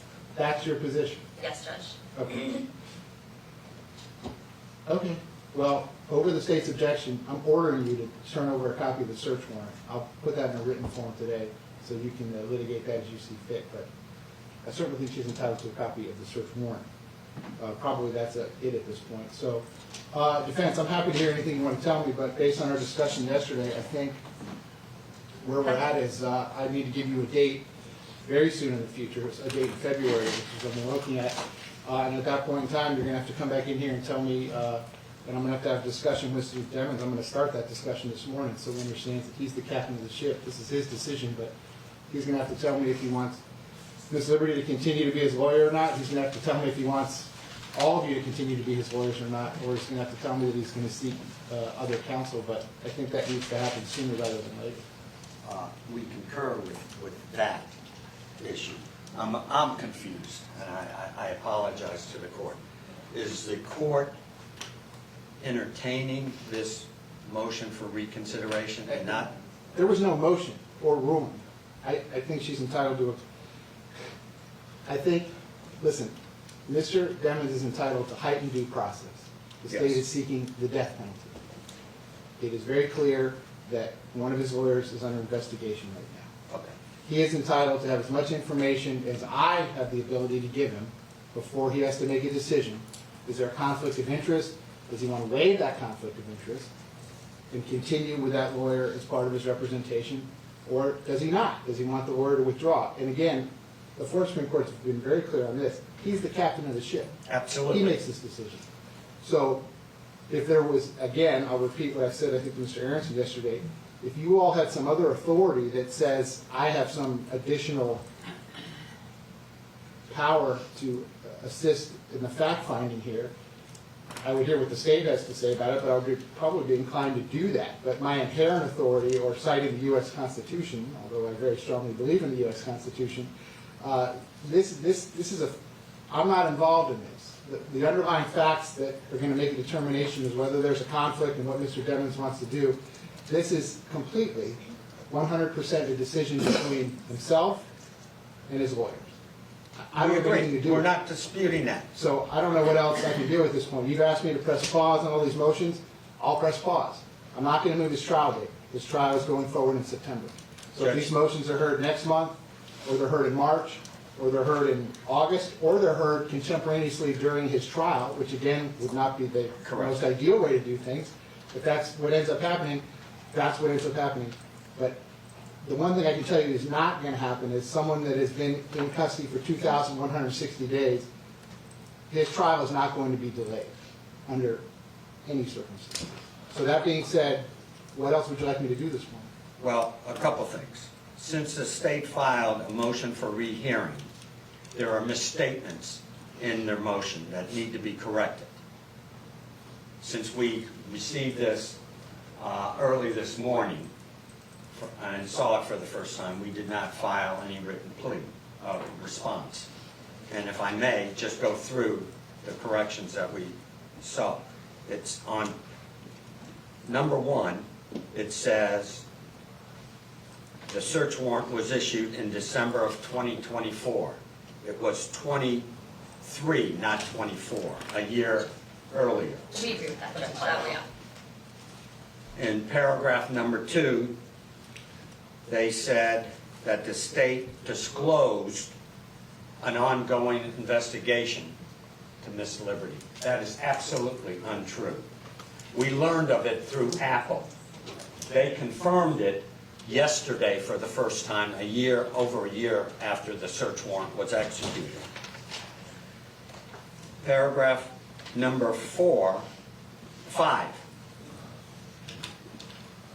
indicates that this investigation is separate and apart from the defendant's current case. It conflicts with paragraph 11 that implies that this investigation is related to the tampering case of Mr. Demons. Is it unrelated or is it related? I think the court needs to know that, because if it's related, I believe, and we will file a written response under discovery, he's entitled to that information, anything that leads to relevant and important information. And I'm not asking the court to rule on it at this point, but I want the court to know that if it's related to his present charges under 3.220, we're entitled to that information. They make a statement that regardless of what Mr. Demons wants and is willing to waive the conflict, they believe that Ms. Raven must get off the case, regardless of that. That's their assertion. They have to prove it. And I want to put the court, the state, on notice that they must prove. They can't merely allege that the conflict is so extent that even if this young man wants to waive it, they're going to come in here and say she must get off the case. That's what they say in this pleading in paragraph number 11. That's a question for the court to determine, and they have to present evidence of that fact. We are still under the same impression that we don't have enough information. Pursuant to Your Honor's request, Mr. Aronson and I spoke to Mr. Demons. I call him Melly if the court will allow me. I'd actually prefer that you use... Mr. Demons? Yeah. Fair enough. Thank you. Mr. Demons, we discussed the potential of that.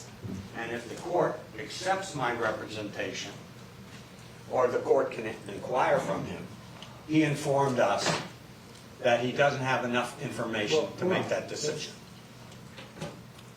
You're talking to me about privileged communication. Well, I'm going to talk to Mr. Demons at the conclusion of the hearing this morning, everything that I'm allowed to talk to him about. I want to hear about anything that you all talk about. I was just willing to profit his statement of that fact.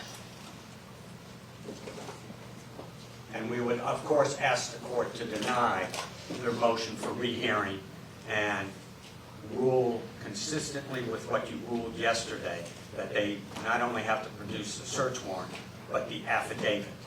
Well, do you want to respond to any of the case law they cited about ongoing investigations? That would relate to the affidavit. Well, it relates, if it's related to his present charges under Rule 3.220, they must turn it over. So let them come in here and make a representation that it is either unrelated, totally different, or if it's in fact related, he has a right to see that information. And 3.220 is clear on that. Anything that could lead to relevant information must be disclosed. Judge, there is one other matter that we need to go sidebar on. Okay, well, hold that, pause on that till we then. State, is there anything else that you want to tell me today? The only thing I'm going to do is talk to Mr. Demons about the front end of this colloquy, if you will, and then give you a future date, which I'm looking at is February 18th. That's the day before my next trial starts, after the trial that's starting tomorrow. And on Tuesday, February the 18th, what I'm also going to ask each side to do is, if there's any motion pending that you think I can hear that is not interfered with by the pending matters that are up on appeal at the 4th DCA, state if you have anything that you want me to hear on February 18th, just file a notice of hearing and identify the motion you want me to hear. Defense, if there's anything else you want me to hear on February the 18th, just file a notice of hearing and identify what it is you want me to hear. I anticipate the murder trial that I'm commencing tomorrow will be done by then. It may not be, but I'm hoping that it is. And if it is, then I'll give you the whole day on February the 18th. to address this issue regarding his representation. And if it turns out we can go forward and hear some of these pending matters, then I'll be happy to do that too. Judge, I could just ask, I know you said file a notice of hearing, if we could have a deadline like by February 1st, so we don't end up in the same position we did this time where it was filed, pre-business Well, before. let's see, we're talking about February 18th, so how about the end of business on February the 7th? How about that? That's fine, Judge. All right, so that goes for both sides. If there's anything you want me to hear on February the 18th, just file a notice of hearing, identify exactly what it is that you want me to hear. And I'm gonna see him February the 18th at 9:30 a.m. Again, we'll call it all pending motions. Maybe we'll be able to work all day, and maybe we'll be able to do nothing. I guess that's really gonna be up to you all. State, is there any other requests that you have this morning? Yes, Judge, as to the search warrant itself that Your Honor is going to compel us to provide, I'd ask that we have until February 1st, just so that we have time to pursue the appellate remedies in the meantime, and then I'd also ask that it be provided to Your Honor in camera first, because it's the state's position that there are, even in the search warrant itself, certain things that make reference to other targets of the investigation, which are confidential privilege and would jeopardize the investigation. So we would ask that Your Honor review that in camera, if any necessary redactions have to be made, and then it can be provided to defense. We would object to that procedure, and they've had over a year to produce these documents, so it's no surprise. We would ask that to be given to us by the end of tomorrow.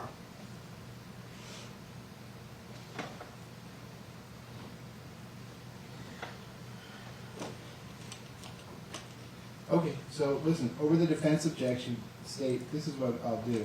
I'm ordering you to turn over a copy of the search warrant. I need you to get that to me.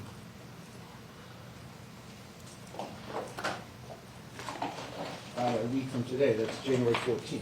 End of the day, January the 14th, that comes to me, Yes, Judge. and then I'll review it, and then I'll distribute it as I see fit. I can't imagine there's anything in there I'm gonna redact. I mean, it doesn't matter, the state's free to investigate whoever they want for anything they want. To do this in the midst of a capital case, State, I realize some things are gonna happen that you might not find ideal, but that is of your doing because you've chosen to do this in the middle of a capital case, so. Mr. Demon's heightened due process rights will take precedent over every other matter in this case, obviously. So that's just the way it's gonna have to be, but I'll grant your request over the defense objection, at least as to that. Ms. Wilcox can give you a blank order, you can fill it out this morning. I know it's over the defendant's objection, but show them the order, and I'll be happy to sign it. The search warrant comes to me within 1 week. Yes, Judge. And then I will review it in camera, and then I will distribute it accordingly, as I see fit. State, anything else you want me to do this morning? The Judge. Defense, besides your matter that you want to talk to me about, sidebar, anything else Yes, you want since me to you're do this going morning? to, in camera, review the search warrant, we would ask that the state submit the affidavit. Well, the case law seems pretty clear that you're not entitled to that, but if you have some competing authority, I'm happy to look at it. Yes, sir. Your Honor, on another note, I was a little confused yesterday as to whether or not you have lifted the stay as far as discovery, and we can start discovery again on everything, or we're still under that stay order? Just asking for I asked both sides if you wanted to do that. I thought you both told me that you did want to do that, that you wanted to do the things that you can do. I want to do everything, I agree with you. but Time is short, but, the state is the one that asked for the stay. well, State, what do you want me to do? Judge, we need to speak with the Attorney General's office, because we have that stay for a reason with certain things, but we have plenty to do Outside outside of that first, so. Okay, we have well, some- why don't we do the things that we all agree we can do? So the answer to Mr. Hanson's question is yes. Without objection from either side, the stay is lifted to the extent that we can litigate any matter that's not currently before the Well, court. no, we are objecting to that, Judge. That was already done by Judge Murphy. Right, that's already been Judge done. Murphy already lifted the He stay. modified it. Right, he So that modified we it. could do ongoing Oh, discovery okay. as to things that were not up on appeal. Okay. Again, if one side notices something for February 18th and the other side thinks that that is included in the matters that cannot be handled because it's currently at the 4th District Court of Appeals, I'm sure you will file a written response and let me know that. And I guess I'll have to make a decision whether I agree with you or whether I don't. Defense, besides the matter that you want to talk to me about, anything else? Judge, the only thing I would like to have you possibly consider is that you had said you were prepared to ask Mr. Deming some questions right now. I'm a little concerned that with the lack of information that exists in this case, for him to even opine on where to go right now, based on what? The paragraph in their motion that says that he has to make a decision now because we told him there's a conflict. Doesn't rise I'm not to- gonna ask him any questions. I'm just gonna explain to him the choices that he's made. No different than a defendant deciding to testify or not testify at a trial. I'm not gonna ask him any questions. I'm telling him what's coming.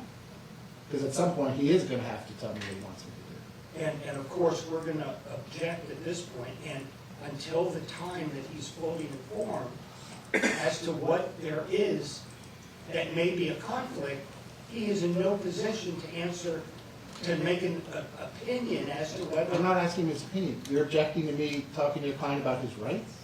It depends on what you say, Judge, but I am prefacing what your comments are because I was under the impression that you were going to inquire with him as to whether or not that he finds there's a conflict. No, I'm not. Okay, great. I'm not. Okay, again, so the record is crystal clear on this. I'm following this procedure pursuant to a case called Figueroa, Figueroa hyphen Sanabria, Sanabria versus State. It's a Florida Supreme Court case from 2023. It's found at 366 Southern 3rd, 1035. And this was a death penalty case as well.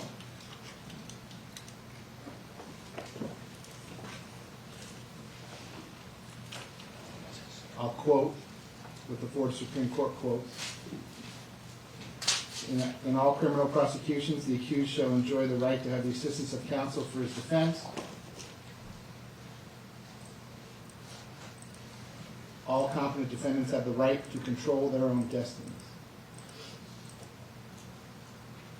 He's entitled to his constitutional right of assistance of counsel, and there's nothing that makes him relinquish this right. So, In Chapter 119, looking at Chapter 119, on his face, they should have never been given anything outside of the pleadings, which they could have got from the court. But the evidence, there's no justification for it, Judge, and there's no justification for John Phillips then taking that evidence and publishing it on his Twitter account.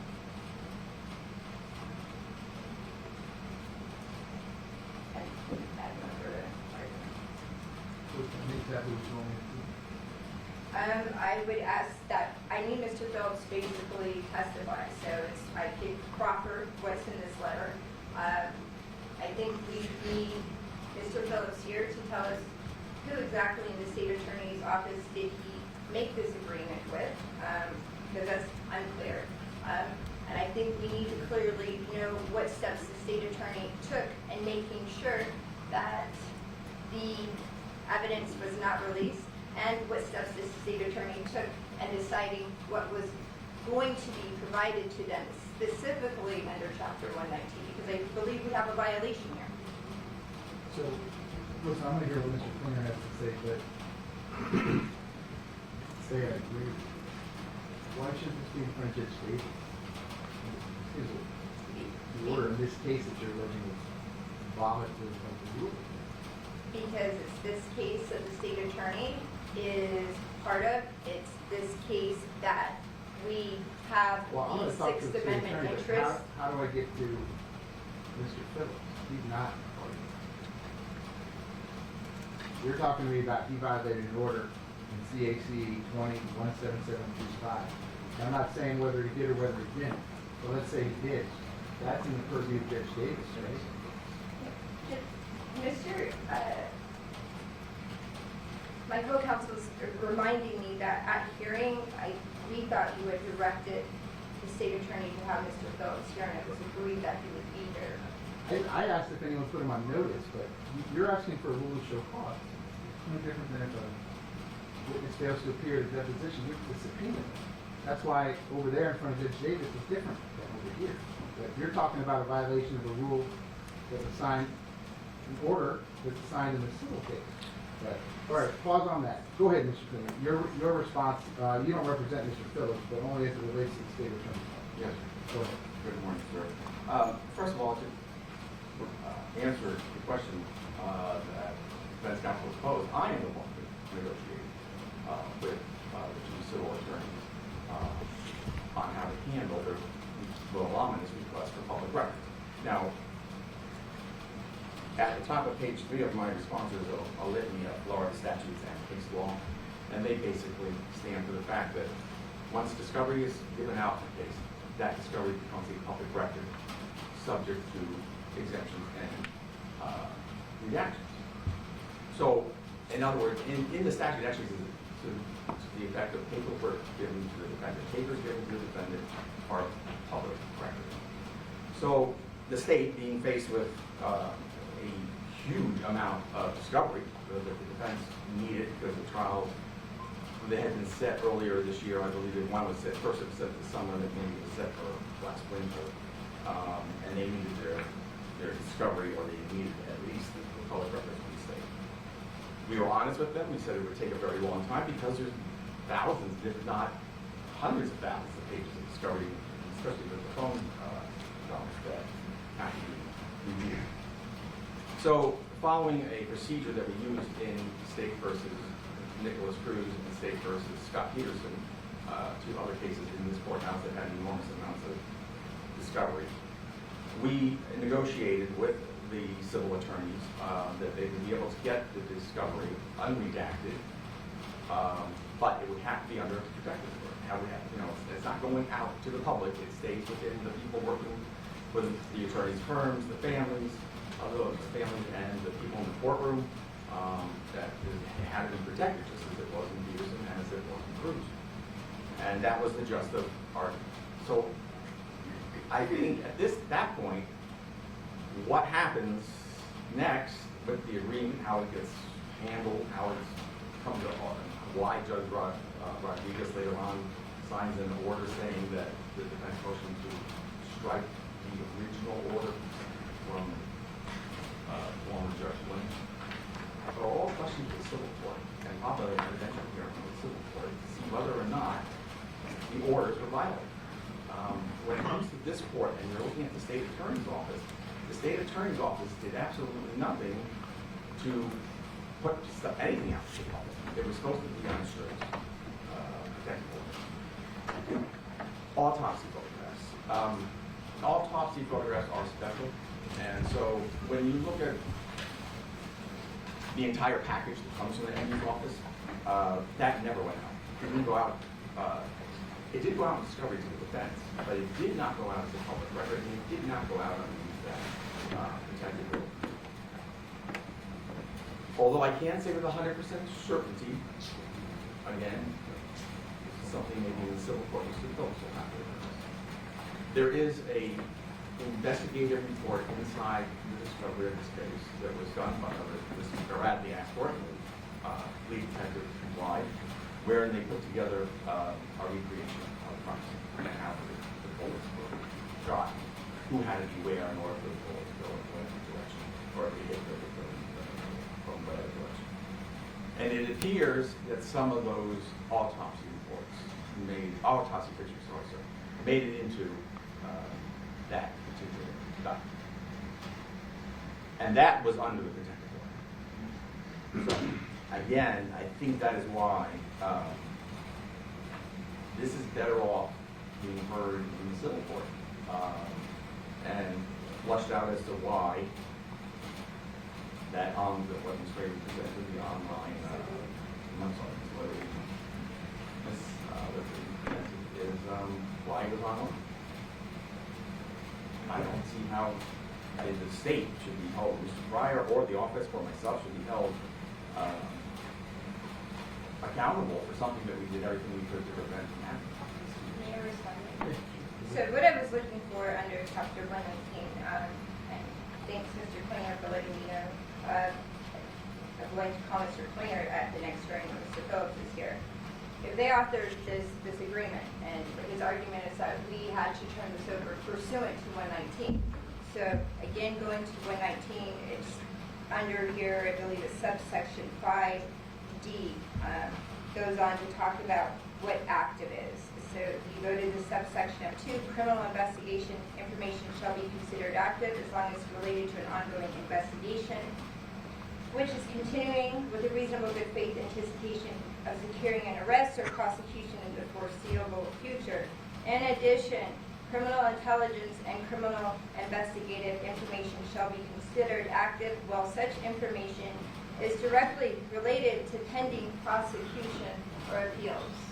That's it. That's the entire file that the state attorney has that wasn't published. It was protected, it was exempt. But under here, they prepare an order saying Chapter 119, this is what we're going by, but then they violate what Chapter 119 says is exempt. And why it's here? Because it is the state attorney's office. Why it's here? Because we are dealing with a death penalty case. All right, so there should be these protections to things like the Sixth Amendment, the right to a fair trial. You didn't have to sit through the jury selection, Judge. That's what you haven't had to deal with in this case. And one of our biggest problems in this case is people knowing who he is. We have sat through hundreds of jurors, and they've read something, they've seen something on the news, or they've heard his music, and we're just going through them. So to be sitting here on a retrial, faced with the fact that there was so much media attention to the first trial, but now I have a civil attorney taking further steps just to publish evidence and argue with people about it. A fair trial is what I'm asking for my client, and that's what I'm asking for in this courtroom, because you do have jurisdiction over the state attorney. The civil attorney doesn't, civil judge doesn't. Jurisdiction over the state attorney. Mr. Klinger just submitted he was the attorney that wrote up this agreement and negotiated with them. So yeah, we need to question Mr. Klinger why he turned this over in light of 119 saying, well, there's a pending trial, everything's exempt. So what relief are you seeking against the state? I would ask for the same rule to show cause of why they're not in contempt of Chapter 119 and in contempt of the United States Constitution and my rights. My client's right to a fair and impartial trial. It's a read. There's two ways I get the whole thing on contempt. 3.830, that's direct criminal contempt. That has to happen in my presence. That has to happen. 3.840, indirect criminal. No one asked me for an order for anything. Has anyone sought an order in the criminal case saying we don't want any of this released? Period. We want you to enforce 119, and we got a civil judge who's entering orders that shouldn't be ordering, and judge, we want you to shut it down. Can anybody do that? So you're asking us, we have notice of this. So you're asking me something, did I do something? I have notice. It says Janelle Demons is a defendant in this case. Who's involved? The civil attorney didn't get notice of it. That is what I attached, and I could not. So if something's happening in a civil case, rules are being broken in a civil case, if an order that a circuit judge entered, now it's Judge Davis, okay, Division 14, in a civil case, you have to go to that judge for all the issues. If someone hasn't complied with the order, and if what you're telling me is true, I don't have any evidence in front of me today, I don't have anything about what was or what wasn't posted on social media. I'm sure you're telling me the truth, but there's no evidence of record in my case of that. But if what you're proposing is true, it could very well be a violation of this order that was entered on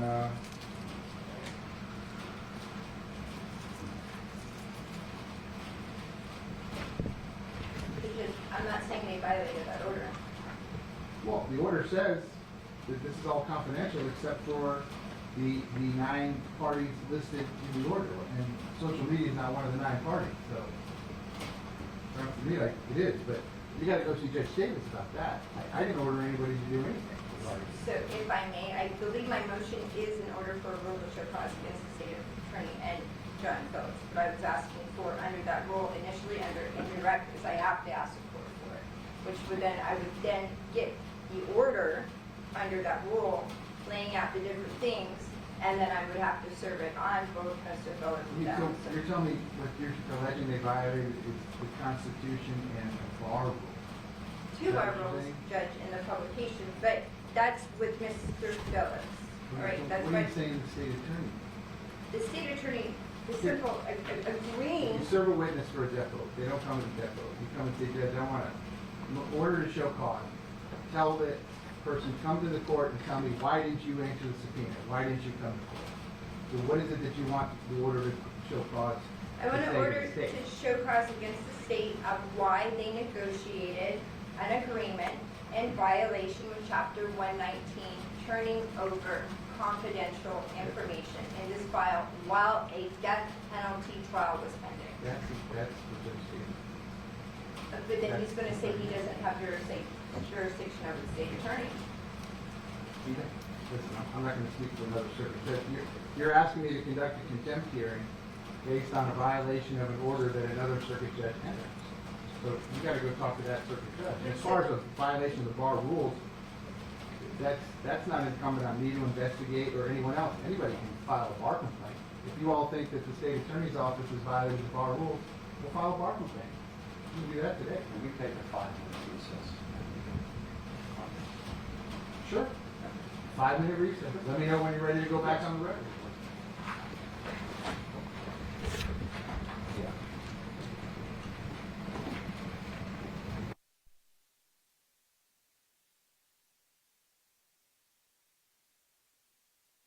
Thank you. Go back on. What do you do? Okay. Yes, ma'am. Go ahead. So, in light of what Mr. Klinger just proffered outside, Wait. oh, sorry.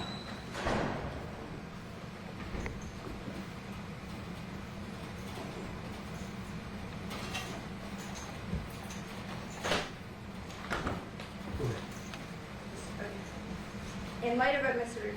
Klinger proffered outside, I would withdraw, I guess, a contempt against the state. On my rule to show cause against the state, I would move to continue this hearing so that we could do two things: depose Mr. Phillips and subpoena him for the hearing. I know we're coming back, I believe, July 9th. The court could put time there or give another date just to continue this. Okay. Well, Mr. Klinger, I presume you have no objection to the withdrawal of the motion that you were in any position that the other one together.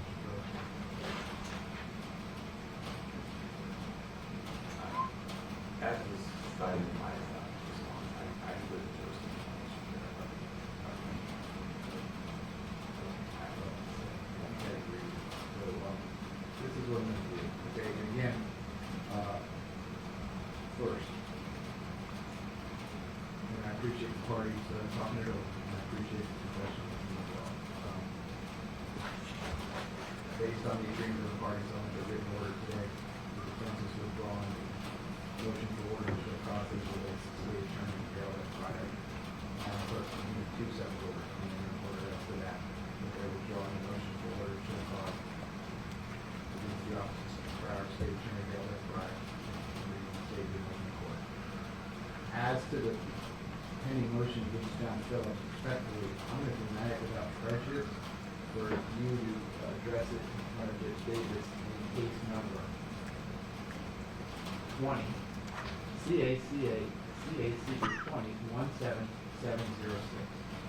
The allegations are a violation of a confidentiality/protective order that was entered in that case. The attorney is representing one of the parties in that case. If the allegations turn out to be true, it certainly could be a violation of that court order. Whether or not that rises to the level of contempt, whether or not that rises to the level of violation of the rules regulating the court of law, that's going to be Judge Davis' decision. If someone wants to enter some type of protective order with regards to the criminal case, I can only file a written motion requesting whatever it is they want to request. I can hear that the next time we're all together, which is July 9th, 3 o'clock. Since I have you here, I don't have everybody here, but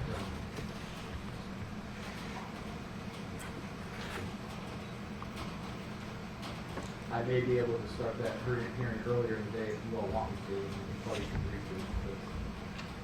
jury selection in the capital case that's going right now.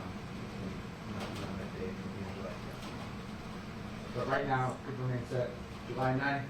That's the defense motion for rehearing as to my ruling, as to the renewed motion for bond, as well as the pending defense motion for order to show cause regarding the law enforcement officers calling up the question of deposition and whatever other matter you'd like to hear. Mr. Devon will remain set for trial, September the 10th. There will be two sub-voters to wait as I do.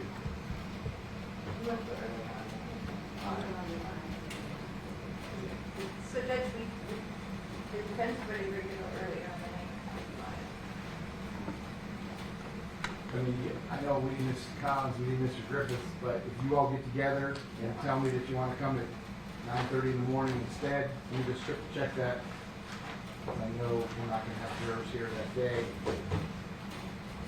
We can do it at 9:30 in the morning, I can give you the whole day if you want, but if all the lawyers agree, if you'll just send an email to my office telling us that you all agree, then we'll send you new notices, we'll move it on July 9th at 3 o'clock to 9:30. Okay? State, anything else I can do for you this morning? No, thank you. Is there anything I can do for you this morning? Thank you, Judge. Okay, so, quick recess, I think my next hearing is at 10 o'clock, so we'll be in a quick recess. Madam Court, Board, this is not on the record. Ms. Haddad, anything I do for you this morning? Oh, Charles, here. I was early. Thank you.